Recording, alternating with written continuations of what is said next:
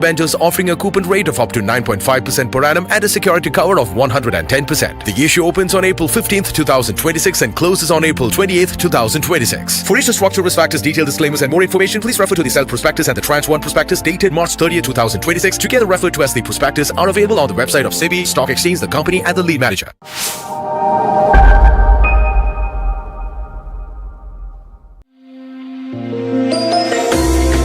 कुछ खास होने वाला है।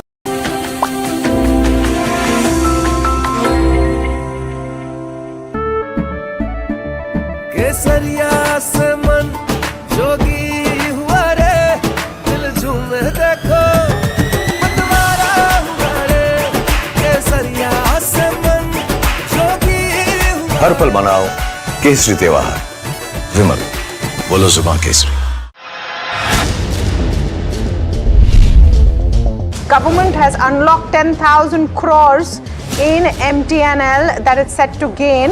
It's 10,000 crores worth of assets from BSNL and MTNL have been unlocked.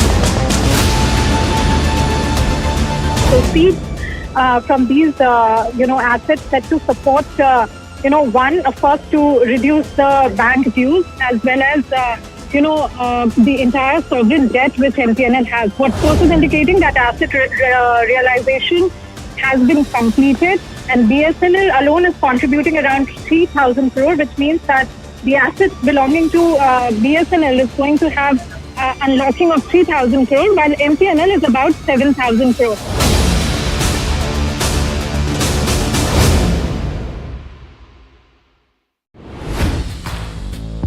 Hi, I'm Tamanna Inamdar.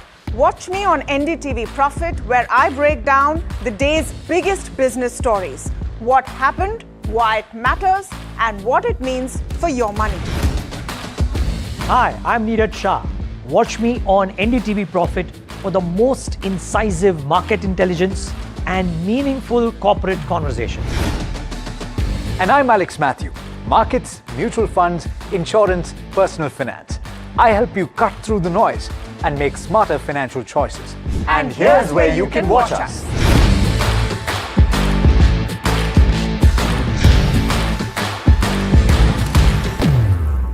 Presenting the all-knowing, all-powerful Tech Guru. Whoa. Guru? I'm no guru. Okay. I'm just a guy who loves his tech. A show where the mysteries of megabytes and motherboards shall be unraveled. Bro, nobody talks like that anymore. This is on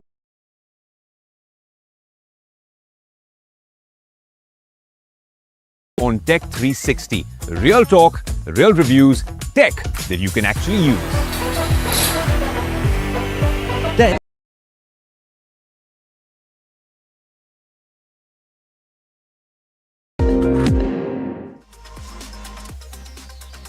Hello and welcome back to NDTV Profit. You're watching Ask Profit, the afternoon edition. My name is Puneet Zaveri. With me as always is Mahima Vachujani. Over the next half an hour or so, we'll try and solve all those stock-related queries. Do start sending them on the numbers that are flashing on the top of the screen. But before we do that, very quick check of how the markets are doing. It's been an important trading session for the markets, given what the kind of volatility that we've seen in the second half of last week. So Nifty trading above 24,200, up 1.61%, and we've continued to maintain that throughout the day. So that's been a key positive. In terms of the heat map, if you pull that up also, Indigo continues to be one of the key stocks in today's trading session. So is Shriram Finance, which we've spoken about in the morning. But Eternal continuing to be the biggest gainer for the Nifty 50 at this point of time. So is Hindalco in the top 5 along with Max Health. IT Pack also doing well, and that's visible in the sectoral heat map as well. And the Nifty IT now one of the biggest gainers for the Nifty 50, now up 2.6%. Consumer durables is up 2.6% as well, and so is the Nifty Realty. Along with that, we are seeing positive momentum on media, defense. So it's been a green screen all along. And in terms of the advance decline ratio also, and it's a happy number here as well for the advances, almost a 9:1. that we are continuing to see. It's just 187 stocks right now. So it's a 1:10 up move visible now. But Mahima, in the broader markets also, that does give a trend for the mid-cap and the small-cap index performing and outperforming the benchmarks today. Right, and have upheld that, right? Since the start of the trade today, both the mid-cap 150 and the small-cap 250 have kind of maintained the 2% gains that they have, and right now trading almost at its day's high point for both of them. Let's quickly try to pull up the BSE 500 as well and see as to what are the counters that are buzzing and adding to these gains. You have Deepak Fertilizer topping that chart, up 12%, Cyient up 8% as well, Suzlon as well as Aegis Logistics are some of the other names. But on the flip side, just out on the back of earnings, Indus Towers as well as Nuvoco Vista, some of these counters taking a downtick of around 2 to 4% each. But let's get in our guests for the day to answer all your stock-related questions. We are joined by Rahul Sharma, Director and Head of Technicals and Derivatives Research at JM Financial, joining us now, and we'll shortly be joined by Lancelot Dicona as well. Rahul, the first question that's coming in is on Paras Defence. Our viewer Prasant has bought at the levels of 620. Wants to know whether to hold or sell from a time frame of 3 months perspective. Your view on the charts on this one? A very good afternoon to you. Yeah, very good afternoon. As far as defense stocks are concerned, there seems to be, the animal spirits are back into the same. And similarly, Paras Defense is also towards, another breakout, which is happening today above the 770 mark. So above 770, the room opens for upward targets of 820, 830 on the upside. So the dear customer investor can continue to hold his position for another 5% upside from current levels. Rahul, also on Ather Energy, it's been one other stock that's been in a strong up move ever since listing. Listed at almost 300 rupees, believe me, I tell you, because Sunil from Mumbai has bought at 907 and he's holding 142 shares right now. So currently he's sitting on a loss. But Rahul, on the fundamentals, it's been a very strong year for the company. The scooter sales have been phenomenal. They're now an 18% market share there. On the charts, though, we've started to see some pullback after touching 900. Is that a level which is a very strong resistance right now? Any view there? Yeah, so around 950 is where the stock faces resistance, and the stock has seen a bout of profit booking once it has come close to that level. The undertone is still bullish in the same, and somewhere around 840, 850 the stock should find support. And once that happens, we see that the next round of targets could be around 1000 rupees, 1050 on the upside. So stay invested in the same. Have a stop loss placed at 820 for the positions, and overall 1050 is where we see the stock heading towards in the next 1 to 2 months time frame. Got the view, Rahul. Also on PTC Industries, that's the next question coming in from Mulli from Bangalore. Look at the 1 year chart of this, and the longer term chart, and you'll see stocks up 4.5% today. But given the fundamentals, it's a very, very expensive stock, so has been in a sideward momentum, but done well for investors in the longer time frame. Now, Murli from Bangalore holds roughly 1,000 shares. He actually wants to enter PTC industry right now for a 15-month view. So, Rahul, a slightly more longer term view, but it has seen sideways momentum on the last 1 year or so. But are the charts turning positive for PTC right now? Yeah, so there's no real expansion in the volumes in the stock after the recent bottom was formed around the 14,600 odd mark, which basically shows us that the stock is bouncing back along with the market, and if the market remains positive, the next targets could be around 16,800, 17,000 in the same. So since the overall market outlook also is positive, one can look to buy this also, although it's not like a screaming buy at these levels. So more of a bounce back in terms of technical setup. So there are better opportunities in the market, I think, unless and until he's preferring to go with this stock, and then it's okay. But otherwise, you could look to see some alternate opportunities in the market. Okay, all right. So that's the view coming in on PTC Industries. We've got our first caller. Sanjay is calling us from Mysuru. Sanjay, a very good afternoon to you. How can we help you? Hi, ma'am. Hi, go ahead, ask your question. Ma'am, KPI Green Energy quantity 1,131 quantity in average price of 456 in current level profit in 27,000. Ma'am, seller road blame, please technical analysis, ma'am. Okay, got your question. Your buying price is 456. I think you're sitting on a loss of 26,000 rupees. Sorry, Sanjay, did you mention what is the time horizon that you're looking at? Ma'am, 3 months. 3 months. Okay, then I'll stick with Rahul for this one. Rahul, your view on KPI Green, where charts are concerned from a 3 months perspective? Yeah, so on an immediate basis, I think 470 is where we see the stock heading on a technical basis. 470 should be the first target, followed by somewhere around 500. The nature of recovery is quite decent one, so he can continue holding on to his position. Maybe have a trailing stop loss placed at 410 and ride on to this up move. So the view is to hold on to the same. Got that view, Rahul. But let me also welcome Lancelot Dicuna, CIO at ValueX Wealth Connect LLP. Lancelot, very good afternoon. Welcome to the show. Let me pose the first question to you. It's on Deepak Nitrate, and our viewer Robin has been holding 40 shares bought at 2260. Now his question largely being, he can hold for the next 3 years, needs your guidance essentially at this point of time on how he should proceed. He's been stuck in the stock for the last 1 year. What would be your view here, Lancelot? So I think, the last 1 year it has been difficult. You have not seen much of movement as far as the stock is concerned. But going forward, if you look at the fundamentals of this company, you are expected to see good growth going forward. And many of the prices of the commodities which they are manufacturing or producing have actually been rising over the last couple of months. So given that background, one should stay invested in this stock because over the next 2-3 years, you will benefit going forward. Okay, all right. So that's the view coming on Deepak Nitrate. I think we've got Ravi calling us from Hyderabad. Ravi, a very good afternoon to you. I believe your question on Eternal. Yeah, a very good afternoon. Yeah, I have query on Eternal. Just want to know, is it a good time to buy? I can hold for next 6 months. Okay, so then I'll get you the technical view on this one. Trading at its high point, Rahul, right now almost up 5% as we speak. But, it's been volatile when it comes to this counter. But technically, do you think these are the right levels to make an entry for the next 6 months? Yeah, absolutely. The stock has come out of a multi-month correction, and April has been so far been very good for the same. As a disclaimer, we've recommended this stock as a buy recommendation this morning today. Our view is in the very short term, this could head towards 270, 275. However, since a 6-month view is something that can be that is required, we may even look at targets of around 300, 315 on the upside. So it seems like a legit, very strong reversal on the cards today. The volumes are also pretty significant, and one can look to buy at these levels. Stop loss placed at 235 and 6-month target of 300 to 315.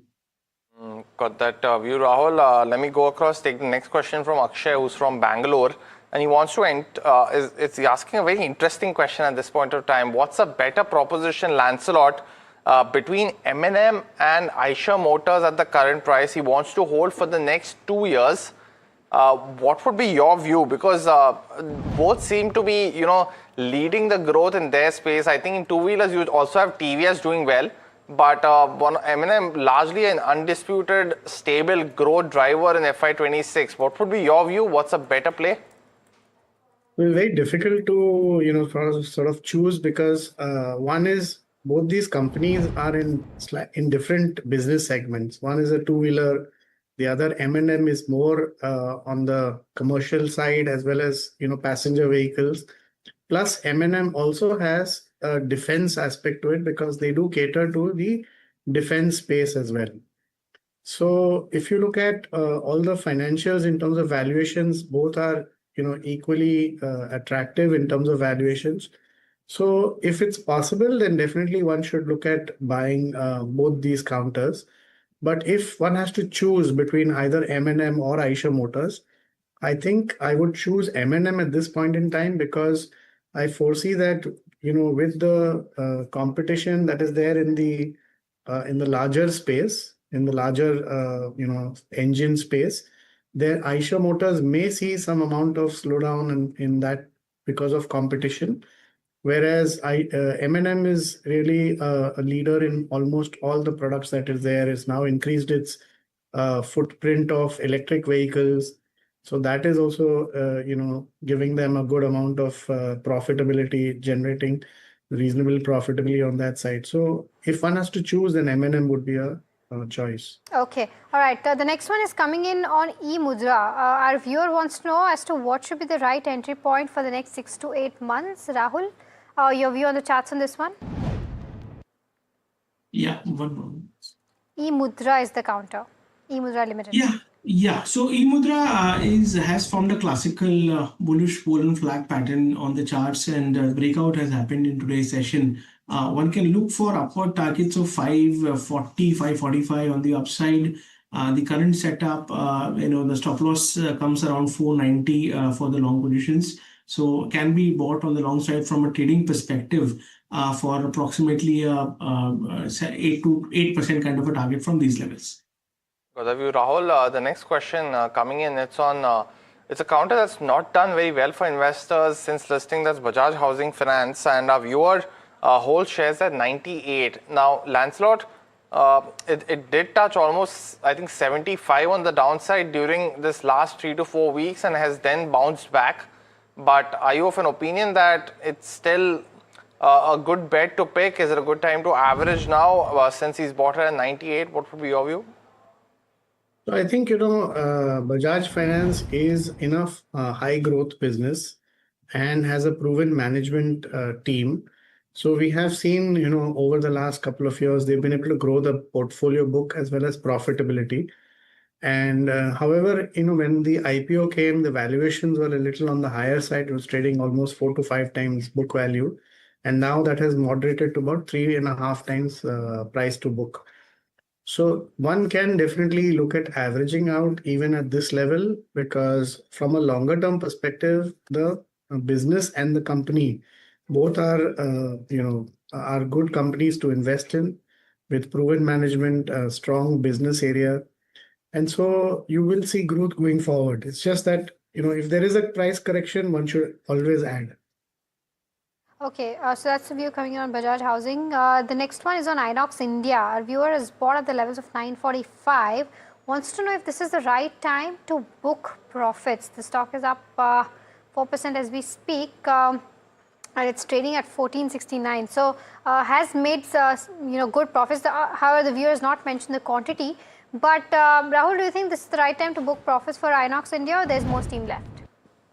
So it has come very close to the top that it was formed in the July 2024 rally that the stock witnessed.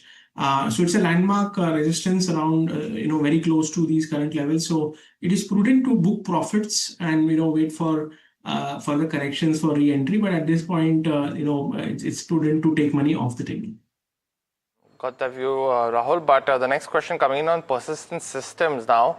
Our viewer Jay Krishnan from Kerala, who is a regular viewer, wants to know, Lancelot, if he should exit this counter now and wait for a lower level to come by in the future. Now, we've seen that volatility come in February as well as in March. So do you think that this could be probably the lowest point before earnings that Persistent could trade at? And what do you expect of the counter now? I think, if you look at Persistent Systems, the company has corrected, the price has corrected significantly, but it still trades at 48 times earnings, and which is a high multiple, whereas most of the other companies are trading at much lower multiples. So it's important to wait and see how the company is able to provide growth and in its earnings going forward. So maybe it's important to stay invested for a quarter or two before you can get a proper idea as to whether, the AI businesses that are being introduced, how they're going to impact the company's business.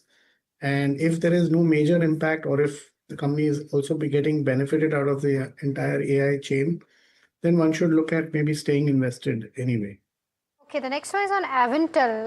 Ansh from Australia has bought 3,000 shares at the levels of 153 from a short-term target of 3 to 6 months. Is this a good buy is what he wants to know, and can he continue to hold? Rahul, your view? Yeah, so would rather wait for the stock to clear out the resistance area of 160 in the same. Although, the bounce back has been pretty decent one, but the risk reward is not really favorable at these levels. So either look to buy on dips around the 140 mark, or look to buy once 160 is taken out decisively for higher targets of 175, 180 on the upside. Got the view, Rahul. But next question coming in from Akhil. Now he wants to add a couple of mid-cap names in his portfolio and is interested in the banking sector. So he's picked out REC as well as Bank of Maharashtra and asking if it's a good option for either of those names. Now, Lancelot, would you recommend that? He's saying that both are having low price to earning multiple right now. So is that a preferred way to go on REC as well as Bank of Maharashtra? So, just having a low price to book or price to earning multiple doesn't necessarily mean that the company is attractive in its growth. So I think if one is looking at the banking space, REC has a very limited outlet in terms of looking at rural electrification. And Bank of Maharashtra, again, is not a major, let's say, bank. It's one of the regional banks, which has where the financials also are pretty weak. Given the scenario that we're likely to unfold over the next, 12 to 24 months, there could be some amount of stress in the financial systems. And it is better to be with stronger companies or stronger banks. So while you may want to invest in the mid-cap space, there are other financial institutions which are in the mid-cap space that can be invested in. Got it. So that's the view on Bank of Maharashtra. We've got Sai calling us from Hyderabad. Sai, quickly, what's your query about? I have got a Yatra share, sir, at the price of 102. And the quantity is 4,070. Okay. I am thinking to hold around 3 months. Okay. Is it right decision or to exit now? Got it. I got your question. Rahul, your quick view on the charts for Yatra. It's the third consecutive day where it's seen good gains coming in. Yeah, it would be advisable to book at least 50% of the profits over here, and the rest of the position can be held for targets of 140. Got your view. But viewers as well as Rahul and Lancelot, it's now time for the rapid fire round in this edition of Ask Profit. You both know the drill. The first question coming in on Swaraj Engines, and we've put the focus in the previous show on the stock on results. Mayur has bought 10 shares at 4001. Should he continue to hold, Rahul? Yeah, can hold. PNB is the next one. 500 shares is what Padma has bought at the levels of 115. Shall I add more or exit the counter? Lancelot, your view? Exit. Ravi has purchased Indian Hotels at 695. Lancelot, should he continue to hold his 100 shares? Yes, hold. Zydus Wellness is the other one. Rakesh is saying that he's holding it at its nearest selling point. Should he continue to hold? Rahul, your view on the charts? It's advisable to exit. Carraro India bought by Ramu at 508. Can he hold for the next 3 years, Lancelot? Yes, you can hold. Tata Tech bought at the levels of 643. 1725 is the quantity. Hold or sell? Rahul, your view? Hold. The next question coming in now, it's on Hindustan Unilever. Our viewer holds 750 shares, very close to his buying price, but he's been holding for the last few years. Should he continue to do so, Lancelot? Yes, he should continue to hold. Tata Power, 750 shares, bought at the levels of 392. 10% of my total portfolio is what our viewer is saying. Can he continue to hold this for the next 5 to 7 years? Lancelot? Yes, hold. Priyanka holds Thermax at 3250. Lancelot, can she hold for the long term or book some profits now? I think you'd look at booking some profits. Indian Bank bought at the current price for the next 2 months. Rani from Tripur wants to know, can she buy more or can she make entry right now is what she's asking. Rahul, your view? Yes, can be done for targets of 1050. Motilal Oswal bought by Bhaskar from Bangalore at 1004, Rahul, holding 76 shares. She's asking if she should average down right now or continue to hold or sell out. Can average at these levels as the stock is looking good for 900 plus. Devyani International 500 shares bought at the levels of 150. What to do now? Thomas is asking. Rahul, your view on the charts? Hold. Motherson Sumi Wiring bought by Shankar at almost 48 rupees. Can you average down right now, Lancelot? No, not to average. Hitachi Energy bought at the levels of 24,460, sitting on 8,000 of profit. Can I continue to hold or sell? Lancelot? Hold. Vijay from Dubai holds HAL at 4082. What should he do with this counter now, Lancelot? He's holding 189 shares. I think you should try to exit it. Hudco 300 shares bought at the levels of 262. From a long-term perspective, continue to hold. Piyush is asking from Jodhpur. Lancelot? Hold. Okay, so that was the last question and brings us to the end of this Ask Profit edition. Lancelot as well as Rahul, thank you so much for taking out the time and helping us answering all those stock-related questions. And we've managed to hit that magical number, Puneet. 101 queries is what we've managed to solve today, combining both the morning edition and the afternoon edition. But we were completely out of time on this edition of Ask Profit. But do stay tuned. India Market Close up next.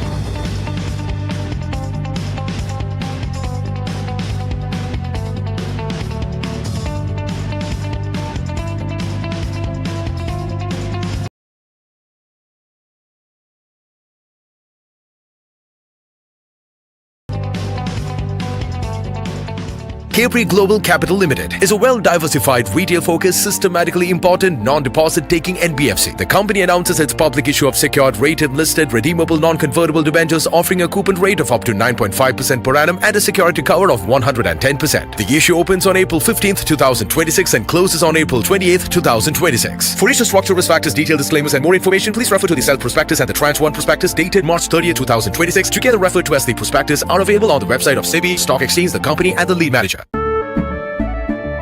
केसरिया से मन जोगी हुआ रे दिल झूमे देखो मतवारा हुआ रे केसरिया से मन जोगी हुआ हर पल मनाओ केसरी त्योहार विमल बोलो जुबान Kesari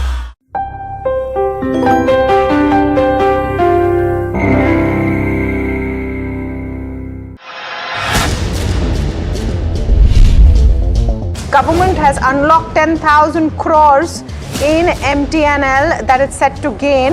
It's 10,000 crores worth of assets from BSNL and MTNL have been unlocked.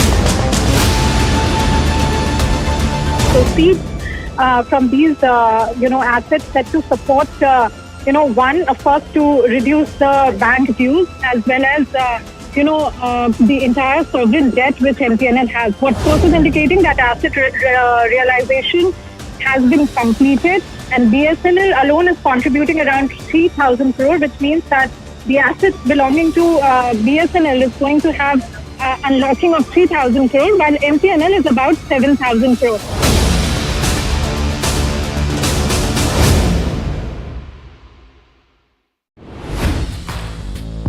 Hi, I'm Tamanna Inamdar. Watch me on NDTV Profit, where I break down the day's biggest business stories. What happened, why it matters, and what it means for your money. Hi, I'm Niraj Shah. Watch me on NDTV Profit for the most incisive market intelligence and meaningful corporate conversations. And I'm Alex Matthew. Markets, mutual funds, insurance, personal finance. I help you cut through the noise and make smarter financial choices. And here's where you can watch us.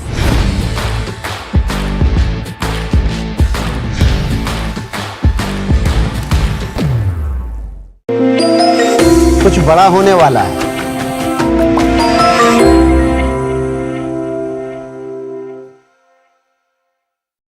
Presenting the all-knowing, all-powerful Tech Guru. Whoa. Guru? I'm no guru. Okay. I'm just a guy who loves his tech.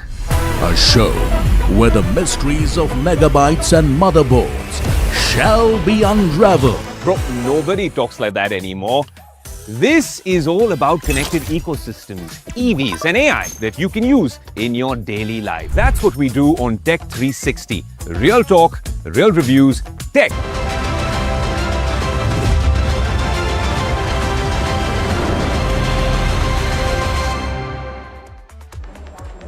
Hi, thanks so much for joining in. You're watching India Market Close, and it's turning out to be a great day.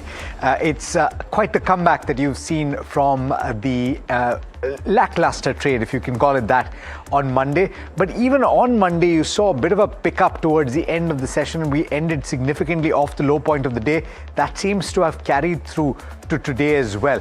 And you have gains of about 1.6%, close to 400 points. We flitted with that mark of actually 24,250. We're yet to very consistently move above 24,300. But pull up the heat map for the Nifty 15. You'll see that it's mostly green on the screen. The breadth looks very, very strong. Oil sensitives are trading better today or higher today on account of the sharp drop that you've seen in oil prices. Interglobe Aviation or Indigo up and about. Eternal doing okay. Max Health, Hindalco, and the entire metals pack actually are doing particularly well. Hindalco up about 3.6%. And then IT is a bit of a talking point today because the entire IT pack, one of the big gainers sectorally on account of a statement by Goldman Sachs Chief Executive Officer that spoke about the adoption of artificial intelligence at the enterprise level and the fact that it is expensive. So therefore, IT is up about 2.8%, top gainer sectorally. Consumer durables doing okay, realty making a bit of a comeback, defense looking okay. In fact, it's a green screen across the board. If anything, the Nifty Bank with gains of about 1.3% is a relative underperformer. But pull up the broader markets as well. Pull up the mid-cap index and the small-cap index, and you will see that we're holding on to gains. 2.1% for the mid-cap index, small-cap index up about 2.3%. And pull up the chart for the advanced decline ratio as Tamanna walks on to celebrate this to a certain extent as well. This is held through the day, and I think that's heartening, Tamanna. Yeah, I would say too early to celebrate anything, even as we're seeing it. I saw a statement on our screens just shortly before the show started, quoting the Iranian president, saying that we are awaiting dialogue.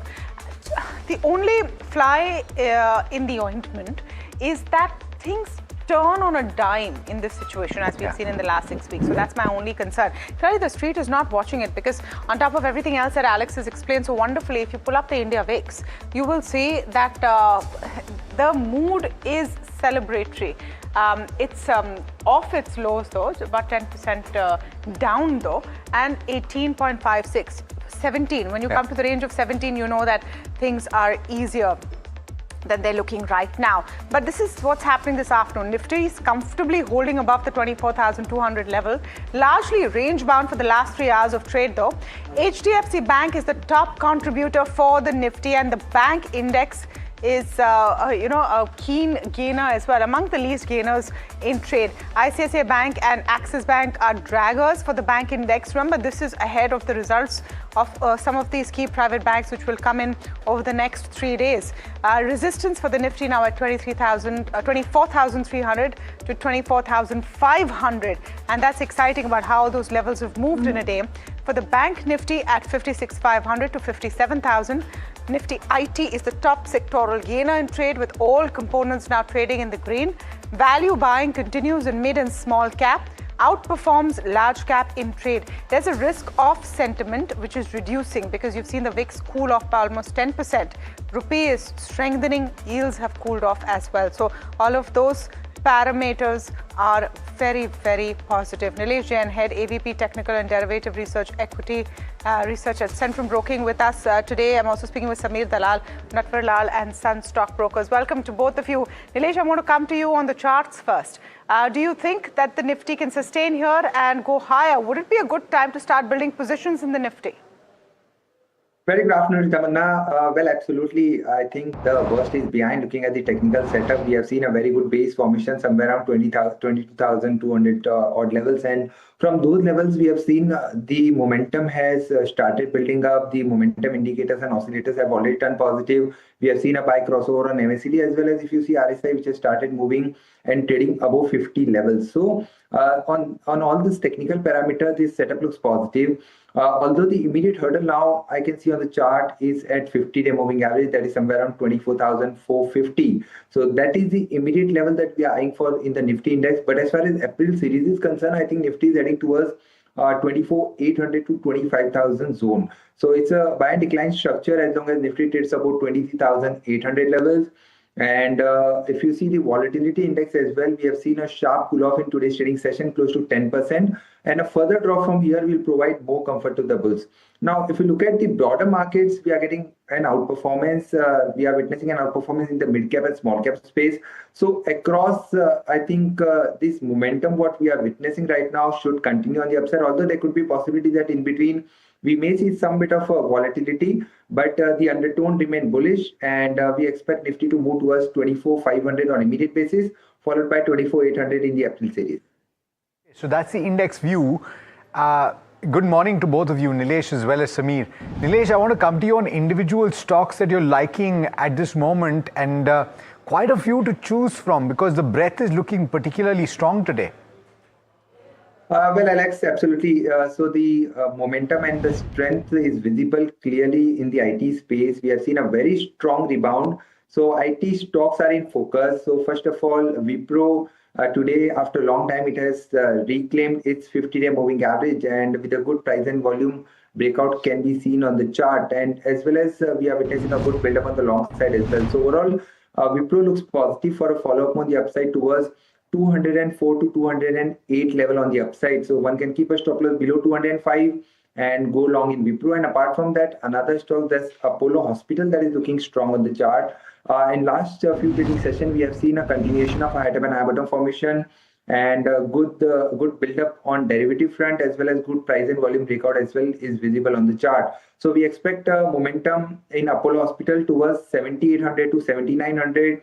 One can keep a stop loss below 75.20 and go long in Apollo Hospital as well.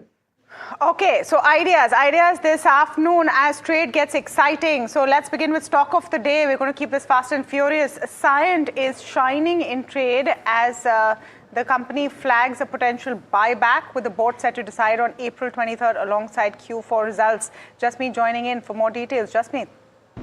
Well, thank you for that. If you look at this particular counters, buzzing in trade today up about 9% in today's trade. While the stock comes in focus after the company announces its buyback, the board to consider the buyback for the particular counter on 23rd of April with the board meeting alongside the Q4 earnings. Well, this forms the second company to come out with the buyback post the rule change of buyback from April 1st.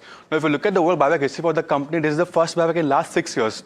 So we really see the overall change coming into the IT companies. First was Wipro, and then we have Cyient also to come back in a form of buyback, return their wealth to the shareholders. Now, if you look at the past history of the buyback, earlier the buyback for the particular counter came in at 200 crores back in May 2019, and the overall buyback was priced at 700 odd rupees, which was at a premium of 15 odd %. And this particular issue is fully subscribed, while the stock is up nearly 52% since the last time buyback was announced in last 6 years. Now, what to expect from this particular buyback in this particular counter? What we see is the overall buyback could be between 1,025 to 1,035 rupees based on the premium of the past data, and the overall buyback size could be between 220 to 250 odd crores, given the cash balance of the company is currently at 960 odd crores. While since the last buyback, the stock is nearly traded 52% up. Now, if you look at the overall guidance by the counter and how the stock has performed and what they expect in the Q4 going ahead, we do see that the overall DET, which is the 70% of top line, is doing well for the company and to stabilize with a 15% of margin by FY27 Q4 quarter. Further, management also sees the overall margins to improve and to be stronger in the H2, given IT companies have H2 to be a little weaker, but this company expects the H2 to be stronger compared to H1, given their business spread across the IT as well as semiconductor business as well. Now, further, semiconductor business to continue with the losses in this quarter as well, but they expect the overall EBIT to become neutral by FY27, and overall loss expected in Q4 is between 2 to 3 odd million. Now, if you look at the last sector, that's DLM sector, they expect revenue recovery in Q4 and they expect to boost the overall Q4 guidance going ahead. Now, if you look at overall analyst expectation, what they're expecting from this particular counter, currently this counter has almost 14 buy calls with the expectation of 11% of up move in the stock. This comes in after the 9% up move we saw in the counter already. So all in all, we do see positive news and strong fundamentals for the particular counter. Thank you for that, Jasmeet. Let me go across to Samir Dalal. Is Cyient something you're tracking, Samir, and how are you feeling about the IT space overall? Cyient is one of the companies that we don't actually have under coverage, but on the IT space, my view still sustains, right? We still believe that this is going to be a very slow top line growth kind of a business where you're going to see anywhere between 0 to 6% top line growth. Margins will improve as the AI adoption increases, because that means the efficiency for companies will improve. So margin profitability could probably grow by anywhere between 6 to 10%. Now, when we talk about that, and we all know that these businesses are cash rich, so what I've been saying is, given the dividend yields of about 4-5%, and if I assume that the PE remains constant, because the PEG is now at 2.5 for most of 2.53, if they remain at these levels for the next 2 years, what we are expecting is anywhere between 10 to 15% max returns. 15 is on the higher side, which we are highly unlikely to see. We'd be more happy. We think more like 12% return is possible. So from a defensive point of view, there's limited downside, I feel, now from these levels. What you could get is, returns that would outdo the debt market. So we've been positioning this more from a safety kind of investment view rather than a bullish, equity kind of call. While we're talking about IT, let's talk about Wipro. It's in focus on account of certain customer contract acquisitions of AlphaNet Consulting and its arms. It's a significant move, and that's causing the stock to rise quite considerably today. Jasmeet joining in to tell you about what that acquisition looks like. Jasmeet? Well, thank you for that. We have seen lately that a lot of IT companies move into the overall acquisition form to gain the inorganic growth, and Wipro has been doing it quite consistently in the Q4 quarter. Now, Wipro has again come up with the acquisition where they're acquiring the overall client portal of this particular counter. So it's not a business acquisition, but it's the acquisition of the entire arm of the company, where they want to acquire overall client portal for roughly $70 million.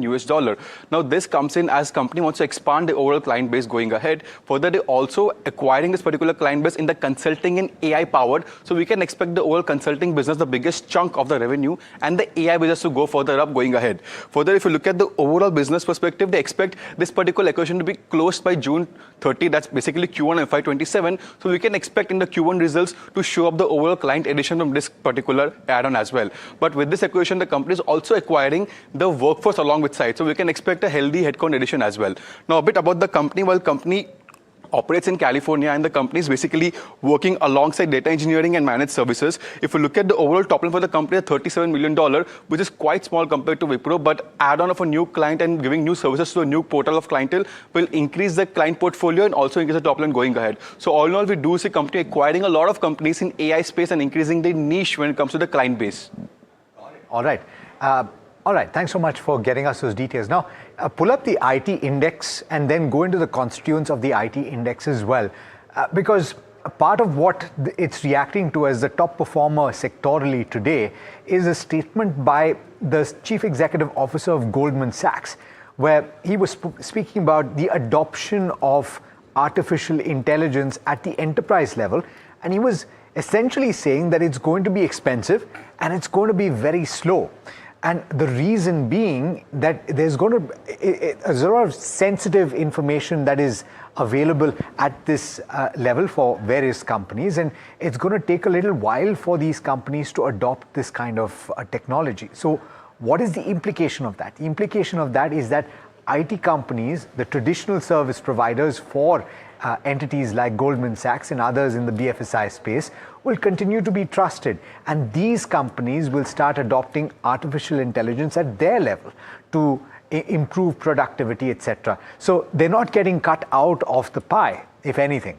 They're going to have more productivity gains. So that's why they're up and about. Very, very quickly, I want to take a check with Nilesh on the IT stocks as a whole. Nilesh, what would you buy at this point? Well, Alex, we have already given a buy recommendation on Wipro. That's one particular counter within the large cap space that is looking attractive for a strong pullback move towards 216 to 220 on the upside. So one can keep a stop loss below 205 and go long in Wipro. And apart from that, if you see Nifty IT index as a whole, we are expecting a strong pullback move. I believe this pullback should continue towards 32,000. That's the immediate hurdle. A break above 32,000 will give a confirmation of a short-term trend reversal and a bottom formation. Then probably on the upside, we can expect a move towards 30,000 to 34,000. Okay, Nilesh, stay with us. Samir, stay with us. Interesting focus, corporate focus this afternoon. Sharad Mahendra, Joint Managing Director and CEO of JSW Energy, will be speaking with us in a short while from now. But the reason we're focusing on this company is that power demand is back in sharp focus, with December peak demand touching a record. This brings thermal power into the spotlight. with the companies like JSW Energy well placed with over 5.6 gigawatts of thermal capacity. Before we have that conversation with Sharat Mahendra, Varsha is joining in to set it up for us. Varsha, good afternoon. Good afternoon. Thank you so much for that. Definitely rising temperature will increase electricity consumption, and higher cooling demand directly lifts peak power demand, and the thermal power plants are needed to meet the sudden demand spikes. Onto the power demand trends, peak power demand hit 241 gigawatt in December, the highest ever for that month. And December power demand, if you see, grew almost 7% year on year, which was driven by industrial and weather factors. While if you see, south and northeast regions showed demand growth even when other regions had seen soft demand.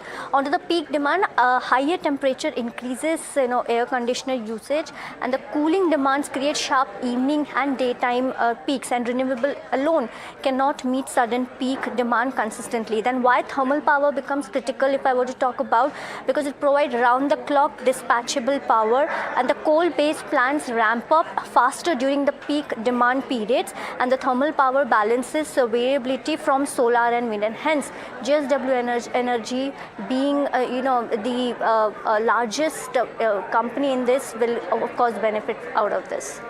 Okay.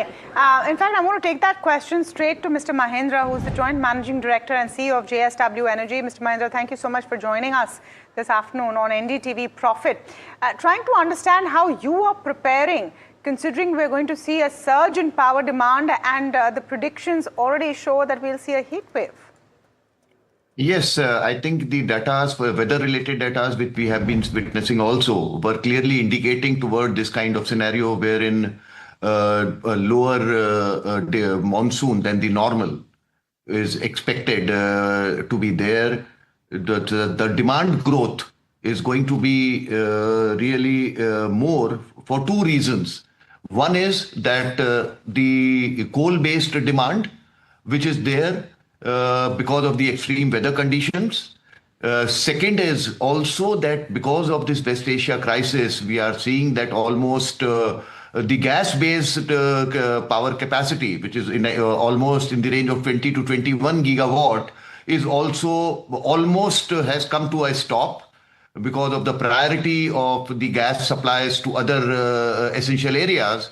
So that also is adding on to the requirement from the thermal side. So extreme weather conditions coupled with lower generation from the gas-based power plants is something which is there, and that is the reason that Government of India, Ministry of Power also has issued a direction that coal-based power plants have to operate at full capacities, especially for the period April to June. So any maintenance or other things planned during this period is deferred for maybe next quarter or beyond. Just wondering, will it be a challenge or will it be a pricey affair to procure the coal you need for this, Mr. Mahendra? If you can just give us some insight there. Yeah, see, for us, we have, as we have been informing, that out of our total capacity of almost 5.65 gigawatt, our large capacity in the eastern part and also in the state of Rajasthan is all domestic coal-based. We have capacities which are imported coal-based are fully tied up as a two-part tariff. So it is not that any price surge or any price change or because of the currency impact, there is not going to be any impact on JSW Energy because that fuel cost, coal cost is completely passed through under the power purchase agreement. But yes, with the demand growth which is going to be contributed, India as a country actually stands at a very good position now if we compare maybe 5 years, 10 years back when this kind of crisis which we are witnessing and the domestic coal availability has been made so good that all the thermal power plants are carrying sufficient capacities to take care of this demand surge for the reasons which I told some time earlier. But yes, for us, the advantage is that our domestic coal-based plants are close to the mines. Our fuel costs are extremely low. We get the advantage in terms of merit order dispatch also, and also the lower fuel costs on some open capacities gives us the advantage to take care of the merchant market price surge and the demand surge which we are seeing now. Mr. Mahindra, good afternoon. Alex here. I'm just trying to understand in terms of efficiency as well, right? Because well over 50% of your operational mix is renewable in terms of the capacity that you currently have. Please correct me if I'm wrong. And so in this kind of a scenario, when you're likely going to see the demand for thermal also rise quite considerably, how is the use of that renewable going to be done in an efficient manner to ensure that for you as a company, it's the most efficient mix possible? See, the thing is, we have to understand that quarter on quarter, the generation pattern differs from different generation modes. We talk current quarter because the current quarter will be dominated by, one is thermal, of course, the Q1, and also the solar, which is good for during this weather conditions. And hydro starts improving with the snow melting pre-monsoon. Q1 hydro generation increase normally is a result of snow melting, and which we feel that is a positive because of the extreme weather conditions. Will be seeing higher snow melting. So this is how, when we move to quarter two, wherein solar slightly reduces, thermal slightly depending on the demand pattern, but this time the kind of communication we have got from various states that even during the monsoon period, it is a must-run status which the states are asking for. So it is hydro reaches its peak in quarter two. Wind also starts improving, and from July onwards, the second half of July, wind takes over as the peak season. So we have a very diversified mix of thermal, solar, wind, and hydro, which gives us the advantage on quarter, at least two modes which continue to contribute towards the top line and the bottom line. Mr. Mahindra, just the average person, when they're looking at certain conversations, will be saying, okay, you have crude oil prices that have gone up, and that's going to have a knock-on effect on several other things. But just a question to you as somebody that runs one of the largest generation companies in the country, can you help them understand whether their cost on energy is going to change? You've already described what has happened on coal, and you said that you've got long-term tie-ups and all of that is taken care of. Is there a possibility that their cost will go up in the next 2 quarters? See, we have to understand that overall purchase, whatever is in the exchange power sales which happens, which is a very small percentage, less than 10%, less than 15% of the total power which is sold through exchange. The buyers are diversified. There can be some impact because it's a mix of imported coal-based plants and the domestic coal.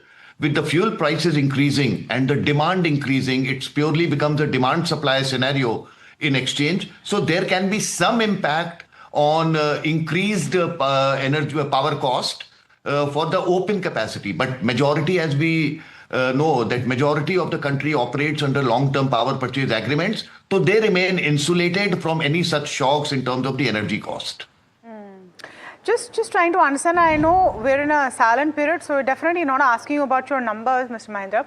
But now that 5.2 gigawatts has been added in about 12 months, by what kind of a timeline do we expect the earnings impact to come through? See, whatever capacities which are added during the year, different parts, it is a simple, that availability is from the day one. So that definitely adds on, and during the year, whatever capacities come in different quarters adds on further to the numbers. So we can say that whatever capacities we have closed the year with will be the number which will definitely be significantly higher than the year what we started last year by 25. So that will add on to all the numbers. This is what I will just like to limit here and say this. Fair enough. That's good enough and as close as you can get. Thank you so much for coming and speaking with us. That's the management of JSW Energy talking about the kind of impact and, of course, boost to demand any energy players will see as power demands will surge in a hot summer. It's a hot day on the markets because the screens are looking hot, green hot, not red hot, of course. Samit Sarkar joining in with all the chatter from the dealing room. Samit, is there a collective sigh of relief in dealing rooms right now? Well, yes, the mood is quite positive when it comes to the dealing room. But again, there's still it's still wait and watch mode till the ceasefire date completes.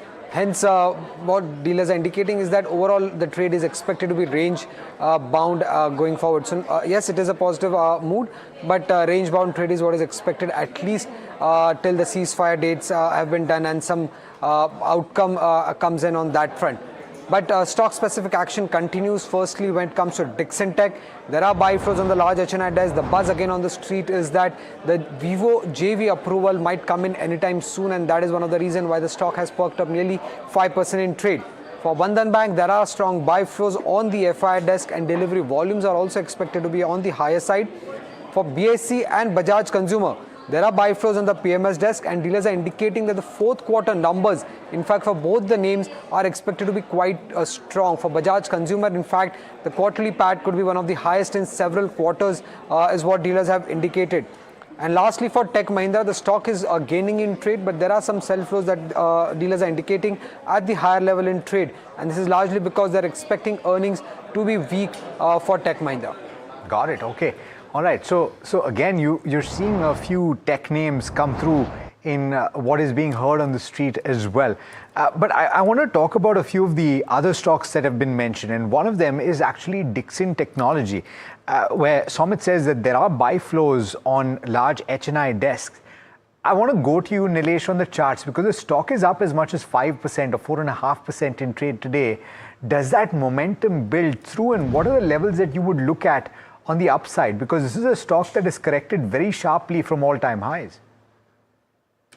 Well, absolutely, Alex. In fact, if you look at the EMS space as a whole, all these three stocks are looking strong: Dixon, Ember, and Kins Technology. Out of these three, Dixon seems to have formed a very good base formation, and we can see kind of a short-term bottom is in place. So from here, the risk and reward is also looking attractive. It has surpassed its 21 and 50 short-term day moving average, and on the upside, we can expect a momentum towards 11,400 to 11,800. So these are the two levels on the upside. One can go long at current level as well, and it's better to wait for a dip for better risk and reward ratio, and stop loss should be placed at 10,700. So overall structure for Dixon looks strong. But yes, apart from that, Ember Enterprise and other stocks just want to highlight that is also looking strong for 7,800 to 8,000 kind of target on the upside. So one can keep a stop loss at 7,300 and go long in Ember as well. Samir, just very quickly, what are your top stocks on your radar before we wrap up this leg of the conversation with you, even as we're seeing, I think, a worst is over kind of sentiment? So first of all, I don't think the worst is over. Till the worst, actually, till we hear from the Donald Trump that everything is closed and the deal is signed, I wouldn't say the worst is over. But having said that, we continue to remain very positive on the renewable energy space. You heard JSW Energy Management speak, and my basic thinking is that even India needs to move more to energy independence rather than these constant reliance on imports of crude. And one of the easier ways is electrification through electric vehicles, through induction cookers, things like that. So, that push has to come. And I think that is a space that will continue to do well. We think the banking and financial services, if this is over, is something that looks really good, especially stocks like an HDFC Bank, IndusInd Bank, which have corrected sharply, which have good room to move on the upside. So those are stocks that you could look at. The autos ancillary space, something like a Sona, BLW, could continue to do well. Tata Motors, PV is something that we like, that we continue to like. So there are different sectors that you can look at and stocks within that space. So I think focus on those, something like a Power Finance Corporation. If the energy sector is going to get a good run, then power financing is going to do well. And PFC, which focuses there, something like that could do really well. So those are the kind of stocks and sectors we kind of like right now. Okay, I agree with you. You can't say the worst is over till you know for sure. And I don't know if you will know for sure anytime soon.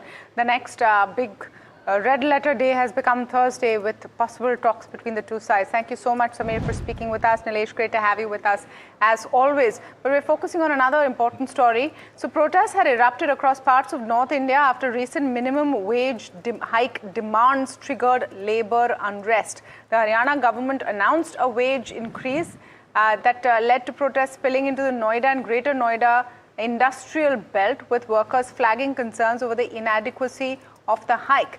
Following this, the UP government also increased its minimum wages. Now, to understand the whole story from the point of view of the companies who have large manufacturing units in these states. I'm joined now by Jasbir Singh Gujral, the Managing Director of Sirma SGS, to delve into this issue in more detail. Mr. Gujral, first of all, thank you so much for coming on and speaking to us, because thank you. It's rare that companies want to come and address things like this. But I think it's important, and I'm glad you have. First, tell us, has there been any kind of protest, unrest in labor from your end in your company? No, there was a little bit of turbulence on one day, but there was no stoppage of work or nothing of that sort. Manesa was by and large comparatively quieter compared to Noida.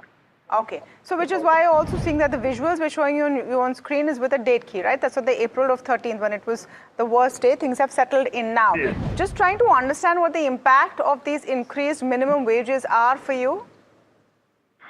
See, I'll not go into the merits or demerits of this wage revision, but I think it has come at the most inopportune time. There couldn't have been a worse time.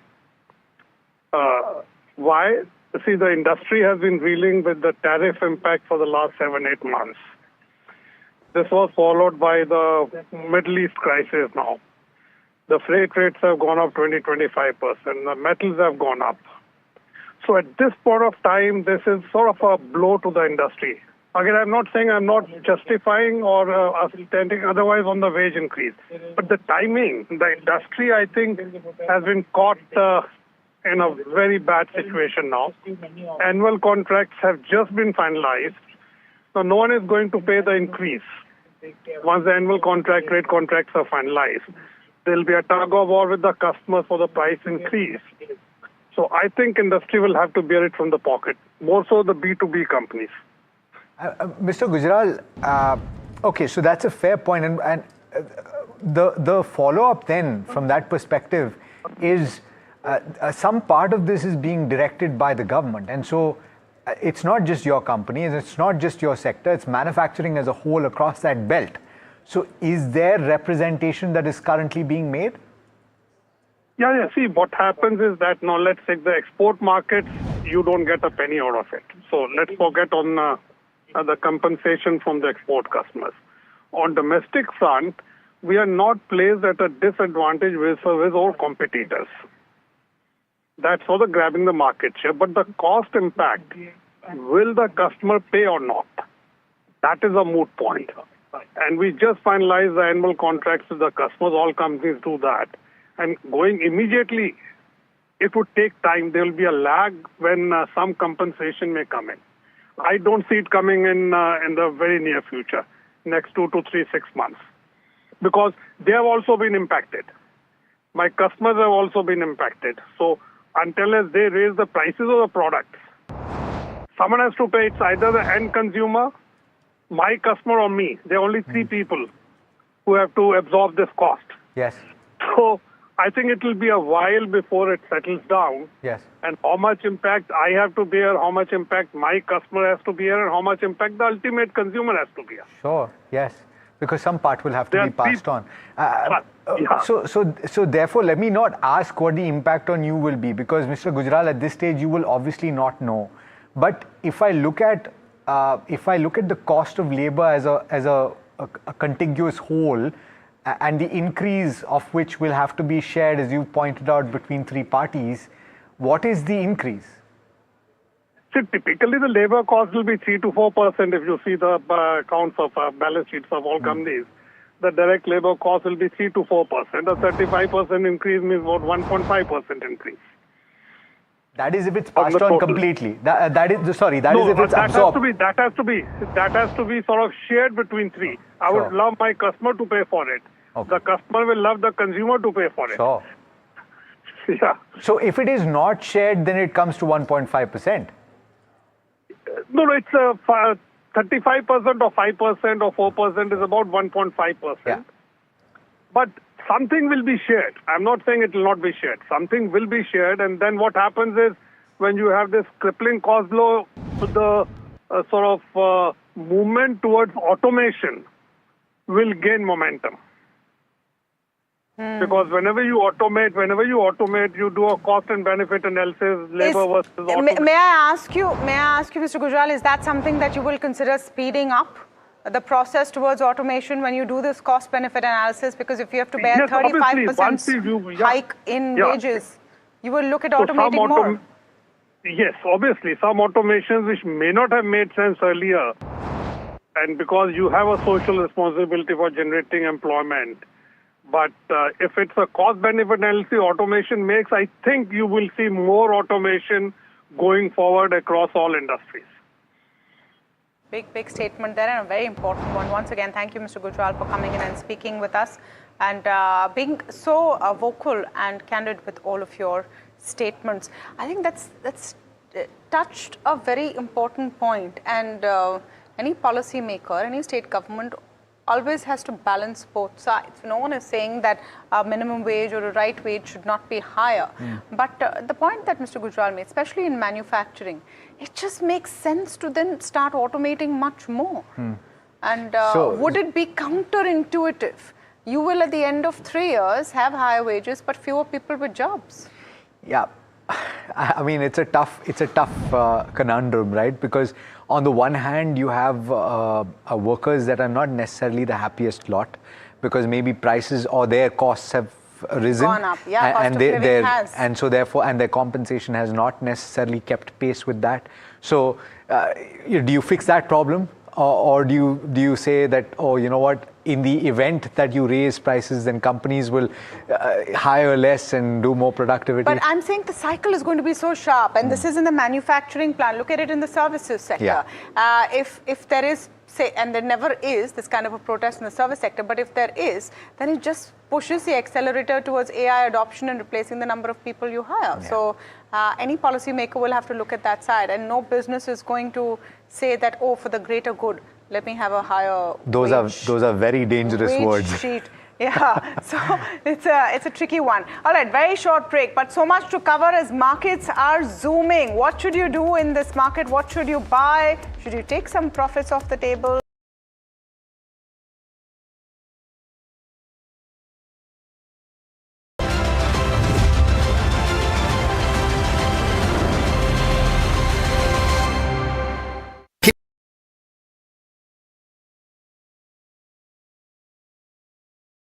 The company announces its public issue of secured rated listed redeemable non-convertible debentures offering a coupon rate of up to 9.5% per annum and a security cover of 110%. The issue opens on April 15th, 2026 and closes on April 28th, 2026. For issue structure, risk factors, detailed disclaimers and more information, please refer to the Self Prospectus and the Tranche 1 Prospectus dated March 30th, 2026, together referred to as the prospectus, are available on the website of SEBI, Stock Exchange, the company and the lead manager.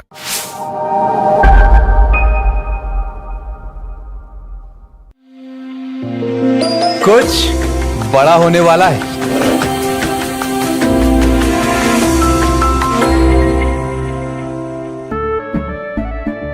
केसरिया से मन जोगी हुआ रे, दिल झूमे देखो मतवारा हुआ रे। केसरिया से मन जोगी हुआ। हर पल मनाओ केसरी त्योहार। विमल, बोलो जुबान Kesari. Government has unlocked 10,000 crores in MTNL that it's set to gain.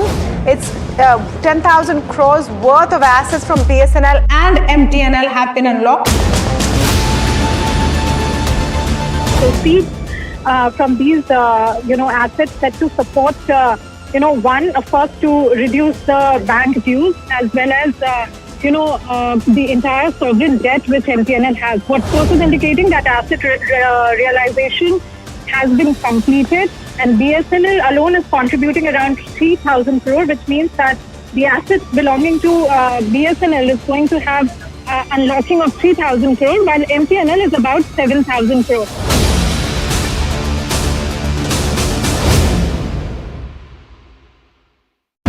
Tamil Nadu votes decisive, uniquely the way it does. Politics, power and cinema and all of that in an unprecedented Dravidian script. This is not an election easy to call. It never has been. And unravel grassroots conversations with the voices that matter. That's why we travel across Tamil Nadu to get you the real picture. From the OG of Indian elections comes the next big political blockbuster. Because Tamil Nadu votes only the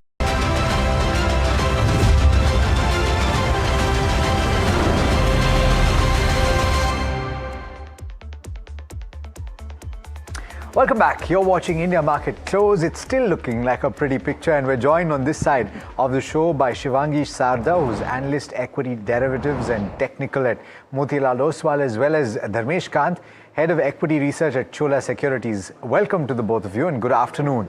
Shivangi, a quick question to you. Do the ranges shift higher based on what you've seen today, and based on the moves broadly over the course of the last 7 days or so? Very good afternoon, Alex. Thank you for having me. So we've seen that, of course, globally the sentiments kind of have impacted our gap up. And the good part is that we're holding at the higher levels even after the gap up. And although we have consolidated for most part of the session today, but overall buy on decline to continue here, because there is some bit of unwinding that is happening of the call writers at the higher strokes. But then again, follow-up is clearly missing, which is adding a lack of momentum in the index. Immediately, it needs to cross and hold about 24,300 for the base to again shift higher for the next up move towards 24,500.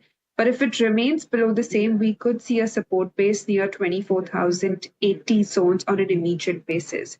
So this would be the take on Nifty. But of course, if we look at Bank Nifty, there has been, some bit of underperformance here as of today. And even after the breakout of the last 4 sessions, we've seen it has moved in a very consolidated band, especially from the last 3 hours. So overall, we are expecting some bit of follow-up action here for then again to, extend movement towards 57,000. But 56,000 would be an important base to watch out for Bank Nifty. Right. And speaking of the Bank Nifty, in fact, let's talk about banks as a whole, because this next weekend is going to be crucial. A couple of very large private sector banks are going to be posting numbers, and it's an opportune time to pose a question. Is there a bull case or is there a bear case for the Indian banking sector as a whole? Because though earnings is set to be stable, there are a few niggles and worries. Sharad standing by to give you both of those cases. Sharad, how does it look? Thanks a lot, Alex, for that. And you rightly pointed out, we have seen the operational numbers of banks, but from this Saturday onwards, we are going to see the overall Q4 numbers coming in. But there are some hiccups also. It's not all rosy picture for the banks. That's why I present you the bulls and bears case scenario. The first one, the Q4 preview numbers, which you have seen. The bull case scenario means a loan growth that is remaining healthy in the fourth quarter. We have seen that in the numbers. But remember, there are some treasury losses. The M2M gains in the equity and the pressure on NIMs is likely to be there in the fourth quarter. Also, the Q4 in focus, there is some corrections which was there recently in the valuations. That's where a little bit of value might come. But the bear case remains is that the speculative forex positions have been impacted by RBI's important announcement, and that might not augur well for the company.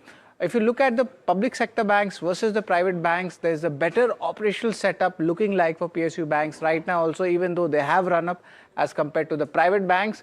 And the large private banks are having their specific overhangs as well. It is generally stock specific, and you can name a list of that. But let's look at the key triggers going ahead. And if FIs return, of course, their FI short covering is still pending, then private banks might see fresh allocations. They are having one of the highest allocations right now. Also, bear case scenario, a higher credit deposit ratio still remains a concern near its 2-year high levels is something which we had seen in the December quarter. For the bull case, we have seen the stock with the highest return potential in the Nifty Bank Index. That's HDFC Bank. Potential return of 39% the next 12 months. And in the bear case, only one bank makes it to the list having a negative return potential, and that is Bandhan Bank. So this is the entire bull versus bear case scenario for the banking space. Got it. Sharad, thanks so much for getting us those details. Dharmesh, you then, because the argument has been made for some of these banks, particularly the private sector banks, to say that they're trading very close to historically low average or at the bottom end of some of these bands, right? So do you buy into that argument to say that these are levels where they're looking too attractive to ignore? Yeah, good afternoon, Alex. Thanks for having me for the show. Banks, you have to, both private and public sector banks have to look differently as far as, private sector banks are concerned. So over the last 4 quarters, what has been observed is that deposit growth and advances growth has been almost at par. Sometimes deposit growth has been better than advances growth. So they have been growing slow on the credit growth, and one of the key reasons has been the high CD ratio or the ADR ratio. So they are trying to manage that. However, there is no official, regulation from the RBI side, but it keeps on monitoring that. Secondly, I think going forward, having regard to the already IMD has warned of a weaker monsoon and the inflationary pressure out there in the system, in the MSME and SME space, I think one more quarter will go before people will actually constructively turn into, private sector banking space. The third aspect is the treasury yields, which you guys have been highlighting. There are few banks like SDFC, Kotak, and Federal, which do not have exposure on the treasury part, so there the hit would be very minimal and it can be absorbed. But a higher hit would be on ICICI Bank and Axis Bank, which have almost high exposure on the treasury side. So there we are expecting a good hit, but let's see whether they do it in Q4 or get it carried forward to Q1. So my case is like private sector banks, we are still observing from the sidelines. The credit cost and the NPA provisioning, they will be trailing out when they report the earnings. However, public sector banks, which have corrected quite sharply from the recent highs, does look attractive. And there I think SBI stands the best chance because their treasury exposure is far less than any of the private or public sector peers. So it will be more contained, not much damage out there, and the growth has been fine. LDR ratio has been supportive. So what they have been doing is, in order to get the ROEs up, they have been increasing their advances growth as compared to deposit growth. So still they are 79 to 82% kind of an LDR ratio, which is quite comfortable. Scope for 3-4% more kind of a elbow room is there to expand their credit growth vis-a-vis the deposit growth. So we are, focusing out there. What we are avoiding as of now is Bank of India and Bank of Baroda. Bank of India was a pick earlier, just because of the high exposure to the treasury side. So net one has to be a bit cautious. But I do think in the given set of environment, SBI looks pretty attractive, followed with Federal Bank on the private sector side. Shivangi, your top banking pick and good idea to also get your BTST. So Tamanna, looking at the entire banking space, I believe some of the smaller banking names are looking quite lucrative at the moment. And we could look at some of the PSU name stocks. Right now, two stocks are on my radar, which includes SBI and Canara Bank. We could look at these stocks for a good potential up move. But then again, there is some bit of underperformance in the Bank Nifty, so we'll wait and watch for the levels. Now, for the BTST, I have chosen L&T, Larsen & Toubro. This has given a breakout of the last 4 trading sessions, and we've seen that this stock has started to make higher top, higher bottom from the last 4 weeks. We've seen that from the last 2 sessions, especially, volumes have added significantly with the price rise, which confirms the up move, and call writers have also started to unwind the position at the higher strikes. So L&T is looking quite positive, and we could look at L&T for the next potential targets of around about 4250 levels with a support of 4,000 zones. Okay, stay on with us. I also want to focus on ICICI Pru AMC. So the company announced its Q4 numbers, which frankly looked pretty decent. There were a whole host of brokerage notes also, which looked at the numbers fairly positively, but there is a sell-off in the stock on a day when the rest of the market is in a great mood. Sharad Dubey joining us to explain why. Sharad. Well, yes, interestingly, we saw a lot of broking houses getting bullish on the AMC space for the last 2 odd weeks, and there was an up move in most of the AMC stocks. But the numbers which have come in, if you look into the details, slightly mixed a set of numbers were there. And you look at the con call also, which was there yesterday, that's where the management also stated that they are cautious going ahead. Little bit of technical reversal and profit booking is also at play, and valuations does remain a concern here. We did check what the brokerages had to say. A little bit of mixed reactions coming in from them. Kotak Securities has downgraded the stock to reduce from add. However, the target price has been hiked, but the market correction is capping the growth and the margins going ahead, and the high valuations is also there. That's a key concern being raised by the broking houses. Lastly, Morgan Stanley, if you look at it, they have also stated that largely the numbers were in line. and the operating profit was higher due to some cost reversals, but the franchisee itself, the valuations are at the higher side. So that's a bit of concern coming in post the earnings, and this is the reason why we are seeing a sell-off in ICICI Pru AMC. 3.8% off the low point of the day. In fact, pull up the intraday chart for ICICI Pru AMC, and as Sharad has pointed out, it's actually a stock that has gained quite considerably in the run-up to today. So some profit taking is also in evidence. Another stock that is doing particularly well in trade today, or rather a stock that is doing particularly well on the flip side, is Hindustan Aeronautics. It's trading very close to the high point of the day at 3.4% higher, and the reason is that there is a significant deal that has come through with GE Aerospace. It's a definitive agreement for the co-production of the F414 jet engines in India. It's a major milestone for India's defense self-reliance. That pact follows 3 years of high-level negotiations with that company. It clears technical hurdles for a final commercial contract, which is expected to come through by the end of FY27. This is, of course, from a Bloomberg story.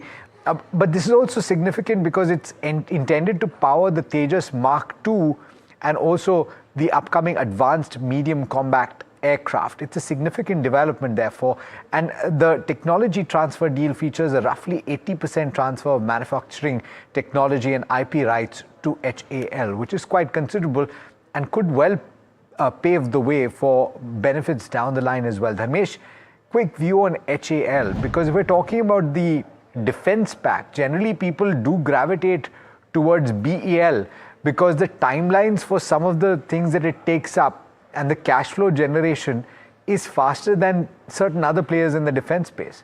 Do you like HAL? Yeah, definitely. Yes, Alex. I don't know whether you remember or not, but a month back there were a few foreign brokerages which has come out with a negative report on health.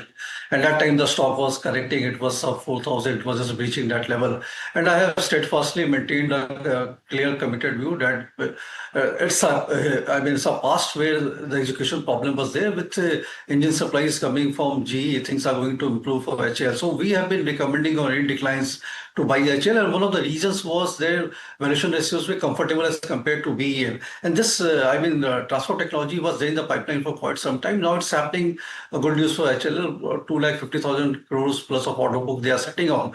So I think FY27 should be far better for HAL as compared to FY26 with the execution getting into process. So definitely a portfolio buy. And if you are holding a defense sector, then this makes the highest weightage out there. We are looking at a target of around 6,000 from 3 years perspective. It's not today's perspective. FY29 earnings estimate. Based on that, 6,000 is the target for HAL for us. 6,000, quite the upside that Dharmesh is seeing for HAL. Now, another stock in focus is Life Insurance Corporation of India. And of course, the longer term performance of this particular stock is not really anything to write home about. The stock is up as much as 5% in trade today because the company has announced its first ever bonus issue. It's a 1:1 issue that has been announced. The record date will be announced later. It hasn't yet been announced. And what that means, if you are uninitiated, is that you still have time to buy the stock if you want to get the benefit of the bonus share issue. The result of this corporate announcement is that there's going to be a capitalization of nearly 6,325 crore rupees, which comes out of the reserves and surplus. And for Life Insurance Corporation of India, that cash reserve is very, very significant in any case. I want to very quickly get a view from you, Dharmesh, on the fundamentals for Life Insurance Corporation of India. It's been an underperformer, and some say that it continues to be undervalued. Do you think that it is a good opportunity to buy this, or are there better players, in your opinion, in the life insurance space? Alex, both the points are absolutely valid. It has been an underperformer. It's grossly, deeply undervalued. It's available at 0.6 times price to emitted value. So, there are a lot of scope out there. It's still the largest player in the market, and their performance has been, VNB is almost 14-15% in line with any other, life insurance providers. We have to wait for this quarter result, of course. But to my mind, I mean, 15 to 20% range is likely to continue with 64% kind of a penetration level in India. With such a big size, still they are able to do 15-16% is quite, admirable. Valuation-wise, it's trading at around 1/4 of what others are trading at. But when actually the bull run will happen, that timing I don't know. I mean, Shivangi is a better person to advocate on the timelines by which this trigger should come. But to our mind, if one is a holder for say 3 to 5 years perspective, is definitely a doubler from here. So X bonus, if it is 400, then 1,000 is the target price we are looking at. Okay, all right.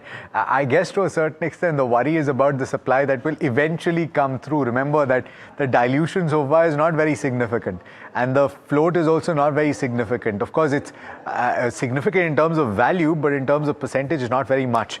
But let me go across to you, Shivangi, therefore. And on a number of stocks that we've just discussed, right? So there's HAL, there's ICICI Pru AMC, there is Life Insurance Corporation of India, and let me throw in a couple more. Those that are buzzing in trade today, Swaraj Engines off the high point of the day, but still gaining 4%, and HG Infra, which is up as much as 14% and holding on to those gains on the back of a significant order win. Which of these would you trade? So definitely HAL has seen a good amount of short covering in the last couple of weeks. This could, continue with momentum, and we could expect a short swing over here to the extent of around about 4,400 odd levels. Now, talking about the other stocks, we've seen a good up move, of course, and the momentum could be seen today. But overall, all these stocks have one thing in common, that they've, made a little slight bottoming out structure as of now. And, even though the larger time frame structure remains constructive, but immediate basis, there will be a lot of follow-up required for them to maintain this momentum and continue. But however, I am looking at HG Infra, which is kind of, moved quite a lot this month, and we are seeing good amount of attraction here. So one could focus on a short swing over here. But of course, stop losses would be important for these trades. Okay. All right. HG Infra, watch out for that one in trade. Now, let's go across to Ridhima Bhatnagar, because she's picked up an interesting story. You've seen input costs go up for quite a few companies, and you're seeing signs now of that being passed on in the way of price increases. And this we're talking about is HUL. And this is on their soaps portfolio. Prices have gone up not by a lot, by between 3 and 5.5%. But let's go across to Ridhima to find out exactly what has taken place. Ridhima? So HUL has increased its soap prices by rupees 2 to 3 across the brands in April as per our sources. Now, if you talk about mass segment brands, Liril is up by 5.13% and is around rupees 41 now, up by 2 rupees. And other mass products like Hamam and Rexona are also up by 5.26%, both at 40 rupees for the 100 gram pack. And other products like Pears is up by 4% at rupees 52, and the other Dove variants, the white variant is up by 3.45% at rupees 60, and the pink variant is up by 4.45% now at 70 rupees, and it has seen the most amount of hike, about 3 rupees. So soaps command around 15 to 18% of the revenue for HUL, and the EBIT margins for the personal care segment is around 17 to 18%, and 9, which means even a little bit movement in the pricing will have an effect on the margins. Now, the main reason why the prices have increased is the raw material surge due to the Middle East conflict, and mainly due to palm oil prices, which is one of the main chemicals which comes out of it is palm fatty acid distill, which is used to make the soaps. The prices for that has increased, and also the packaging cost, which has increased by 15 to 50%, that has added to the pricing which has increased. We reached out to HUL. They told us that the main reasons they have taken a selective price increase across their portfolio is because of the commodity prices of palm oil, crude and plastics, which has led them to increase the prices. But they've said that they've taken care that the price value equation for the customers is taken into consideration. Now, something to watch out for is that when and by how much, and will the other companies also follow the footsteps of HUL and take a price increase? Got it. Yeah, it's an important question to ask, because if the market leader has increased prices, that opens the doors for other people to do so as well. And you could well see that panning out. I do want to ask Dharmesh for a quick view on HUL. Dharmesh, everything that we've seen over the course of the last 1 month comes at a bad time for the company, because they were expecting to see volume improvement in the first half of this financial year. And if they're undertaking price increases, that poses a bit of a challenge, doesn't it? So, but what would you say about buying HUL right now? Would you avoid? Yeah, definitely, Alex. I mean, thankfully, we have been, neutral to bearish on this segment. Even after a GST cut, we did not went into the buy, and the prices cooled off after a month. So the entire sector has not been doing anything great for the last 6-7 months, and we don't think the volume growth or the value growth, or both on the blended direction, would be good enough to move a needle in a good perspective, maybe 10%, 5% kind of a move. So we are not seeing that. So it's better avoid to our mind. Our research team is highlighting an interesting point here with regard to Astral, and pull up that stock in the cash market. It's trading at close to 1,580. It's trading at a discount in the futures, or rather it's trading at 1,635 in the cash market. And the futures market is actually trading at a pretty big discount. I wonder whether there is something actionable here, Shivangi. Would you react to this, and why do you think this is taking place? So, of course, looking at the discount, it usually happens near about the expiry. But then again, we've seen that, this kind of, factors it in with the spot prices as we move towards the expiry. So, nothing to worry about. And many a times there is some sort of adjustments that keep happening. So not much of an opportunity that we can capture, yeah. Okay. All right. On that note, Dharmesh as well as Shivangi, thanks so much for taking the time. We're winding down to what is ending up being quite the rewarding day for Dalal Street. And pull up the Nifty 50 intraday chart, and or even this will do. Gains of about 375, 76 points thereabouts off the very top of the session so far, but trading very close to 24,200, and likely we're going to hold and close above that mark. So it's actually a good move. The Nifty Bank has actually underperformed with gains of just about 1.2% or thereabouts. But the broader markets have done particularly well for themselves. Mid-cap index about 2%, 2.2% higher. The small-cap index about 2.3% higher. And look at the bottom of the screen. You'll see that the advanced decline ratio actually looks particularly strong heading into the end of close. Pull up the Nifty 50 heat map just to showcase the screen. It's broadly a green screen, just about 4 counters in the red or 5 counters in the red. ICICI Bank actually has moved from green territory to red territory, so it's been a little volatile in the recent past. The opposite happened day before yesterday, where it traded in the red and then ended up gaining as much as 4% intraday. It's ended in the red with cuts of about 1/3% or so, and that showcases also the underperformance of the Nifty Bank. Indigo, Eternal, Power Grid Corporation of India, quite a few that are outperformed in a big way today, and quite a few stocks that are trading with gains of over 3%. Wipro, one of them, we told you about that. Not just the tailwinds for the IT pack as a whole, but also specific updates with regard to an acquisition that they have made. Tata Motors PV, TCS up and about, Tech Mahindra, the entire IT pack really is up and about. Larsen & Toubro continuing its comeback, gaining about 3% in trade. But you also have Reliance Industries that's ending with gains of about 2%. So pull up the contributors chart and you will see HDFC Bank, you will see Reliance Industries that are making quite the bit of a mark here, contributing between themselves about 90 points.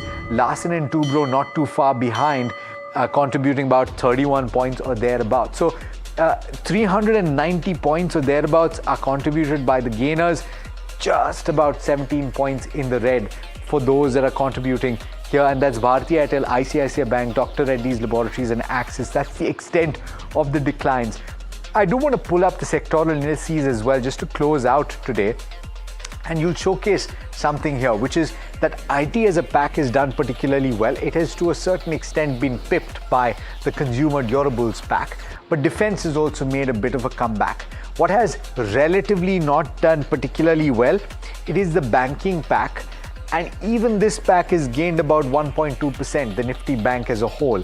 So it's telling you that the strength today is broad-based. It's on the back of certain sentimental positive moves that say that Iran and the US are going to engage in all probability in another round of talks, and at least there is no escalation in the geopolitical tension that you've seen that has dominated headlines and market moves over the course of the last 1 month. But that brings us to the end of this edition of India Market Close. It's been an absolute pleasure bringing it to you. Stay tuned. There's lots more coming up over the course of the day.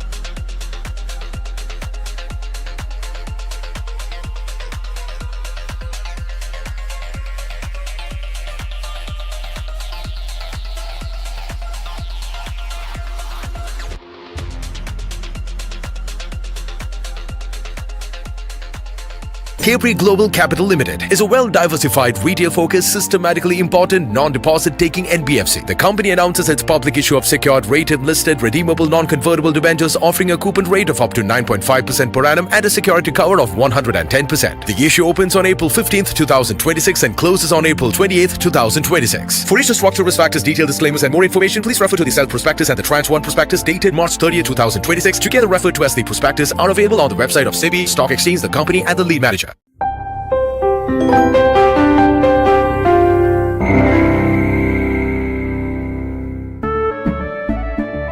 केसरिया से मन जोगी हुआ रे दिल झूमे देखो मतवारा हुआ रे केसरिया से मन जोगी हुआ हर पल मनाओ केसरी त्योहार। विमल, बोलो जुबान केसरी। कुछ खास होने वाला है।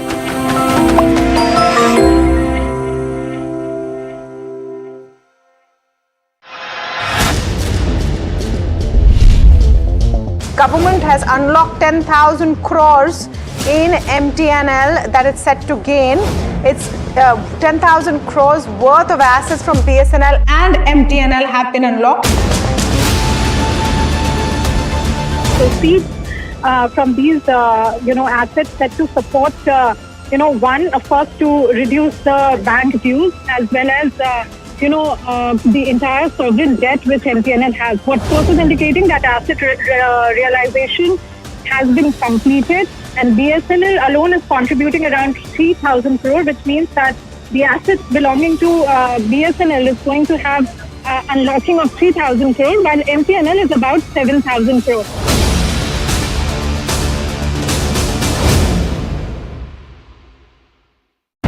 Tamil Nadu votes decisive, uniquely the way it does. Politics, power and cinema and all of that in an unprecedented Dravidian script. This is not an election easy to...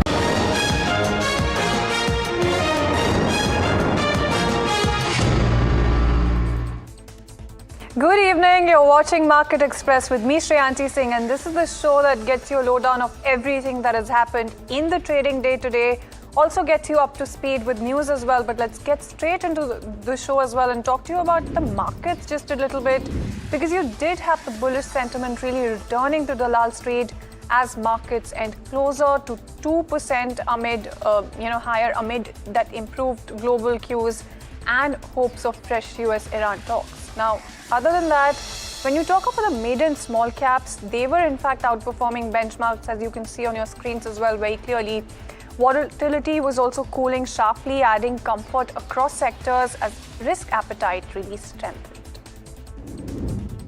Moving on then, let's talk to you about some of the sectors as well. And when you talk about the sectoral picture, tilted very sharply in the favor of green. It was a sea of green on Dalal Street as well. IT and realty stocks, they were the ones leading the charge, riding renewed risk appetite. But you did have something like an oil and gas or even energy in terms of sectors that added to the momentum. So broad-based buying really lifted sentiment. Investors leaned back into cyclical and growth pockets.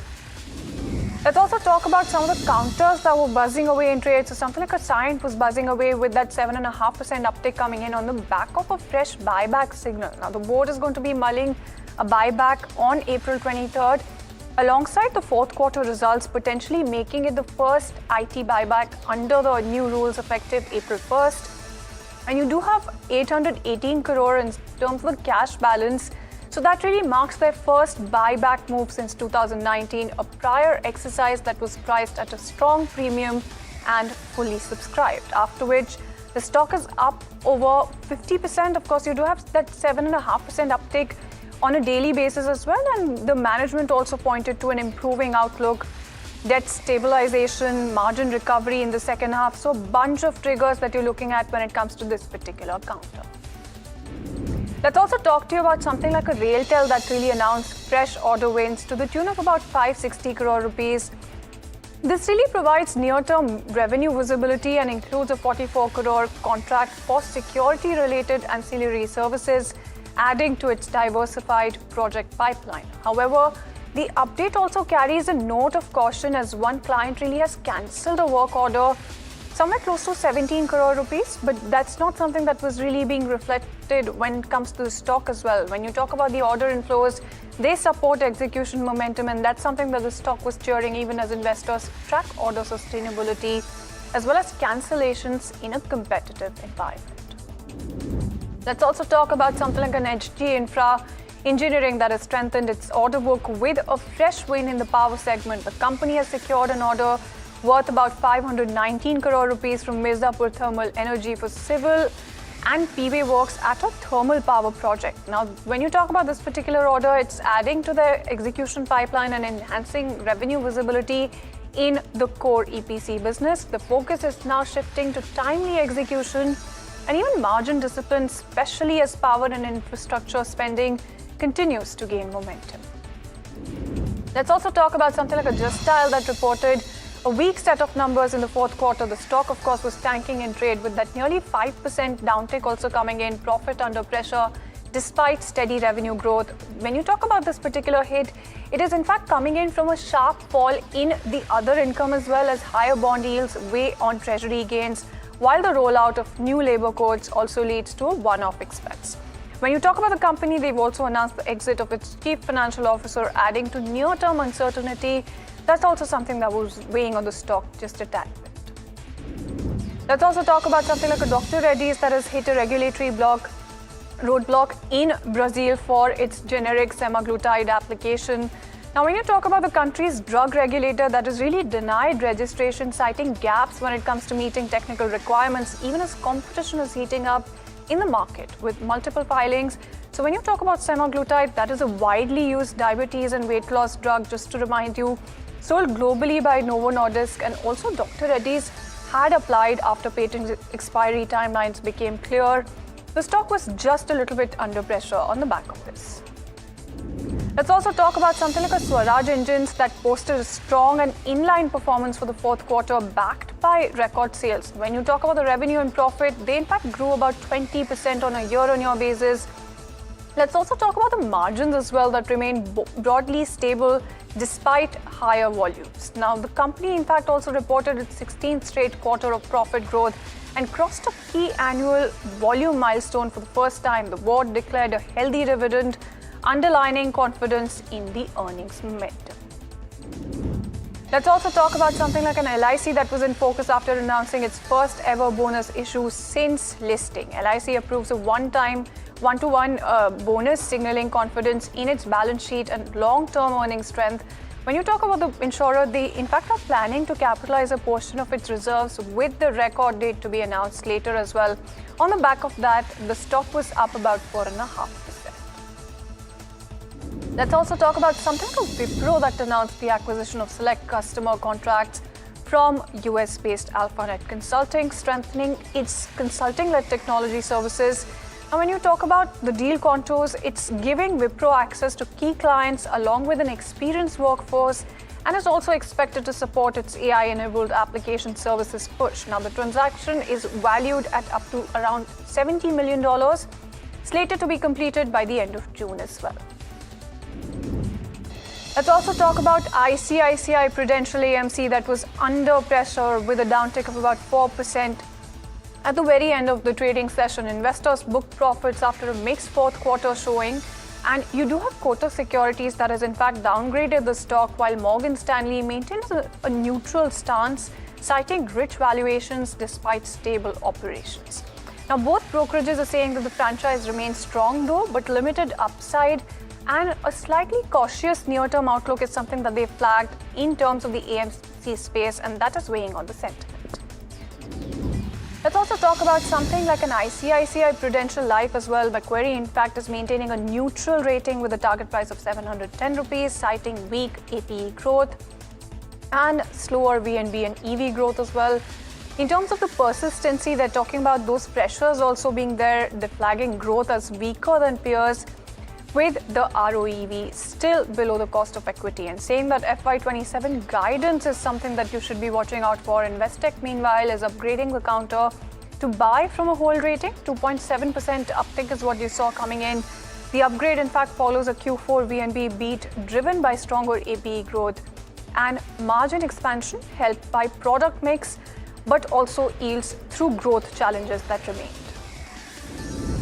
Let's also talk about something like an Ujjivan Small Finance Bank that was in focus after the RBI returned its application to convert into a universal bank. On the back of that, you did have the stock tanking about 3% in trade at the very end. The regulator, in fact, has advised the bank to consider reapplying, making this the second such case in recent months after Jana Small Finance Bank. Ujjivan, in fact, has said that it remains committed to diversification and it's going to be resubmitting the application in due course.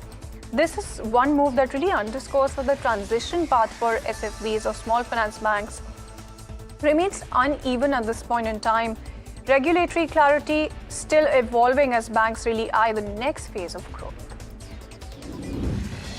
Let's also talk about Yatra Online that is back in the spotlight with the stock rallying on a clear strategic pivot. Look at that 19% surge also coming in when you talk about this particular counter, and the company is shifting decisively towards corporate travel, which now accounts for about 65% when you talk about their bookings as well, lifting operating metrics despite a dip in net profit. In the third quarter, revenue rose about 9% on a year-on-year basis, while the EBITDA, in fact, surged over 60%.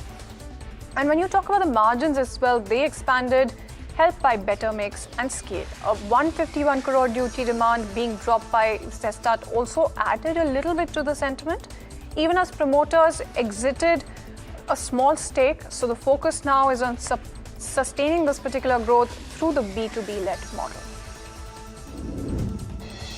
Let's also talk about something like an Elecon Engineering that delivered a weak fourth quarter on the headline numbers. When you talk about the consolidated revenue, that fell about 6.5% on a year-on-year basis.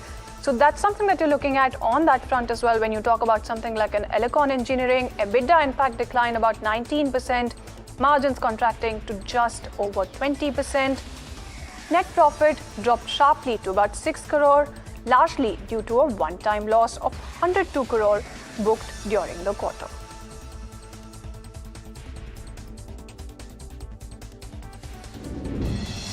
So that's about Elecon Engineering, but let's also talk about Anand Rathi Stockbrokers that delivered a steady quarter on a sequential basis. Standalone revenue, and when you talk about this one, that rose about 3% on a quarter-on-quarter basis. So 255 crore is what you're looking at here as well. When you talk about EBITDA, that climbed about 9% to somewhere close to 110 crore rupees, aided by better operating leverage.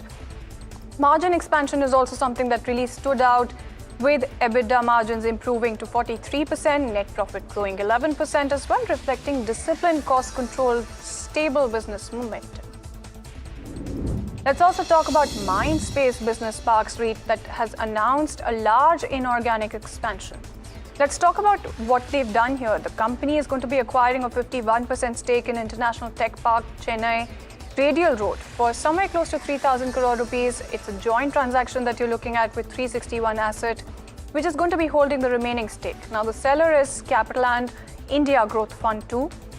And when you talk about this particular deal, it's of course subject to regulatory approvals, but importantly, the acquisition is expected to add about 240 crore rupees to the net operating income, also strengthening annuity cash flows and enhancing portfolio scale in a key office market.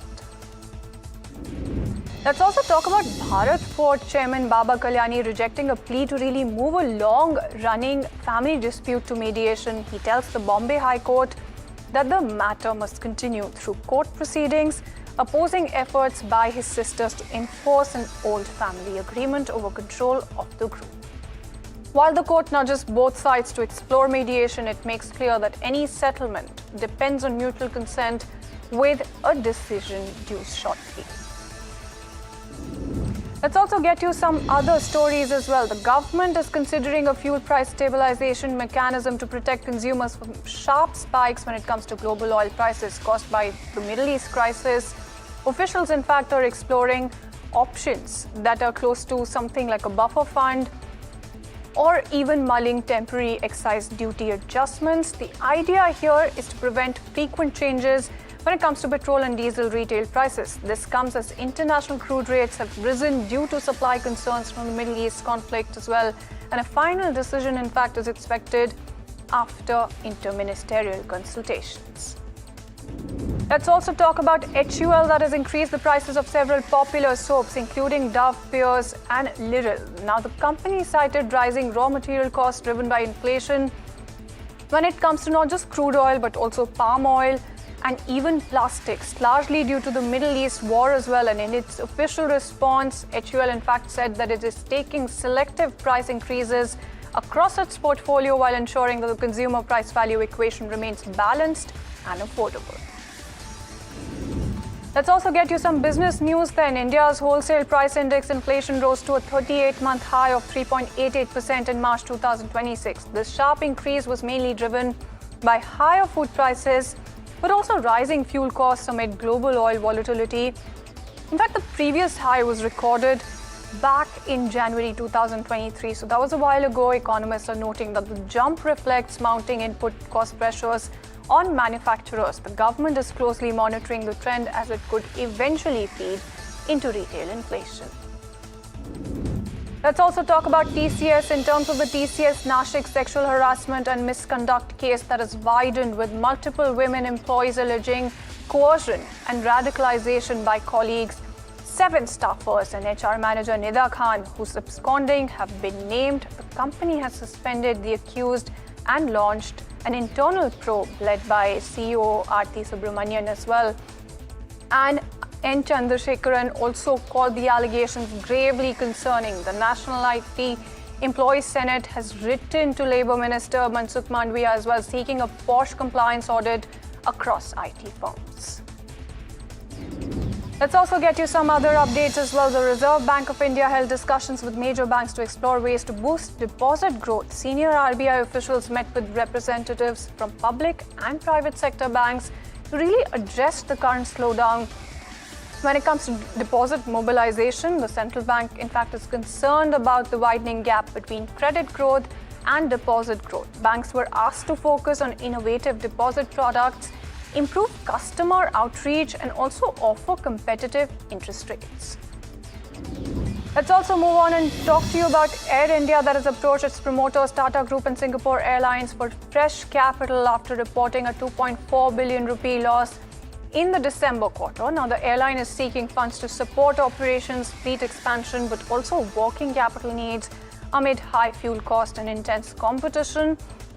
This, mind you, is the second time in recent months that Air India has requested additional funding from its owners. The request comes as the carrier continues its post-acquisition turnaround, in fact, under the Tata Group. Let's also talk to you about Microsoft that has announced a significant price increase for its Surface laptop range due to rising cost of RAM and other components as well. The new prices are going to be effective immediately across key models. And the company is citing global supply chain pressures, but also higher memory costs as the main reasons for this particular hike. This is the second major price adjustment by the company for its premium hardware in recent months. Now, in terms of what industry analysts are expecting, they're expecting this particular increase to impact demand in price-sensitive markets like India.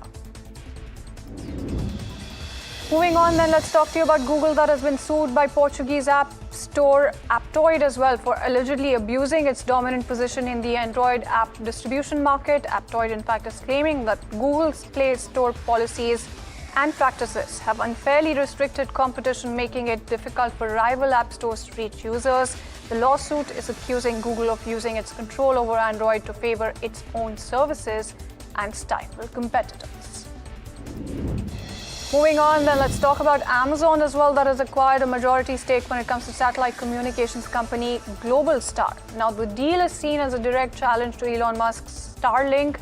In the growing satellite broadband market, Globalstar operates a constellation of low Earth orbit satellites and also provides voice and data services worldwide. Now, Amazon plans to use the acquisition to strengthen Project Kuiper as well. That's its own satellite internet initiative aimed at providing high-speed broadband to underserved areas. Let's also move on and talk to you about the global oil outlook that has taken a sharp turn for the worse. The International Energy Agency has slashed both supply and demand forecasts, warning that the Middle East war on Iran is now disrupting oil flows and dragging on the global economy as well at this point in time. The IEA, in fact, is expecting global oil demand to fall by 80,000 barrels a day this year, a dramatic reversal coming in from the earlier growth projections. A projected 1.5 million barrel, in fact, a day demand drop in the second quarter would mark the deepest contraction since the COVID era, as the energy shock really ripples through from the conflict across markets. Let's also talk about Vedanta. Now, several hours after a massive explosion at a Vedanta power plant in Chhattisgarh, several workers remain missing and anxious families are still waiting for information at this point in time. The blast killed at least 10 people and injured many others. Rescue operations are ongoing, but families are saying that they've received no clear update on the missing workers. You do have the chairman of the company who said that the rescue work and investigation was in progress. Local authorities and the company have set up helplines, but many relatives continue to wait outside the plant gates. Let's also talk about Samrat Chaudhary, who stepped into Bihar's top job at a defining moment. Now, at 57, the BJP leader has been sworn in as chief minister, inheriting an office that was shaped for decades by Nitish Kumar's dominance. Making his political debut back in 1990, Samrat now carries the task of steering Bihar beyond a long-running era, not just leading the state, but also really establishing his own authority and political imprint as the BJP charts a new chapter in Bihar's governance. Let's also talk about the extradition process of fugitive businessman Nirav Modi that has entered its final stage right now. CBI officials recently met with UK authorities in London to discuss the case related to the 13,000 crore rupee Punjab National Bank fraud. Nirav Modi, in fact, the prime accused in the 2018 scam, has been fighting extradition from the UK for several years. The CBI is now pushing for his early handover to Indian authorities. The meeting focused on completing pending formalities and addressing legal hurdles. Once the UK court gives its final nod, Modi is expected to be brought back to India to face trial. Let's also talk about an unfortunate incident. A beam collapsed at the under-construction BKC metro line in Mumbai today, and you do have the MMRDA that confirmed that there were no injuries or casualties, luckily, in the incident as well. But the traffic in the area has been diverted as a precautionary measure. Rescue and inspection teams have reached the spot to assess the situation and determine the cause of the collapse as well.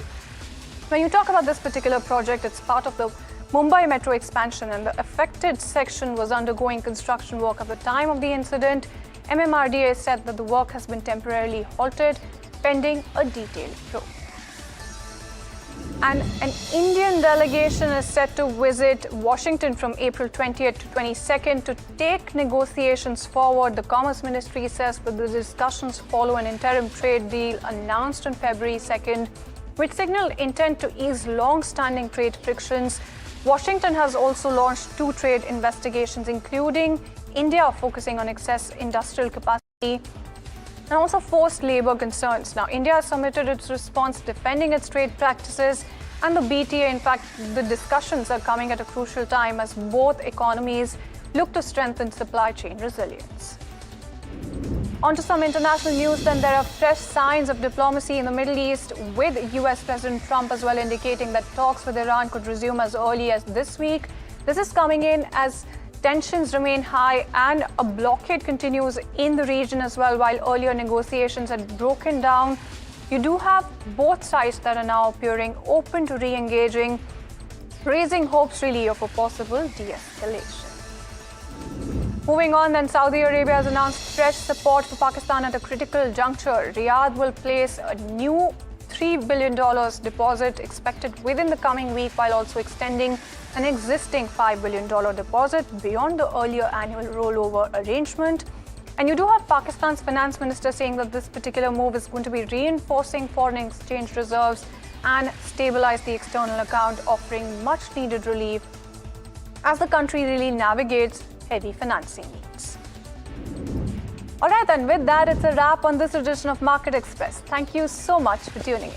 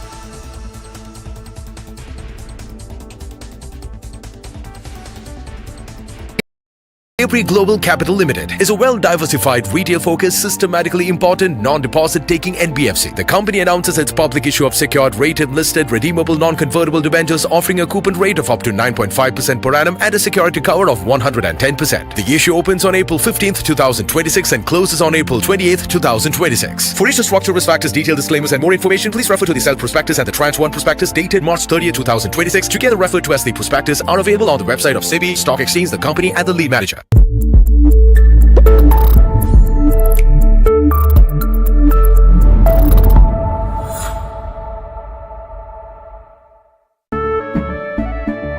केसरिया से मन जोगी हुआ रे दिल झूमे देखो मतवारा हुआ रे केसरिया से मन जोगी हुआ हर पल मनाओ केसरी त्योहार विमल बोलो जुबान Kesari. Presenting the all-knowing, all-powerful Tech Guru. Whoa. Guru? I'm no guru. Okay. I'm just a guy who loves his tech. A show where the mysteries of megabytes and motherboards shall be unraveled. Bro, nobody talks like that anymore. This is all about connected ecosystems, EVs and AI that you can use in your daily life. That's what we do on Tech 360. Real talk, real reviews, tech that you can actually use. Tech has changed. So should your tech show.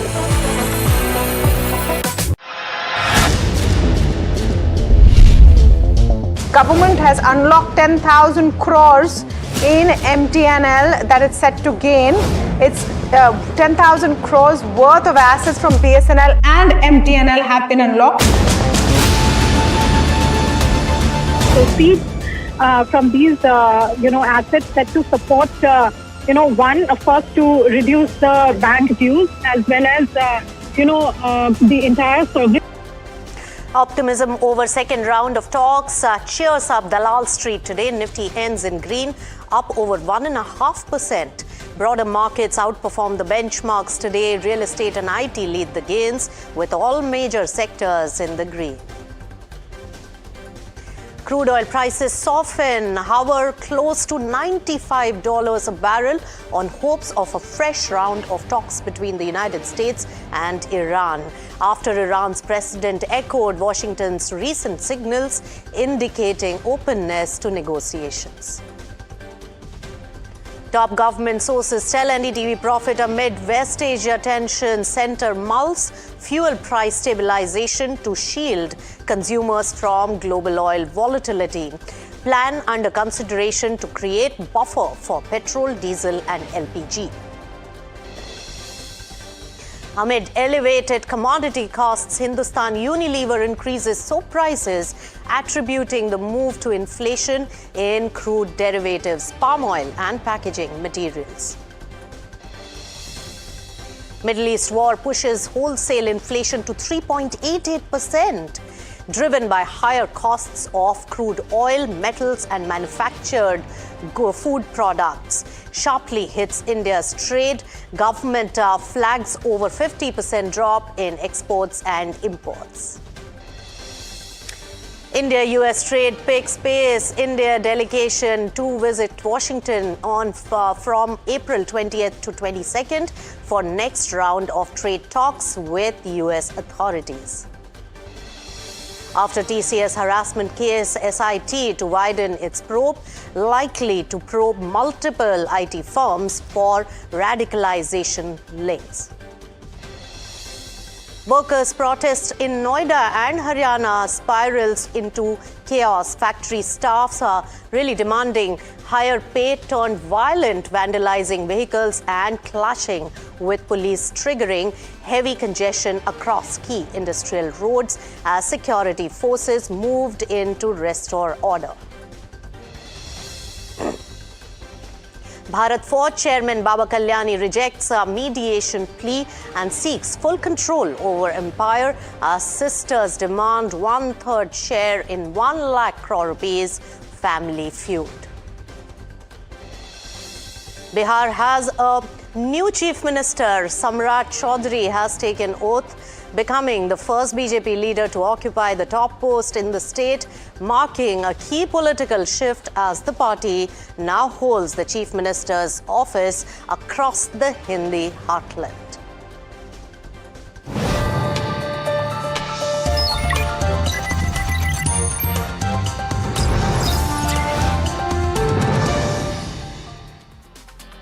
Hello and welcome. This afternoon, you've joined us on Profit 360. I'm Nisha Podar. Let's take you through the top stories today. First, starting with the market momentum. Well, the Lal Street largely traded in a range-bound fashion, maintaining momentum in the green. While the Nifty held its ground above 24,200 odd levels today, well, the Sensex settled just above 78,000 levels. And the broader markets, they pay stronger than the benchmarks, with both small and mid-cap indices really outperforming the benchmarks. In fact, my colleague Jasmeet is joining in right now to give us the full roundup on the market action today. Good day of trade, Jasmeet. Well, thank you for that. As rightly said, Nifty ends in green and gains of 1.5% and ends above the 24,200 mark. We have seen the past couple of weeks where Nifty is battling at 24,000 mark, and today it ends over that mark by 200 over points. Now, we look at the top gainers. We have stocks like Interglobe, Aviation, Eternal, both gaining the most in Nifty 50. Now, in terms of the broader market, it has outperformed the benchmark as small cap 250 and mid cap 150 gain in trade as well. Well, if we look at the top gainers in mid cap 150, we have stocks like Suzlon Energy and Railway Vikas Nigam, which has gained the most in mid cap 150. While in small cap 250, we have stocks like Railtel Corp and Deepak Fertilizers. They have gained over 39% in today's trade. Now, in terms of the key sectors, all sectors end in green, showing a broad-based strong momentum in terms of the overall performance. The top gainer sectors are Nifty IT and Nifty Realty. If we look at Nifty as a sector, Nifty, all the stocks in Nifty IT were trading in green on the back of that strong up move and the change in the overall AI commentary. In terms of the top gainers in Nifty IT, we have stocks like Oracle Finance and LTI Mindtree. If we look at Nifty Realty also gains the most in today's trade, and the top gainers are Lodha and Anantraj gaining over 3.5%. In terms of the key snaps, we look at Nifty IT snap its 2-day of losing streak and gains in today's trade, while Nifty Energy gains for the 7th day in a row. All right, Jasmeet, thank you so much. It's green on the screen, and thankfully I've got the color right today. All right, let's also get a market view going. Anand Shah of ICICI Prudential AMC described the current environment as a structural shift, given the ripple effects of geopolitical tremors on macroeconomic indicators. In fact, the expert laid out the reasons why inflation is set to only move up going forward. Listen in. There are many factors which are coming together, which would have otherwise anyways inflationary. What this conflict does and what the higher energy prices does is that further over next 6 to 12 months, we would see this push into many elements like fertilizer, food, plastics, clothes, textiles. Everywhere should slowly and steadily inflation should move up. All right, let's also take a look at the money market. The rupee closed flat at 93 rupees 37 paise against the US dollar today, and the stability was mostly supported by the declining oil prices and a boost in the risk appetite amid optimism that US-Iran peace talks will resume. In fact, that also caused an impact on crude, and that's what has really impacted our Indian markets. Crude has been tepid as US WTI futures for May delivery fell to nearly $90 per barrel. And in fact, the futures for June delivery fell even further to around $88 per barrel. Now, Brent too has been hovering around the $95 to $96 per barrel mark. These are the lowest levels we have seen in a very long time.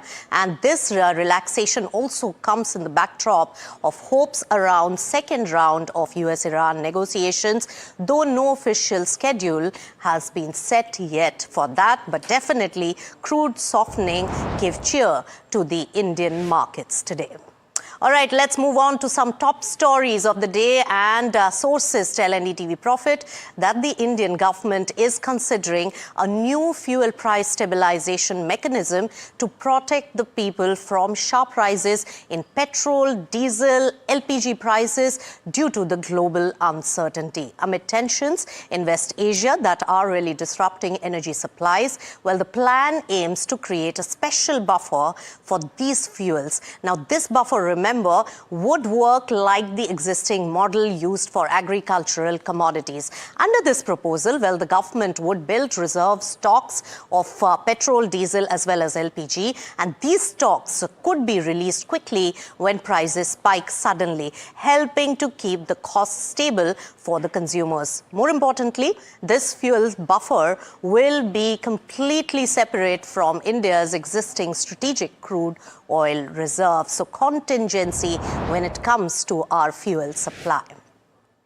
All right, macroeconomic data, it's time to focus on that, India's business health. So our wholesale price index, which is WPI inflation, that jumped to a 38-month high of 3.88% in the month of March. This is a sharp rise, remember, from 2.13% that was recorded in the previous month of February. Now, the increase was driven by the broad-based pressure across various categories like primary articles inflation that rose, fuel and power inflation turned positive, and even manufactured products inflation edged up. This WPI spike really comes as retail CPI inflation, remember, also rose slightly to 3.4% in the month of March. At the same time, remember, our merchandise exports for FY26 stood at $441 billion. Just 1% higher than the previous year. And Commerce Secretary Rajesh Agarwal called this increase important in troubled times. And importantly also to note, the SECI has also highlighted that macro recorded the highest monthly exports of FY26 at $38.92 billion, though it was still $3 billion lower than the last March. So amid West tensions, these are the numbers, and India's exports to the Middle East fell by more than 50%, while imports declined by 54%. So that's the trade data really coming in. Now, Commerce Secretary Rajesh Agarwal also expressed strong hope for India's trade future with various countries, including that with US. He announced that an Indian team is really visiting the US from April 20th to 22nd to take forward the trade talks. In fact, my colleague Rishabh joins in with all the crucial details on this. Rishabh, because of Middle East tension, this had taken a backseat, but this now comes to the fore again. Right, a very, very important update coming with regards to the India-US trade deal. What we have is the India team is headed to Washington, D.C. for a 3-day visit that is between April 20th to 22nd. A very, very important deal in the context of what is happening in the world. Also, given the fact that a deal was agreed to in February, but circumstances have changed now. That is also what Commerce Secretary Rajesh Agarwal said. He said that the circumstances under which the February 7th joint statement was released are much, much more different. You have had a complete removal of reciprocal tariffs. A new 10% tariff has come in. The West Asia conflict has come in. A lot more in terms of competitive advantage needs to be figured out. What India is exactly getting in this new trade deal, and that is why this trade delegation will be going. It will be led by Chief Negotiator Darpan Jain. Let me also tell you the sort of expectations from this US visit. The Commerce Secretary said that the details will be ironed out in this particular visit. You have the fact that every country is recalibrating their agreements with the US. India is also headed in that direction. That's what Rajesh Agarwal said. So the text that was agreed to in the February deadline might see some changes, is what the Commerce Secretary has indicated. So all eyes on the April to 20th to 22nd duration for the US trade visit. All right, crucial meeting there in the US. Thanks, Rishabh, for all the details. And let's now take it across to an NDTV Profit exclusive report, which really pinches our household budget. Remember, sources say that HUL has raised the soap prices amid climbing input costs amid West Asia crisis. My colleague Ridhima Bhatnagar gets us all those exclusive details. Ridhima. So HUL has increased its soap prices by rupees 2 to 3 across the brands in April as per our sources. Now, if you talk about mass segment brands, Liril is up by 5.13% and is around rupees 41 now, up by 2 rupees. And other mass products like Hamam and Rexona are also up by 5.26%, both at 40 rupees for the 100 gram pack. And other products like Pears is up by 4% at rupees 52, and the other Dove variants, the white variant is up by 3.45% at rupees 60, and the pink variant is up by 4.45% now at 70 rupees, and it has seen the most amount of hike, about 3 rupees. So soaps command around 15 to 18% of the revenue for HUL, and the EBIT margins for the personal care segment is around 17 to 18%, and 90% of this EBIT margins comes from soap, which means even a little bit movement in the pricing will have an effect on the margins. Now, the main reason why the prices have increased is the raw material surge due to the Middle East conflict, and mainly due to palm oil prices, which is one of the main chemicals which comes out of it is palm fatty acid distill, which is used to make the soaps. The prices for that has increased, and also the packaging cost, which has increased by 15 to 50%, that has added to the pricing which has increased. We reached out to HUL. They told us that the main reasons they have taken a selective price increase across their portfolio is because of the commodity prices of palm oil, crude and plastics, which has led them to increase the prices. But they've said that they've taken care that the price value equation for the customers is taken into consideration. Now, something to watch out for is that when and by how much, and will the other companies also follow the footsteps of HUL and take a price increase? All right, thanks so much, Ridhima, for getting us those details. Now, Tata Motors has rolled out its 10th lakh commercial vehicle from the Lucknow plant, marking 35 years of operations in Uttar Pradesh. In fact, my colleague Danish Anand visited that particular site, joins us from the ground with all the details. Danish.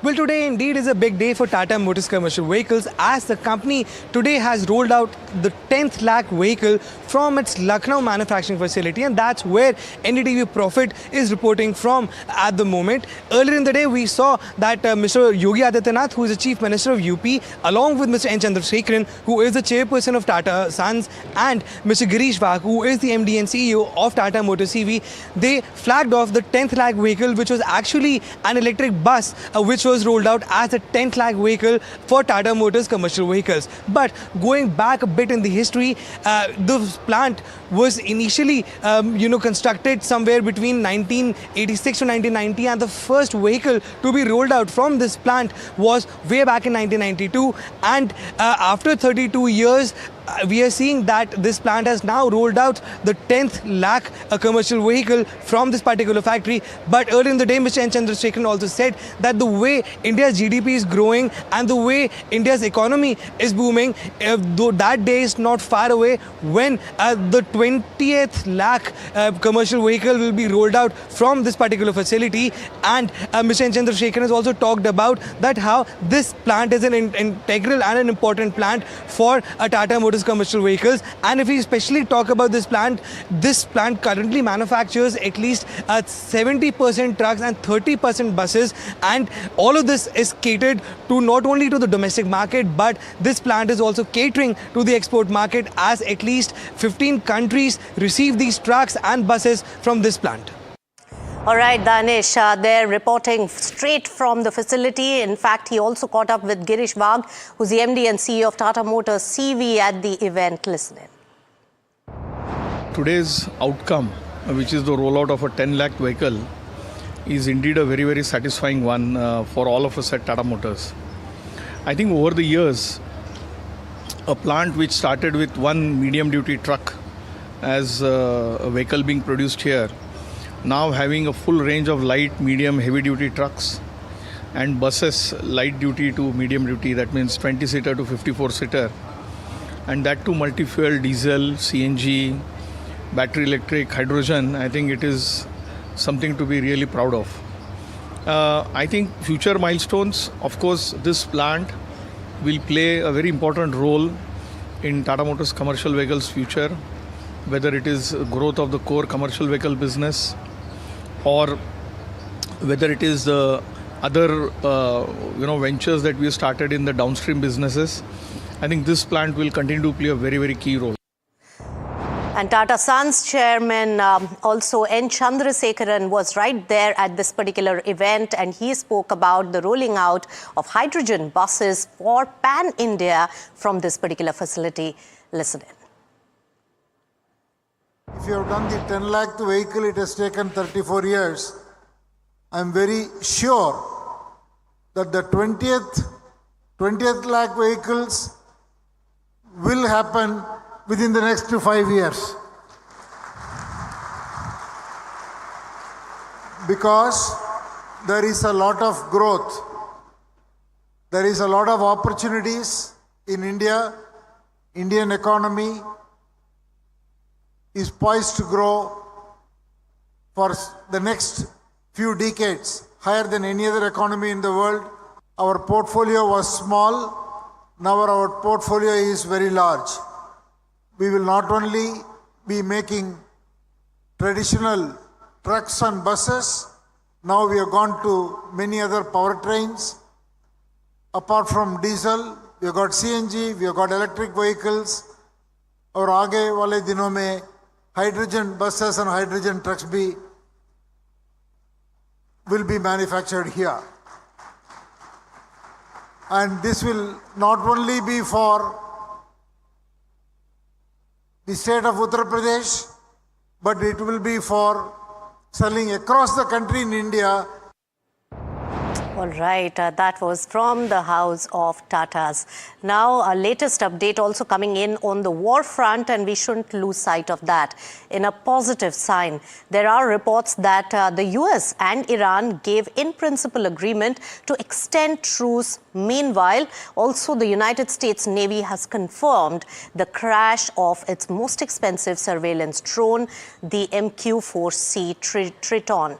Now, the drone reportedly lost altitude altitude mid-mission before crashing into the Persian Gulf. In fact, my colleague Shivarur, who's the managing editor of NDTV, shares all the details. The United States has just confirmed what NDTV had reported 5 days ago on April the 10th, that it has just lost its most expensive drone, a $240 million MQ-4C Triton high-altitude, long-endurance surveillance drone. These are huge drones, not the kind of smaller drones that you think of when you hear the word drone. Triton drones are very expensive, $250 million a piece. America has only about 20 of these that are functional at this point of time. This particular Triton drone, which has a huge wingspan, it's aircraft sized, not really like a drone, and remotely piloted, was flying over the Strait of Hormuz on April the 9th as part of a Persian Gulf surveillance mission. And these are drones that are capable of staying in the air in excess of 24 hours. So they give the Americans an incredible game-changing, eye in the sky, a persistent eye in the sky capability. So this drone was, flying at about 50,000 feet. It had taken off from a NATO base in Italy and flown over Iran and over the Persian Gulf, where it suddenly was seen to lose altitude from 50,000 feet to 10,000 feet. It's been categorized as a Class A crash, which means that the aircraft is completely destroyed. Very likely it crashed into the Persian Gulf, which means it's lying on the seabed somewhere. But there are no further details apart from the fact that the US Navy has formally confirmed that the aircraft had crashed. So far, it had not been spoken of for operational security reasons. Now, losses, of course, are part of the game, and we've seen the United States lose many aircraft, both in the air, on the ground. But the loss of an MQ-4C Triton drone obviously adds a great deal of pressure on the United States in terms of its surveillance requirements and duties, because these are very, very capable drones, like I said, capable of being in the air for over a day and giving military planners and warfighters constant eyes on the battlefield, on the Strait of Hormuz, movements, etc. And at $240 million a pop, these are by no means cheap. So even if the Americans can afford expensive equipment and they do budget for combat losses, this one hurts, because with only 20 of these aircraft in service with the United States and a handful more expected to enter service, there's obviously additional pressure on all of your other surveillance equipment, satellites, other drones, with the loss of even one of these. So it will be investigated. I think it's pretty clear that the aircraft wasn't shot down. It's very difficult to shoot down something that's flying at 50,000 feet high. Very likely some kind of engine trouble or a technical fault, which would be explained by the fact that the aircraft suddenly lost a great deal of altitude and then perhaps crashed into the Persian Gulf. But I think just another sort of chapter in the book of losses in this particular war over Iran, but also a sign and a view into the very, very advanced equipment that has gone into the Iran war so far. All right, Shiv, thanks so much for all those details. Important detail now, an NDTV exclusive, which is now confirmed by the US. Losses mounting when it comes to assets, and not to speak about the human losses of the war. Moving on then, in Nasik, TCS case operations manager of the company has been renamed, remanded to 14-day judicial custody. Now, the TCS Nashik case is now widening, and with the special investigation team explaining its probe and expanding the probe beyond a single office. Police sources do indicate that investigators are now examining whether similar patterns may exist across multiple IT firms, tracking alleged radicalization hubs within the offices where senior employees may have misused hierarchy to influence the junior staff. Now, the death has really been mounting to 16 in Vedanta Power's plant boiler blast in the state of Chhattisgarh, and suspected cause is a boiler tube failure, which unleashed a powerful blast that caused panic and a stampede-like rush to safety.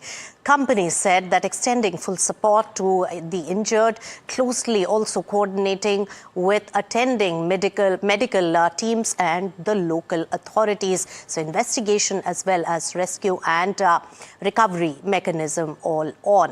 All right, let's move on to an important corporate development on the legal side.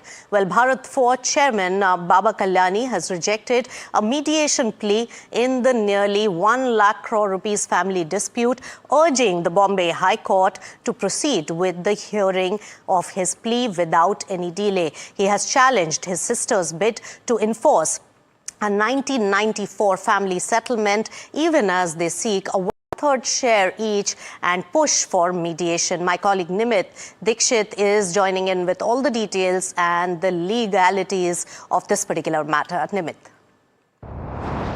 Yes, so to mediate or not to mediate, that is the big question in the Kalyani family dispute in the Bombay High Court right now. Now the court has been nudging this mediation on them for about a month. Today the matter was in court and Baba Kalyani's lawyers came and said that no, we do not want to go forward with the mediation because it will stop the current proceedings, and they don't want the current court proceedings where they seek to prevent their sisters from enforcing a 1994 family pact over the 1 lakh crore Kalyani family property. And what's happening now is essentially the court is saying that please mediate. The sisters are saying please mediate, but Baba Kalyani is insisting that no mediation. So there's a one more day that has been granted here today. So the parties will all come back tomorrow and give the court their decision. The court will take a final decision on whether to push this to mediation, private settlement, or whether it will go on in court in terms of the dispute. Now, remember, there are parallel proceedings also going on in Pune where the sisters are enforcing this 1994 pact where they seek 1/3 division of the entire property, while Baba Kalyani's split, he wants the whole thing in his name as per the HUF law. All right, heirloom dispute there in Bharat Forge. Thanks, Nimit, for that. And completely out of time on this edition of Profit 360. But do keep it with NDTV Profit. Lots of news and views on the other side. Thanks so much for tuning in.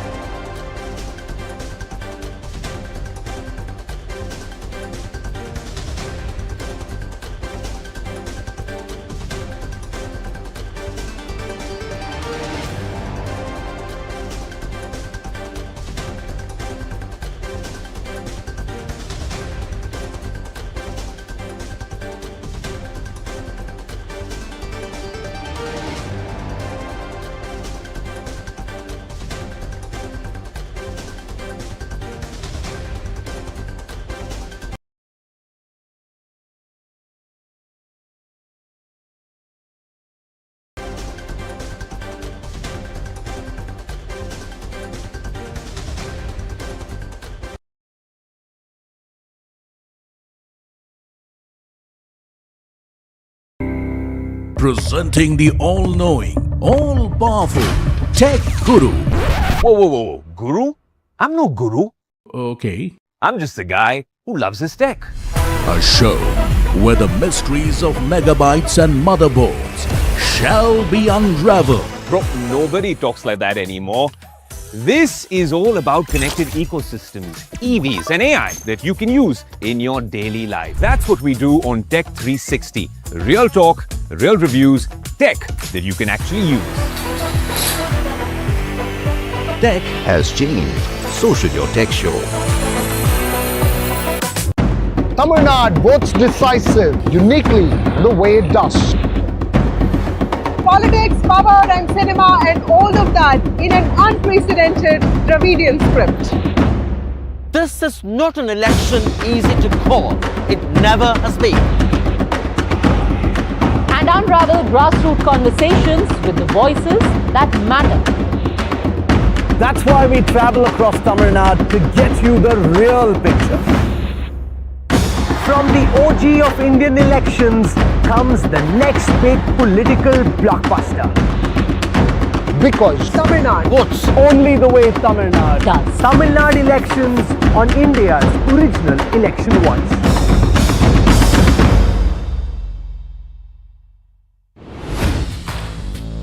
Hi, I'm Tamanna Inamdar.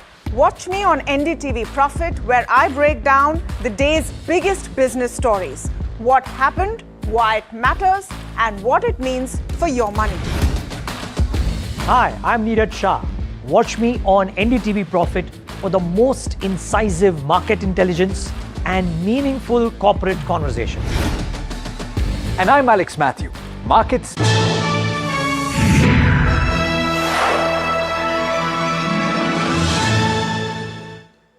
Hello and welcome to KYC. I am Sharad Dubey and you are watching NDTV Profit. This is the show where we get you the hottest companies, hottest announcements, and whether this company will give you profit or not. That's the main bottom line.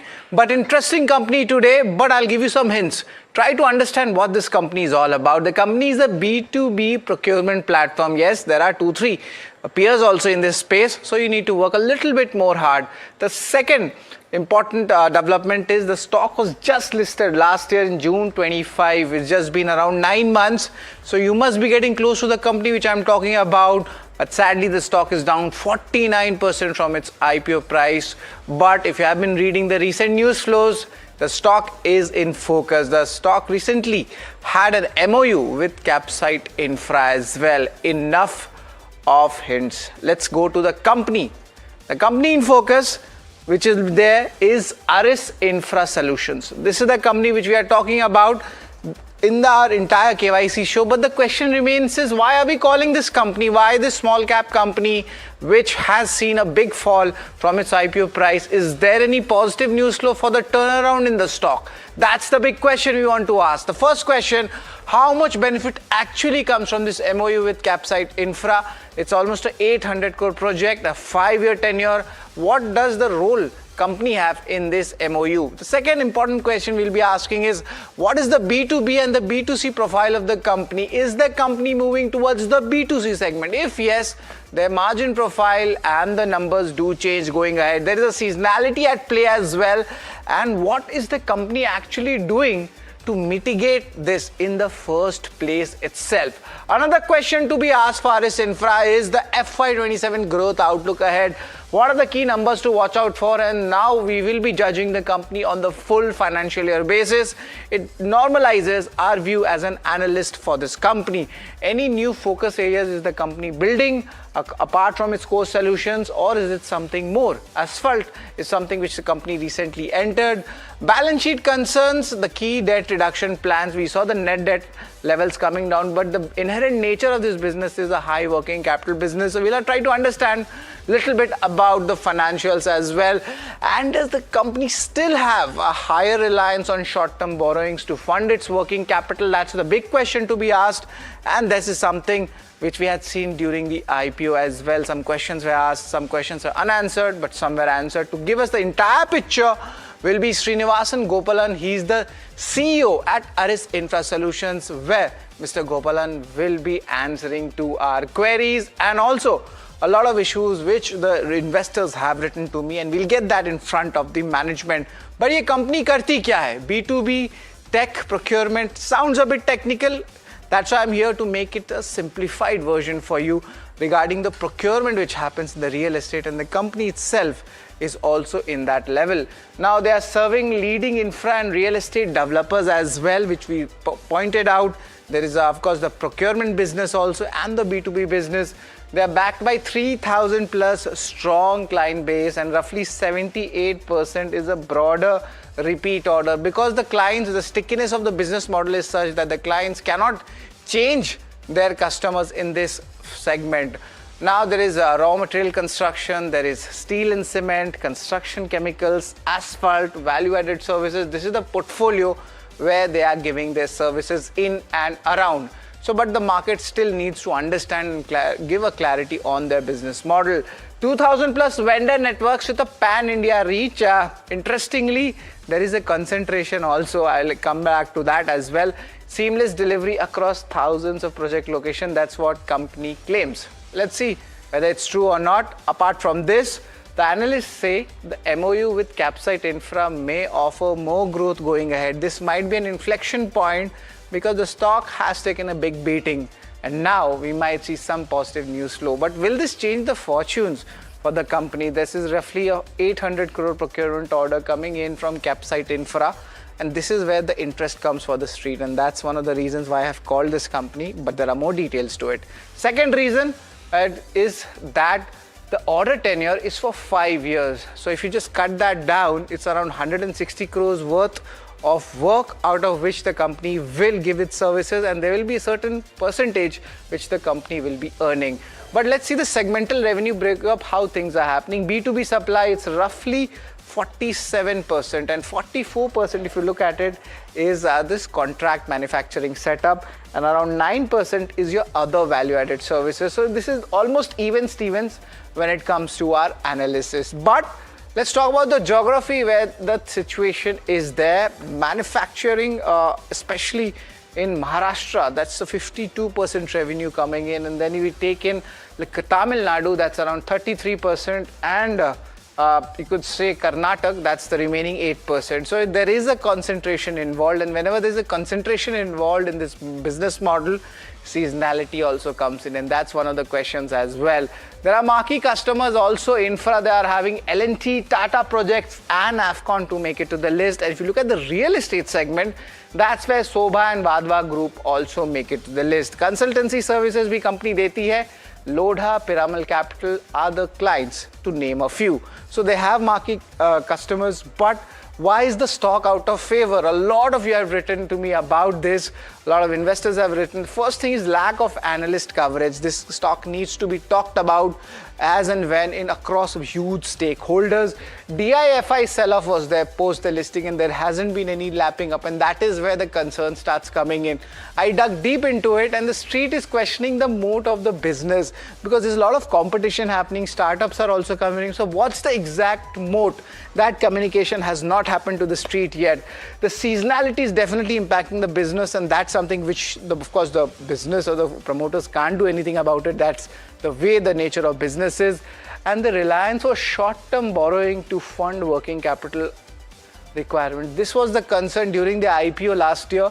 Is this concern still there? It seems like, and that's what we have seen in the stock as well. So this is the reason why RS Infra is out of favor. But let's understand a little bit more, and first to judge this company, I have given the important parameters for KYC that why there is a concern in this stock. Of course, we talk about the income statement, balance sheet, cash flow. These are the important numbers to look at. Current ratios, especially the return ratios in the ROC and the ROE, that's something which we'll get for you. Also the shareholding and street cred, remember, it's just been 9 months, so our history of judging the company will be on a shorter time frame. While we compare the valuations with its peers, there are interesting two peers to it, and I'll give you all that details. And lastly, I would like to point out the outlook. This is an error, it's not return ratio, this is an outlook for the company as well. The first one, let's start income statement. Let's see how the numbers are, and there seems to be a little bit of concern definitely.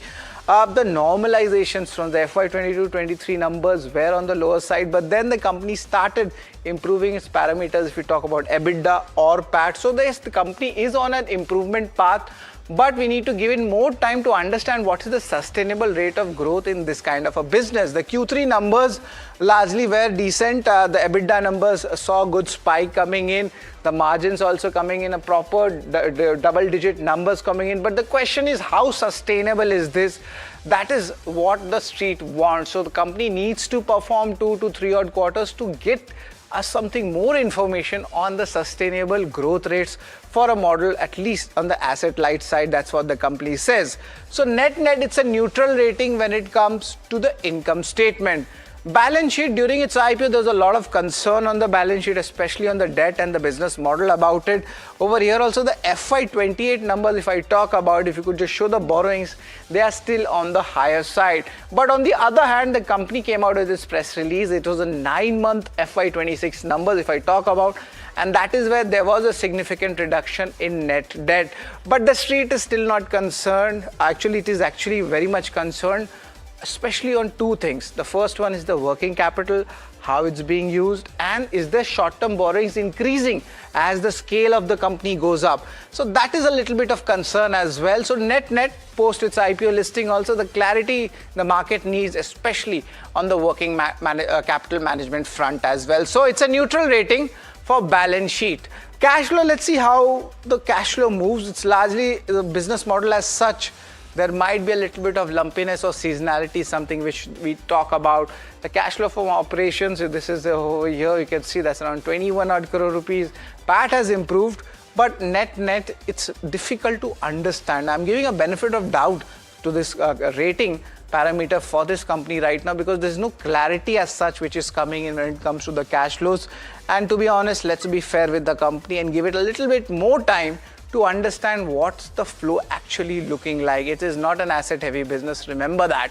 So cash flows, it's a neutral rating as well. But let's talk about the return ratios, how things have panned out, and largely the biggest ROC jumps or the ROE jumps we have seen is in FY25, and this is around 26%. And let's just pull out the ROE numbers. They were on the negative side, so that has actually turned and it's at around 3%. But nevertheless, for an investor to understand this business model and invest in this, at least 8 to 15% of ROE numbers is something which the street analyst told me should be there. So the company needs to perform more, it needs to get more time in. Yes, it's on the positive direction. So because of that, I'll still give this a neutral rating when it comes to the return ratios. But the concern for me starts now. Listing के बाद promoters का stake 38% लगातार लगा हुआ है.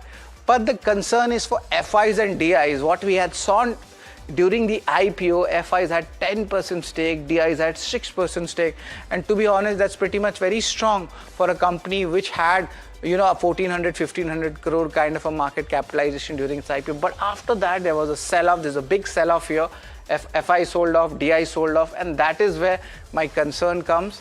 And largely we see the number of shareholders on the other hand, they also have slightly reduced. So from all the sides, the shareholding is not convincing at all.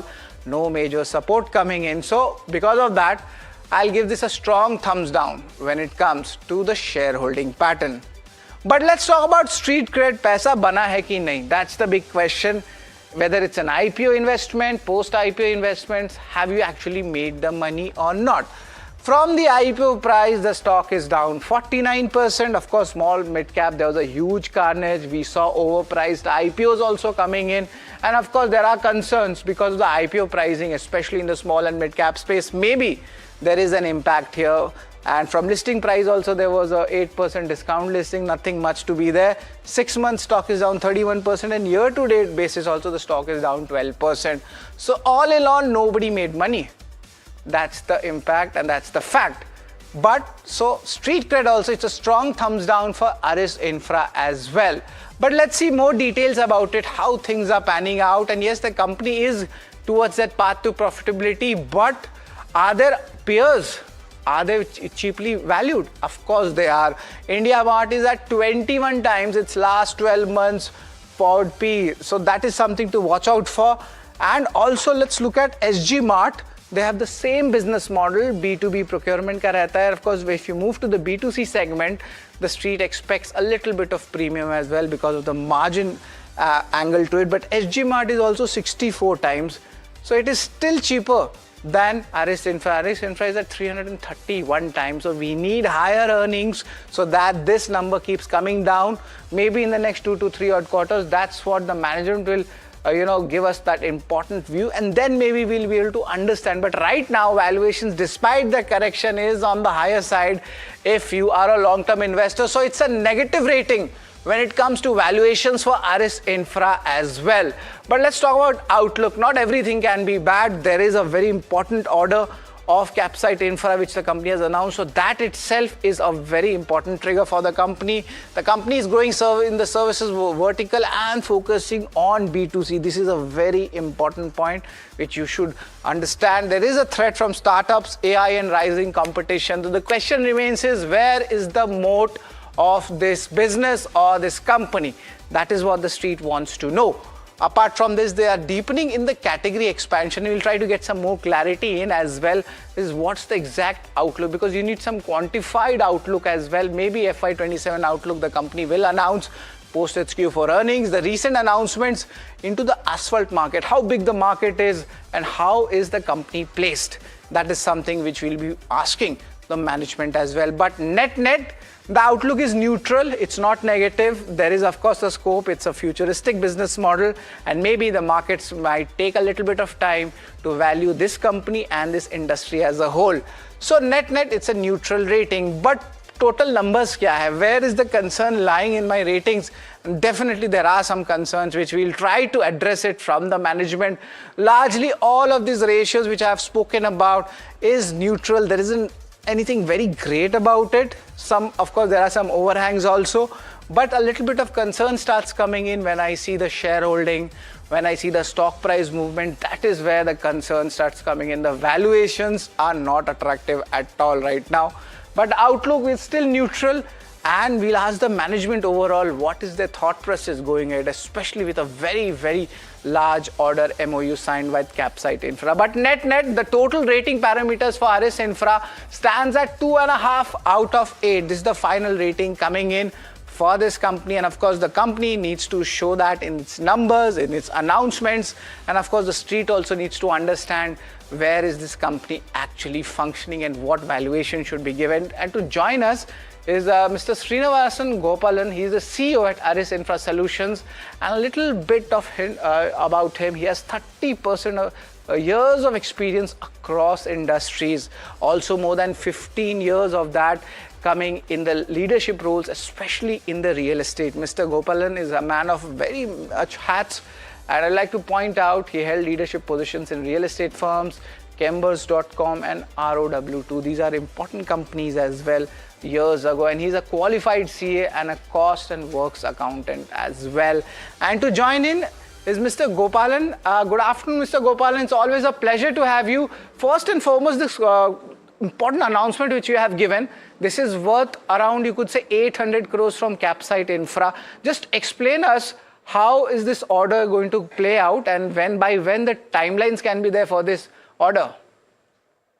So thank you, first of all, for inviting me. I saw your presentation, and we will definitely strive to be on the positive side the next time you have Know Your Company for RS Infra. Coming back to the capacity order, we have been working with capacity for the past 3 years. We have done close to 600 crores of business. All of them were very tactical ways in which they were purchasing materials from us.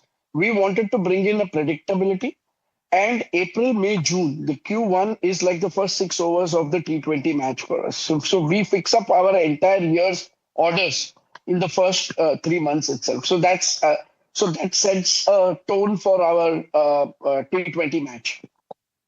So this order is so important because we are a part of their annual operating plan. We are a line item in their operating plan. And so we are a much larger partnership with them rather than being a vendor with them. So that is the most important thing that we have.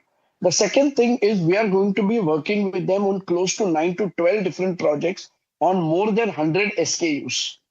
Again, the most important part is the predictability of business. Every month we know which unit he wants for which plant. That gives us significant leeway in planning and also setting up our supply chain for it. Right. So these are important things. Right. Mr. Gopalan, just a query on this same thing because it's a very interesting and a very important update coming from your company, especially I think post the IPO, this is the best update which has come in. Mr. Gopalan, the question is how much incremental revenue or a margin pick can be there from this important MOU which is signed? Any kind of contribution to the numbers which you have calculated? If you could just give us a range, that will also be fine. So the range would be between 9 to 11% will be the margin on this. Okay, 9 to 11% margin would be there for this project. Fair enough. And any incremental revenue for this? So the incremental revenue, the entire 800 crores is the incremental revenue that we will see over the next 4 to 5 years. Okay, so incremental revenue, that's roughly 160, 180 crores a year to put it in perspective. Okay, fair enough. But coming back, post its IPO, there was a lot of discussion about the overall business model of the company. It seems like the street is not understanding that. And that's a lot of queries have come in from the investors who are sitting at bigger losses. They also mentioned me that, is the company B2B? Is it B2C? Or is it moving towards B2C? And if yes, what will be the overall profile? Because there's no guidance which has been given. So you could just explain us कि धंधा B2B का है, B2C का है या B2C के तरफ जा रहे हैं? Yeah, so हमारा धंधा, there are three buckets for our business. One is contract manufacturing. Okay. The second bucket is a B2B business, and the third bucket is a DaaS business, which is services business. Let me take you to each of them and what is the profile of each of them. The first bucket is the contract manufacturing, which gives an EBITDA margin between 9 to 11% to us, 9 to 12% to us. When the IPO happened, the contract manufacturing business was between 15 to 17%. And that business now has gone up to December to around 46 to 48% of their business. So that business, what we do is we buy capacities from all these SMEs. So there is a predictability of the supply chain. So the entire supply chain is secured by us to the tune of 9 crore metric ton. That is the 90 lakh metric ton. That is the value of capacity that we have already created. And this is a high margin business between 9 to 12% on the EBITDA level. The second business is the B2B business. Again, in the contract manufacturing, it is a B2B business. We deal only B2B. We are not into B2C at all, nor are we moving towards B2C. So the second bucket, which we call as a B2B business, is wherein we have predictable business, like what we have done with capacity. Very soon, we are going to tie up at least close to 3,000 to 3,500 crores of predictable business over the next 3 to 4 years. This business helps us not only in the top line, it also helps us secure the demand side. The contract manufacturing, we have secured the supply side. In the B2B business, we secure the demand side. And the third business is the DaaS business, developer as a service, wherein the margins are close to 55 to 60% of the top line that we have.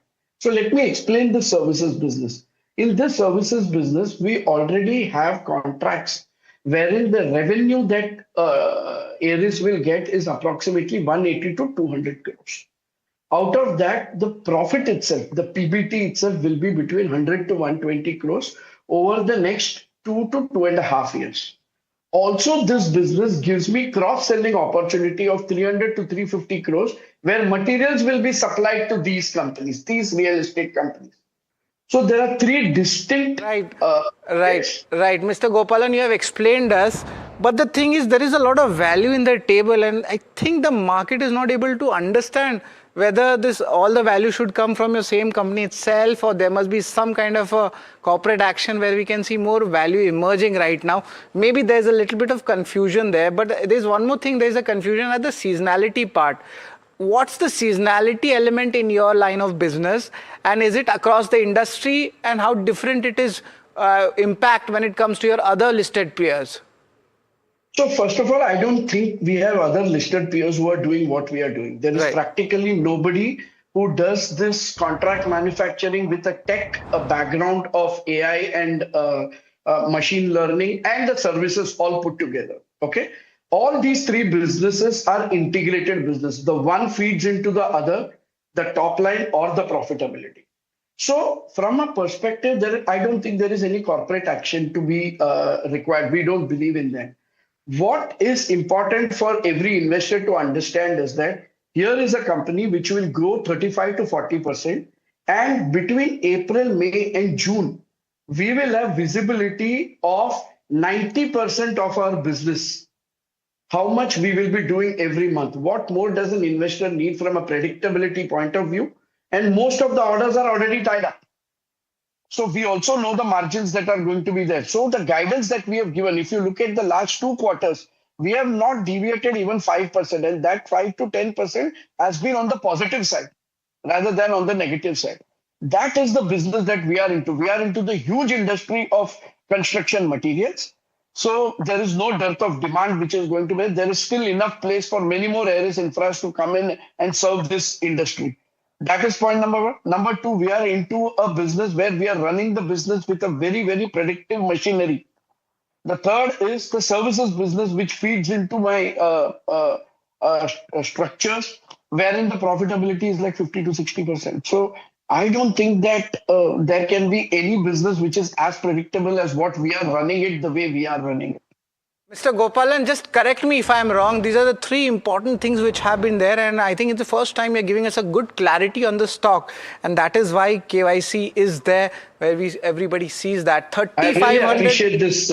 Yes. So, Mr. Gopalan, 3,500 crore top line in next 3 to 4 years. Secondly, no corporate action for value unlocking. Company will go for a 35 to 40% growth. And fourthly, the revenue predictability which is there, that clarity will come in the month of April, May, June. If I am right or wrong? We will tie up this entire year's predictability in the first quarter. As I said, the first 6 overs are the power overs. Okay, so the first power over, the first 3 overs of this year, if you have a 12 ball over, first 3 you have already given one MOU update. Another 3 balls are left in this power sector, in this power play. You will see more. That means Q1 will have heavy announcements coming in, right? Yes, because I need to prepare in Q1 for my all 4 quarters. Okay, so Q1 is the make or break kind of a quarter for Aris Infra. That means you can expect larger announcements for your orders as well, and that sets the tone for the remaining 3 quarters as well. Viewers, this is very much important. When you understand a business model, this is something which you should understand, and that's coming straight from the promoter's mouth. But apart from the seasonality front and the growth front, I just want to understand a little bit about the working capital management. During your IPO, there were some concerns that you take a higher amount of these are short-term borrowings for your working capital. It seems like that has been managed over the last 9 months. What's your view on it? And for this next year, how do you do this working capital management if I had to start and judge your company on a full financial year? Yeah, so now let us have a look at the broad numbers, right? The total receivable days and the net working capital days when we went for IPO was approximately 120 to 122 days. That is debtors minus creditors. Last quarter, we were at 75 days, 74 days. That is what we were in December. So there is huge amount of working capital management that has been done over the last, say, 9 months that we have been working on. So the working capital is very much under control. So obviously you need to appreciate that this company is just 4.5, 5 years old. We have taken our time. Initially, obviously, to win customers, you had to do certain things. All of that is the right, past. Mr. Gopalan. So we are having a little bit of shortage of time, but so thank you very much for removing a lot of doubts which were there for the investors and giving clarity. Just one more thing. Yes. That there are no short-term debts any longer. Okay. We used the IPO proceeds and repaid more than 200 crores of debt. Fair enough. So there are no short-term debts as well. Thank you very much, Mr. Gopalan, for coming to our show and clearing a lot of doubts regarding your company, and best of luck for the future going ahead as well. So that's the management, Mr. Gopalan from Aris Infra Solutions, and a lot of clarity has come in for this counter post this announcement and how their business model should be actually judged going ahead as well. So this is an important story which we have covered in KYC, and for all these interesting stories, stay tuned to NDTV Profit.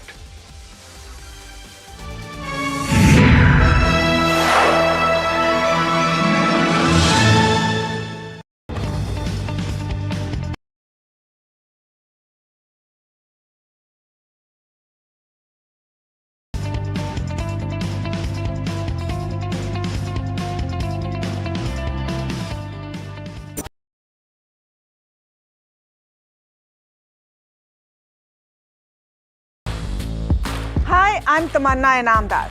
Watch me on NDTV Profit, where I break down the day's biggest business stories. What happened, why it matters, and what it means for your money. Hi, I'm Neeraj Shah. Watch me on NDTV Profit for the most incisive market intelligence and meaningful corporate conversations. And I'm Alex Matthew. Markets, mutual funds, insurance, personal finance. I help you cut through the noise and make smarter financial choices. And here's where you can watch us.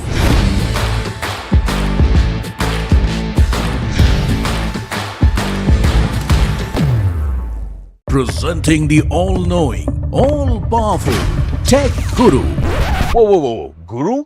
I'm no guru. Okay. I'm just a guy who loves his tech. A show where the mysteries of megabytes and motherboards shall be unraveled. Bro, nobody talks like that anymore. This is all about connected ecosystems, EVs and AI that you can use in your daily life. That's what we do on Tech 360. Real talk, real reviews, tech that you can actually use. Tech has changed. So should your tech show. Tamil Nadu votes decisive, uniquely the way it does. Politics, power, and cinema, and all of that in an unprecedented.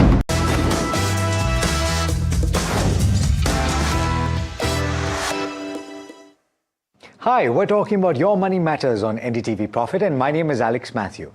One of the golden rules of personal finance is to have an asset allocation strategy. Now, you'll hear a lot of people tell you that you should go out and do this or that.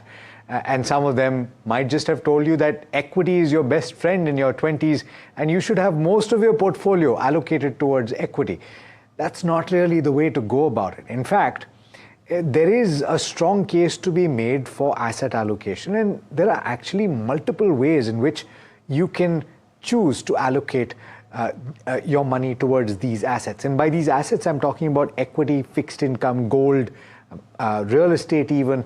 So what are the various ways in which you can do this, and what is ideal for you? I'm joined today by Megha Malpani, who is a partner at Zvest Financial Services. Megha, thanks so much for taking the time.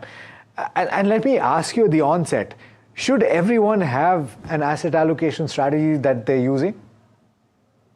Thank you, Alex, for having me here. And I think it's a very, very important topic to be addressed because to my mind, asset allocation is the foundation on which an investor's investment journey rests. Right. So, before any investor decides where to put in their money, I think, two important questions have to be honestly answered. One, can I afford this risk? And will I generally be able to stomach it if things go south? So one addresses the ability to take risk, which is an objective number and can be easily measured. It depends on factors like age, income stability, monthly surplus. Have you done your risk transfers already? Who are your financial dependents? These are all objective and can be measured. Second is willingness, and it is largely behavioral. And in my experience, I have often seen investors to get this wrong. Because in a bull market, we have a tendency to overstate our risk appetite, and in a bear market, we understate it. Daniel Kahneman clearly states this as a loss aversion bias, wherein, losses roughly feel twice as painful than equivalent gains, right? So it is very important to arrive at your willingness to take risk, through a structured discussion with your advisor. If you don't work with an advisor, you can do it through psychometric assessments. And then once you have established this, map your asset holding periods to your time horizon. It is important to understand that, equities are not really for 3 to 5 years. They are a decade phenomenon, if not multi-decadal phenomenon. And debt services, short-term needs. So the asset allocation frameworks that exist are basically just as a sanity check, but they cannot become a starting point for any investor. Sure. Okay, so let's hope that people have bought into this idea, and now we're going to the next step.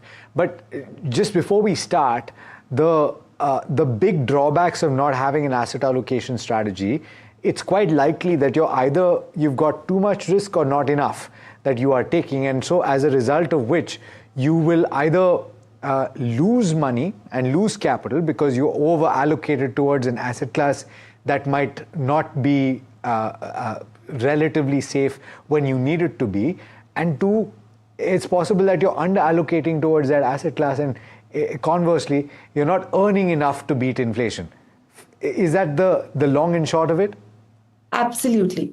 Okay, so let's start with the first of many asset allocation strategies, which is the core and satellite. And we've discussed this as a separate topic on the show, but very quickly, how does this work? So a core is anything which you can hold for long term. It is not typically determined basis your risk levels, but it is determined basis, what your holding period could be. Now, for different investors, at different, time frames of their investment journey, it could range anywhere between 75 to 85%. As you rightly called out the asset classes, equities, fixed income, gold, international equities, real estate, all of it form a part of the core portfolio, which you decide to hold long term.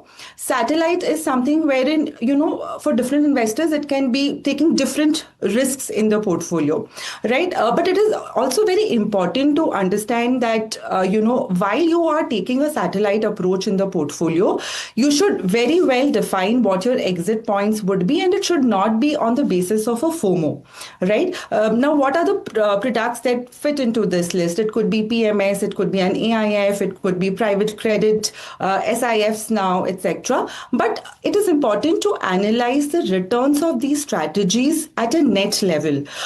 Gross level, they look very glamorous in marketing brochures, but we have seen that, if you look at these strategies on a post-tax, post-expense ratios, most of them underperform, core portfolios like an index fund or an actively managed mutual fund, right? It could also be, some part in the startup capital for ultra HNI investors. We have come across some new investors who want to probably, take a stab at cryptos and, also try to, do it through direct equity. But remember that only that part of the capital which you're okay to take risk, and you will not have a problem if you have to hold it for longer and it doesn't work as per your plan. Only that part of the portfolio can go into a satellite portfolio. But the deeper point that I would like to highlight here is it is absolutely okay to not have a satellite in the portfolio, and it is often seen that, it is a right strategy because you don't need a PMS, AIF or a startup to be a serious investor. You don't have to validate or prove yourself to anybody. You need clarity that you don't need to own it because everyone else is doing it. That's a fair point. And also, I think to a certain extent, this helps people scratch that itch of saying, oh, you know what, I want to have that tactical allocation towards direct equity. I know the next stock that is going to do particularly well, or it feeds into my thesis. So I think this relates to those people. The second one is actually the 50-30-20 framework. And I've had quite a few conversations about this specific framework in the recent past, Megha. What's it about? So what it states is that, 50% goes into equities and equity-linked instruments, 30% into fixed income, and 20% into alternatives. But, Alex, it is important to recognize that asset allocation doesn't work in a point allocation framework. It typically works in a range, right? So you say that, I'm okay to have 45 to 55% of equity. And how do you define at what range in the spectrum are you going to be? That is purely a function of where the valuations are. If we were talking somewhere, 3-4 months back when Nifty was trading at 20 to 24 times the multiple, it made sense to probably be on the lower side of your equity range. But as we speak, where, some amount of froth has been, kind of done away with, it makes sense to increase your equity allocation. Now, I feel this strategy is very individual specific. Say, I'll give you a case in point where it doesn't work. For minors, for example, because for a minor who's starting his investment journey earlier, he has no reason to be into fixed income or, into alternatives unless, his education needs are just 2 or 3 years down the line. The best fixed income strategy, he or she can take exposure to could be, public provident fund or a Sukanya Samriddhi Yojana if it's a girl child. Alternatively, if you are somebody where your corpus itself is not large enough, where, you taking a 20% exposure into alternatives becomes a concentration risk in the portfolio, then it might be prudent to wait till you reach a certain threshold of the portfolio. Also one important thing, it is very important to highlight here that fixed income is for resilience and it is not a risk maximizing strategy. People do not understand the difference between a AAA rated portfolio versus a credit risk portfolio. So ideally, where do you place this is also very important to understand. I think, for alternatives, I think SEBI has done a good way to democratize this whole thing by introducing SIFs. But it is important to also highlight here that, it is something which is very new, not tested and tried. We do not know if we have enough long short fund managers in the industry. It will be prudent to wait for such time to, see how these strategies are performing. But yes, alternatives could be, taken exposure to through SIFs once, they kind of prove their merit. Some very important takeaways from that, Megha, and I think a very strong point that you're making on fixed income, which is it's meant for capital preservation rather than capital or profit maximization, and to the point on SIFs. But just a quick follow-up here, you can consider gold, you can consider REITs, you can consider InvITs as part of that entire alternatives bucket? Absolutely. They should be a part of the portfolio. As I said, they are the core of the portfolio. But it is important to understand that, 20% of your portfolio just in an AIF is a huge concentration risk. But 20% split between different alternatives is a good structure to have in the portfolio. Yeah, I was reading online, and this is another asset allocation strategy. It's been attributed to Ray Dalio. It's also called the all-weather portfolio. How does it work? Yeah, so let's understand where does this stem from, right? Now, if you're looking at a 60-40 portfolio, what you're technically doing is you're just diversifying the capital, but you're still holding concentrated risk because equities inherently are thrice as risky as fixed income. Now, why was this strategy designed? It was designed to kind of overcome all seasons, which was predominantly rising growth, falling growth, rising inflation, and falling inflation. And to combat all of this, what he proposed was 30% in equities, 40% in long bonds, 15% in intermediate bonds, and 15% in gold and commodities. But let's go back and see what this strategy has done.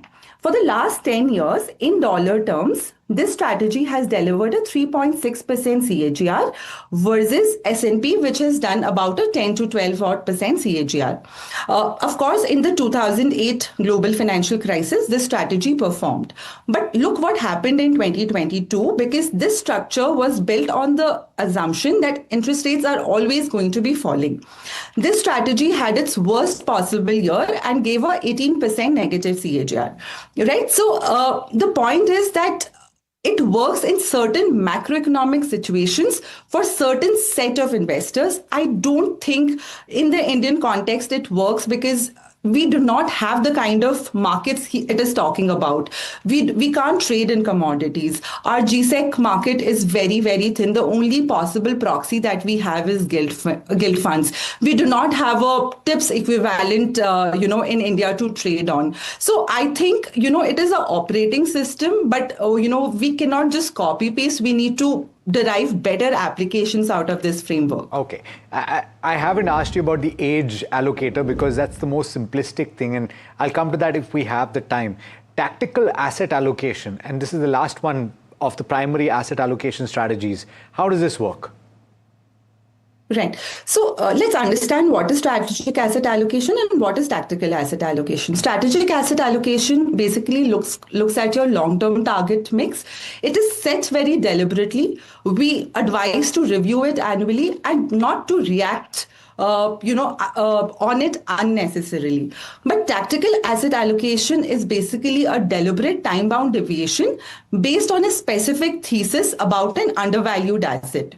The premise of tactical asset allocation is that most assets revert to their long-term fair value just by the principle of mean reversion. When does this strategy work and when it fails? It works when you have been able to identify the strategy much before it becomes a consensus trade, and you're able to participate in it and write the entire re-rating curve.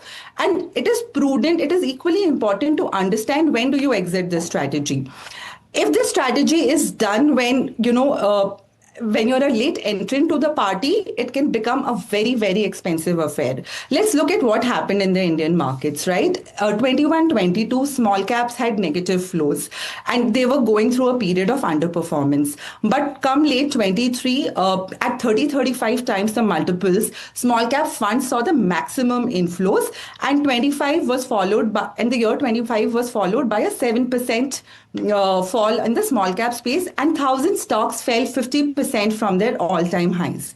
The same trend was repeated in the year 2024 through thematic funds, and the same thing was again repeated in 2025, when only in the last half of the calendar year did we actually see positive inflows as far as gold and silver was concerned, when central banks in reality had stopped kind of buying gold to the same level they were buying in the previous years. So the point that I'm trying to highlight here is that it has to be done, it has to be identified very early on, and if you kind of take exposure there, it works in adding some bit of alpha into the portfolio.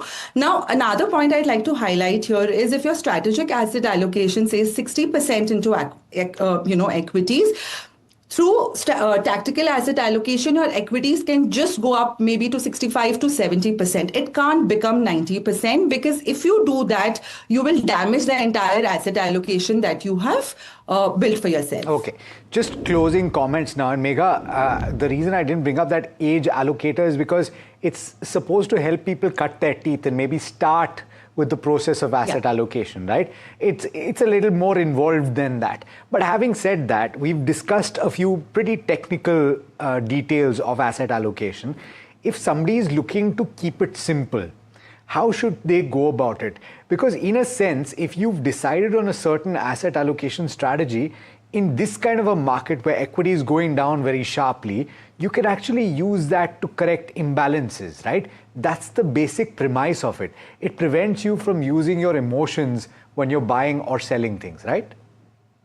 Right. I think why it is important is because every time you get tempted, biases, take over you, you get prone to taking ad hoc decisions. It's a document you can go back to and see what you should do and what you shouldn't do. I think it works more on the principle of a via negativa, where it tells you what you're not supposed to do, because it doesn't work in your overall scheme of things. So to my mind, just understand yourself, your liquidity needs and time horizon needs, map your assets. And once you do that, do not unnecessarily touch it or, try to meddle with it too much, because most of the returns don't come from identifying the right asset, but it comes from not doing the wrong thing at the wrong time. Got it. All right, Megha. On that note, thanks so much for taking the time. What I'll do is I'll invite my viewers to write to us if they want a specific topic within this overarching subject to be covered in more detail, and we'll do that going forward as well. But let's talk about another very important aspect, which is managing your SIPs right now. And we've seen a lot of instances, particularly for those that have started their SIPs over the course of the last 1 year or 1.5 years, where people are saying, hey, my money is not growing, my investments are not making money. Mrinan Agarwal, a financial educator and founder of FinSafe India, joining me right now for this very important conversation. What would you say to those people that have had this kind of an experience, Mrin? Hi, Alex. Nice to be back here on the show today. I think we always talk about, trying to enter the markets, and, people are always talking about if market falls, I'll enter now and stuff like that. But in reality, the returns that you make on your SIP are not dependent upon when you enter, but actually on when you exit your SIP. So first and foremost, what I would like to say is that for anybody who's, really having a goal nearby, I would say that please assess what has been the fall. And again, I think we'll break this up into two parts. So why don't I first talk about somebody who's entered the market 1.5 years back, and then somebody who's been there in the market for long enough and has a goal that is coming up, right? So I think, for anybody who's been in the market for 1.5 years right now, worried about what's happening on their SIPs, all that I would like to say is that it's a very, very short period at this point in time. And, when you look at markets every 5 to 7 years, you do have downturns. 10 to 20% fall in the market on an intra-year basis is extremely normal. And I think, what is important to note is that each time that the market is falling and going up, it's making a higher low and then a higher high as well, right? So I think it's very important to not look at stopping. I was seeing that the SIP stoppage ratio is something like 100% last month. And it's very concerning if you ask me, and a lot of people are asking, should we stop our SIPs? But I think by really stopping your SIP right now, what you're doing is that, you've borne all the short-term pain, but you're not waiting for the long-term gains to happen, right? Speaking of those long-term gains then, because you've not seen those gains for 2 years, Mrin, if you've got a goal that you've worked towards and it's coming up right now, then should you take money out of the table or should you use, for example, a loan against a mutual fund option? I would say if your goal is coming up in the next 6 months or so, right, which is real near term, I would actually say exit. Because right now, if you see over the last, if I just see 3 to 4 months, right? So, end of the year, if you had looked at your portfolio and you felt, okay, I've got like a year to go to my goal. And, from there to now, so if I look at YTD, right?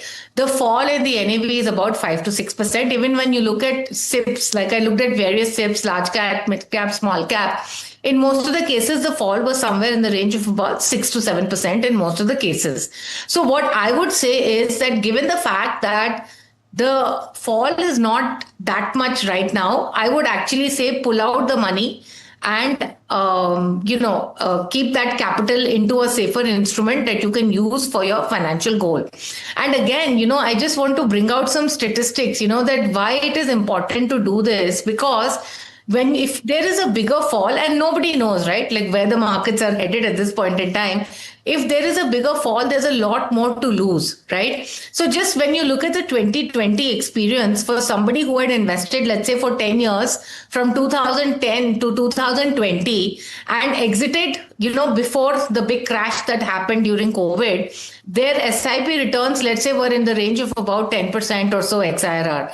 But for those who actually exited when the market crashed, the SIP returns actually fell to 2%. Sure. So I just feel and that's really a good point. But then my follow-up question to that would be, in any case, if you've got a long-term goal, then you should start allocating outside of equity into another more protected asset class in the run-up to that goal. And people have talked about STPs or systematic transfer plans as one of the vehicles that you can use to do that well before you reach that goal. Isn't that something that you should consider now if you've got maybe a year and a half to go for your goal?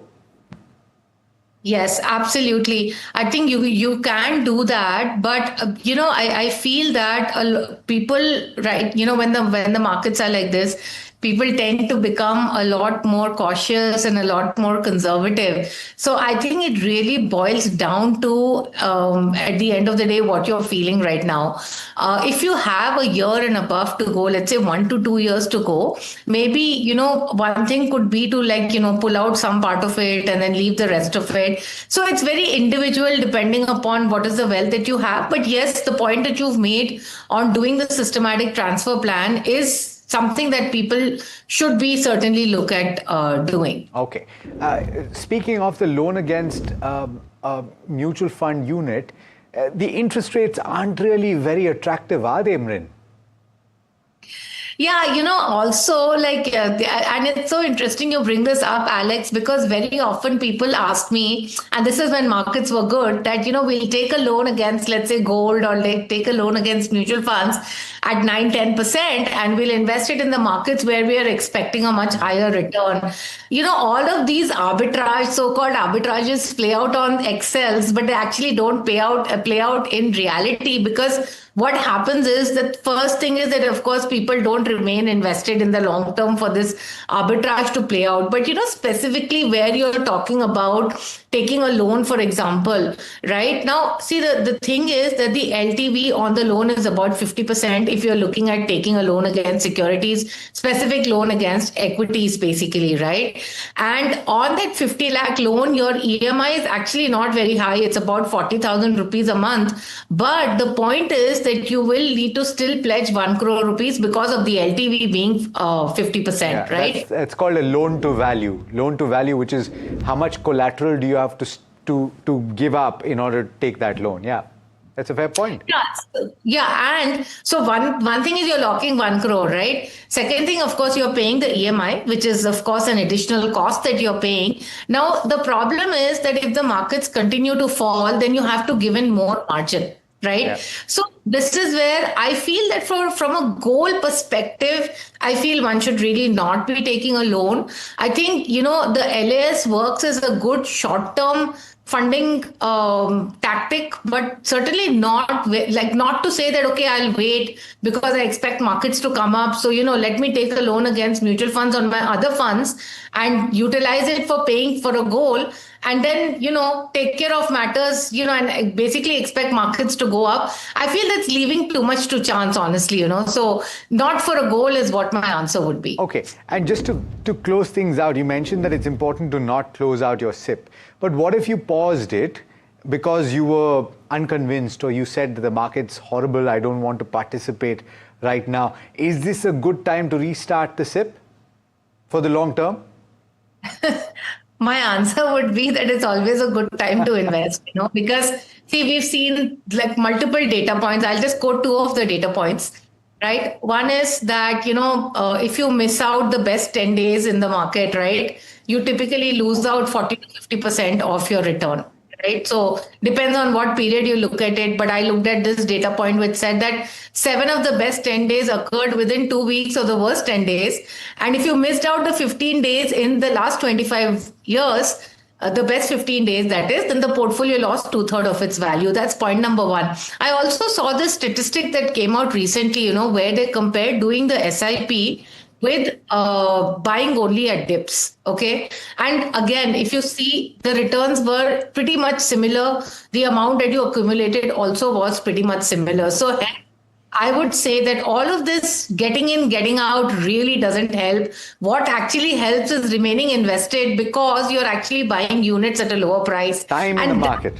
Time in the market. Time in the market more important than timing the market. And on that note, thanks so much for taking the time. We're out of time on this show, but there's lots more to talk about. Thanks so much for taking the time. Stay tuned. This is NDTV Profit.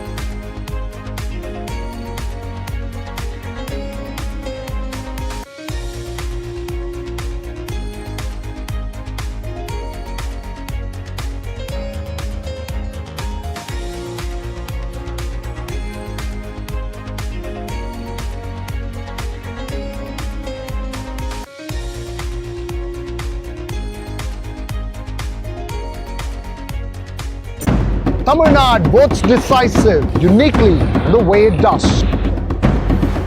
Politics, power and cinema and all of that in an unprecedented Dravidian script. This is not an election easy to call. It never has been. And unravel grassroots conversations with the voices that matter. That's why we travel across Tamil Nadu to get you the real picture. From the OG of Indian elections comes the next big political blockbuster. Because Tamil Nadu votes only the way Tamil Nadu does. Tamil Nadu elections on India's original election voice.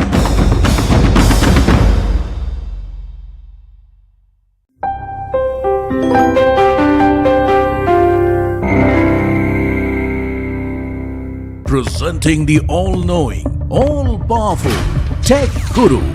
Whoa. Guru? I'm no guru. Okay. I'm just a guy who loves his tech. A show where the mysteries of megabytes and motherboards shall be unraveled. Bro, nobody talks like that anymore. This is all about connected ecosystems, EVs and AI that you can use in your daily life. That's what we do on Tech 360. Real talk, real reviews, tech that you can actually use. Tech has changed. So should your tech show. Hi, I'm Tamanna Inamdar. Watch me on NDTV Profit, where I break down the day's biggest business stories. What happened, why it matters, and what it means for your money. Hi, I'm Neeraj Shah. Watch me on NDTV Profit for the most incisive market intelligence and meaningful corporate conversations. And I'm Alex Matthew. Markets, mutual funds, insurance, personal finance. I help you cut through the noise and make smarter financial choices. And here's where you can watch us.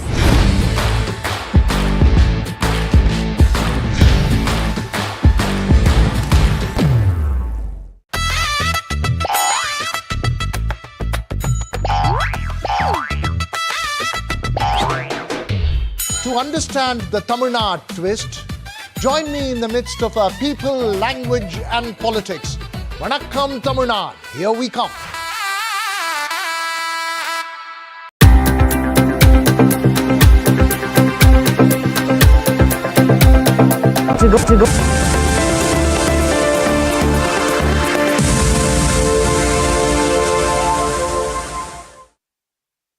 Manish Mattu, ED and CEO of Healthcare Global, joining us. Mr. Mattu, tell us why this Vizag hospital is so crucial for you and why this acquisition or completion of acquisition should be noteworthy in the larger scheme of things as far as your company is concerned. Thank you so much for having me here. See, Vizag as a market is very, very important, not just from a financial perspective, but from a volume growth perspective as well. Vizag is structurally an under-penetrated market today, and it acts as a hub, not just for the AP market, but also we see a lot of drainage coming from Chhattisgarh and Orissa markets, right? So in that sense, it's a platform for future growth as well. Now, coming back to this hospital per se, we've spoken about the macro market picture. Coming to this hospital, it's been a market leader for decades. It does some cutting edge work and will continue to do so. It has always been a, high margin platform and is scalable in the future as well. So along with the presence that we had in the Vizag market, coupled with this acquisition, we become the market leaders now. We have about 51% of the market share, and that's just the start. So that allows us a platform that can further be scaled up. And this whole AP and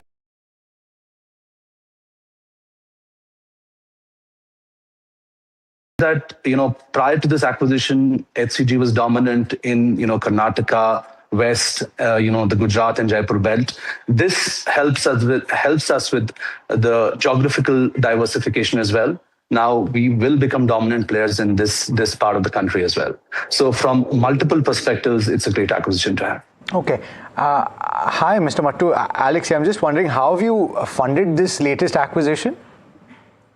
So there has been capital infusion by the primary, the shareholders, both KKR and some of the majority shareholders. And of course, there was internal accruals as well. So coupled with that, we've been able to fund this acquisition. Give us the breakup of that, Mr. Mattu, if you don't mind. Which one? Can you give us a breakup of what the contribution of equity infusion versus internal accruals was? So I think 70% of it was done through internal accruals, and the rest came from capital infusion. Understood. Now, with this additional stake, you were already majority holders in this entity, and so you've raised it to 85%. I'm just wondering, in terms of revenue contribution and impact on financials in the first quarter itself, one would assume that it's going to have a bearing, right? So where do you anticipate that? So the bearing is already coming in. We've had margin expansion and margin growth in that market. And in fact, our Q4 has been quite strong as well. So we've been seeing that, contribution coming in from late last year and will continue in Q1, and going forward as well. Okay. Manish, Neeraj here, I'm asking this question to every company which is in this space, that do you reckon that over the course of the next 6 to 12 to 18 months or 24 months, if I can give you that timeline, the RPOB numbers will move higher, or will they scale back, as most peers of yours, including you two, I believe, have capacities coming on stream, and newer capacities largely will have lower occupancy, presumably lower RPOBs as well. So how does the average RPOB for the company behave over a period of the next 2 years? So, the average RPOB, we've seen a progressive increase in the last couple of quarters, and we think that the trend will continue. Our expansion is actually happening in a very sequential and gradual fashion. We're adding about 120 beds this financial year. So I think a lot of that dilution won't impact us in this financial year. But of course, there is going to be a significant ramp up of capacity over the next 3 to 4 years. We plan to add about 1,000 beds, both from greenfield and brownfield routes. So there may be some dilution in the subsequent years, but we don't see any dilution happening in this financial year. Okay, no dilution in this financial year at least. Okay, great. Thank you so much, Manish, for joining us and giving us this quick perspective. We'll have to call it today. We're just kind of running thin on time. Maybe we'll get a glitch-free conversation the next time we have you, but really appreciate your time. We're joined today by Tarun Arora, Chief Executive Officer and Whole-Time Director of Zydus Wellness. Mr. Arora, thanks so much for taking the time. Pleasure speaking with you. And I understand, of course, that certain elements of what I would love to hear from you, you're not going to be able to share because we're waiting for the Q4 numbers to come through. But having said that, some of what Mahima was talking about, the tailwinds that exist on the demand side, particularly on account of the way that summer is panning out, could you take us through some of those elements? So it's interesting times for all of us. I think what's really happening at the global level and how the weather is playing out. We do expect, we've had in 2025 a very difficult summer. It started off well and then it really petered out and it didn't play out to what we expected. So I would say I'll remain cautiously optimistic. We've had rains in March as well, but the forecast is that the rains will be lower than normal, and people are talking about El Nino and other effects. So if the summer plays out, it's good for us, it's good for our summer brands, and we are quite prepared to scale both these brands up. In fact, we have some new offerings for the consumers, which we are launched this year, including some electrolyte-based RTD and powder, which works both isotonic as well as hypertonic and hypotonic, which we are wanting to get to consumers in a bigger way if the summer pans out as expected.